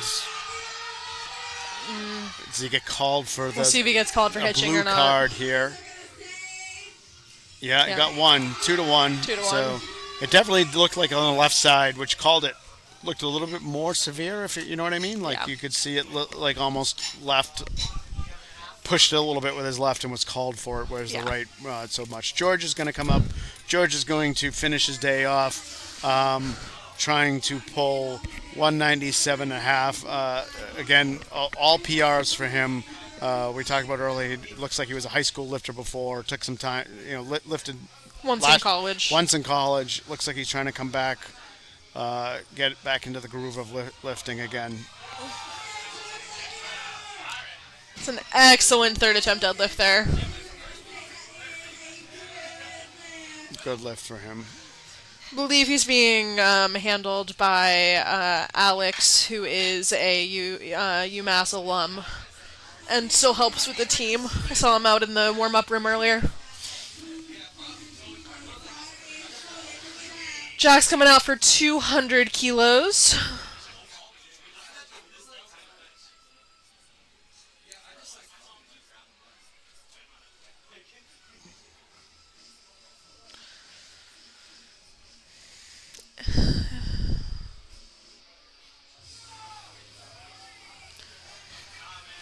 was still pretty light, honestly. He probably had more in him. So now this comes down to Dylan making this lift. If he makes this lift, he pulls himself back into first ahead of Dylan. Sorry, ahead of Jack. But if Dylan misses this, Jack will take first in the Team 3 category. And he could have lowered the weight if he wanted to. I don't think he... No, I understand. Yeah. I'm just saying that. Yeah. I'm just talking about what you could have done. Absolutely. Could have lowered it to guarantee the win. Maybe he's just confident in 210 anyways. Yeah. Let's see how this goes.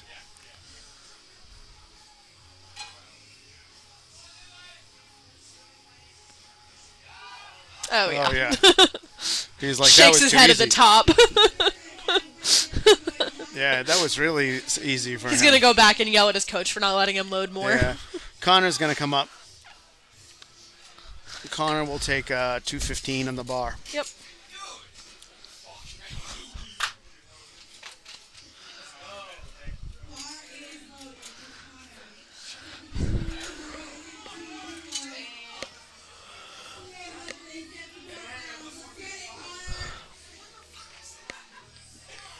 So he's happily sitting in. Well, no, wait a minute. What is that now? Connor. Yeah, he's happily sitting in second place right now. And nice third attempt. And the juniors, yeah, that was a good attempt. That was. He may have had another 2 kilos in him, but that was a good call. I want to call attention to the fact that Ian Torres, our next lifter, is in the 60 kilo weight class, whereas all the other people we see pulling in this range have been in the 82.5 kilo weight class. Yeah. This is a huge pull in comparison to his body weight. 3 times his body weight, we just heard. Yeah. We haven't done the math back here, but we'll take the word of the announcer. Yeah, it's like about 3.7 times body weight. This will be a big PR for this weight class. He's pulled more in a higher weight class. Yep. But that looks like a good lift anyways, right? I think, again, PR total for this weight class. PR, so good day, dropping back down to 60s from being in 67s in his last meet. Callum's coming up here. That also gives him a qualifying total that would qualify him for Raw Nationals. He's going to need to repeat that at either states or regionals. But he is, in theory, in a position to qualify for Raw Nationals. So this will give him... Andres. Sorry, I jumped ahead a lifter here.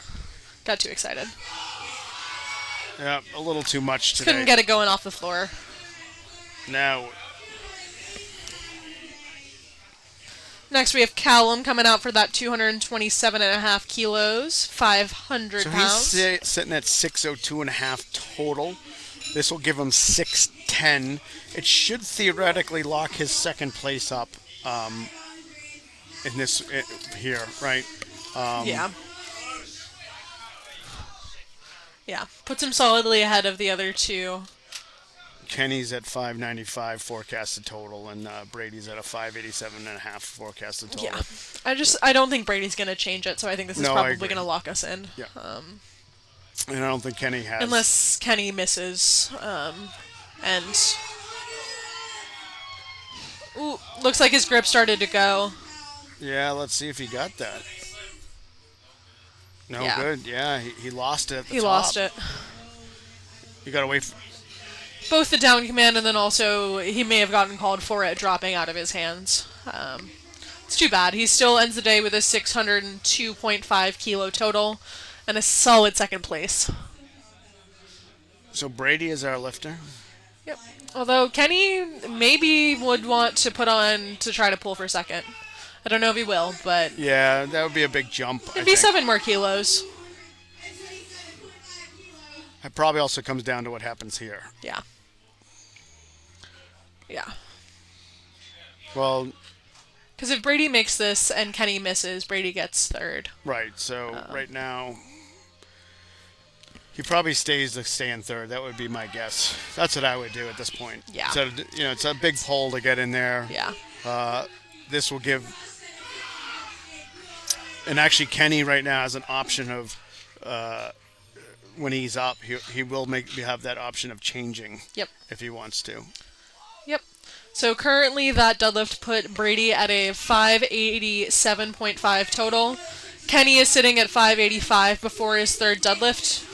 And So he could drop his... Jacob missed weight, so Yes. He's lifting the 90s, the Yep. rest of the 90s. So we don't know where he's going to place for the rest of the day because we have the rest of the 90s are in the afternoon. Yep. Which you won't have to listen to me anymore because I will be on the platform refereeing. I will be along on the with platform Elizabeth. as well. Yeah, so. Not sure who will be commentating, but I'm sure it'll be someone equally funny and knowledgeable about powerlifting. I don't know how funny I am. So, anyways, Kenny's up 242.5. That was a good lift for Jacob. We got 2 more deadlifts and we're done for the day. Looks like it would be 242.5. For Kenny. This will Kenny. pull him into third if he makes it. Yeah, so it'll put him over. He chose not to change. Yep. So, he could have changed. But he's obviously must be confident in that Yeah. number. This also might be the number he wants. Like, Yep. And not really care about placing or not. Yeah. So this is from 4th to 3rd right here. It's a pretty exciting. With 595 yeah. total and almost 600 kilos in the first meet back in Yeah. 10 years. It's pretty impressive. And Nice. he locks it out. That was a good deadlift. Yeah. There's a good number on the bar. Yeah. Right. It's a good lift. Last lift of the morning. That's going to pull for 292.5. This will put him at a 655 total. The qualifying total for Raw Nationals for the juniors. Is he still in the juniors? Is he in the opens? He's in the open. It looks. I Never don't know mind. if he's a junior or not. Well, he's just in the opens right now, so I assume no. But doesn't mean he's not a junior, right? Oftentimes in meets like this, Yeah. I can look up his age. He's He's 25. He's no longer yeah, a so junior. he's not a junior anymore. Never mind. I rescind the tidbit I was about to give. This is matching his best deadlift, but giving him a PR total, I believe. Oh, it is Not there stapled on the today. ground today. That's okay. With All those right. very wide stances, either it moves or it doesn't, and still an excellent attempt. Thank you for joining us this morning. We hope you enjoyed watching all the powerlifting, and lifting for the afternoon session will start at 3:30. Yeah, and they're going to do awards, and Yes. you guys have a great afternoon.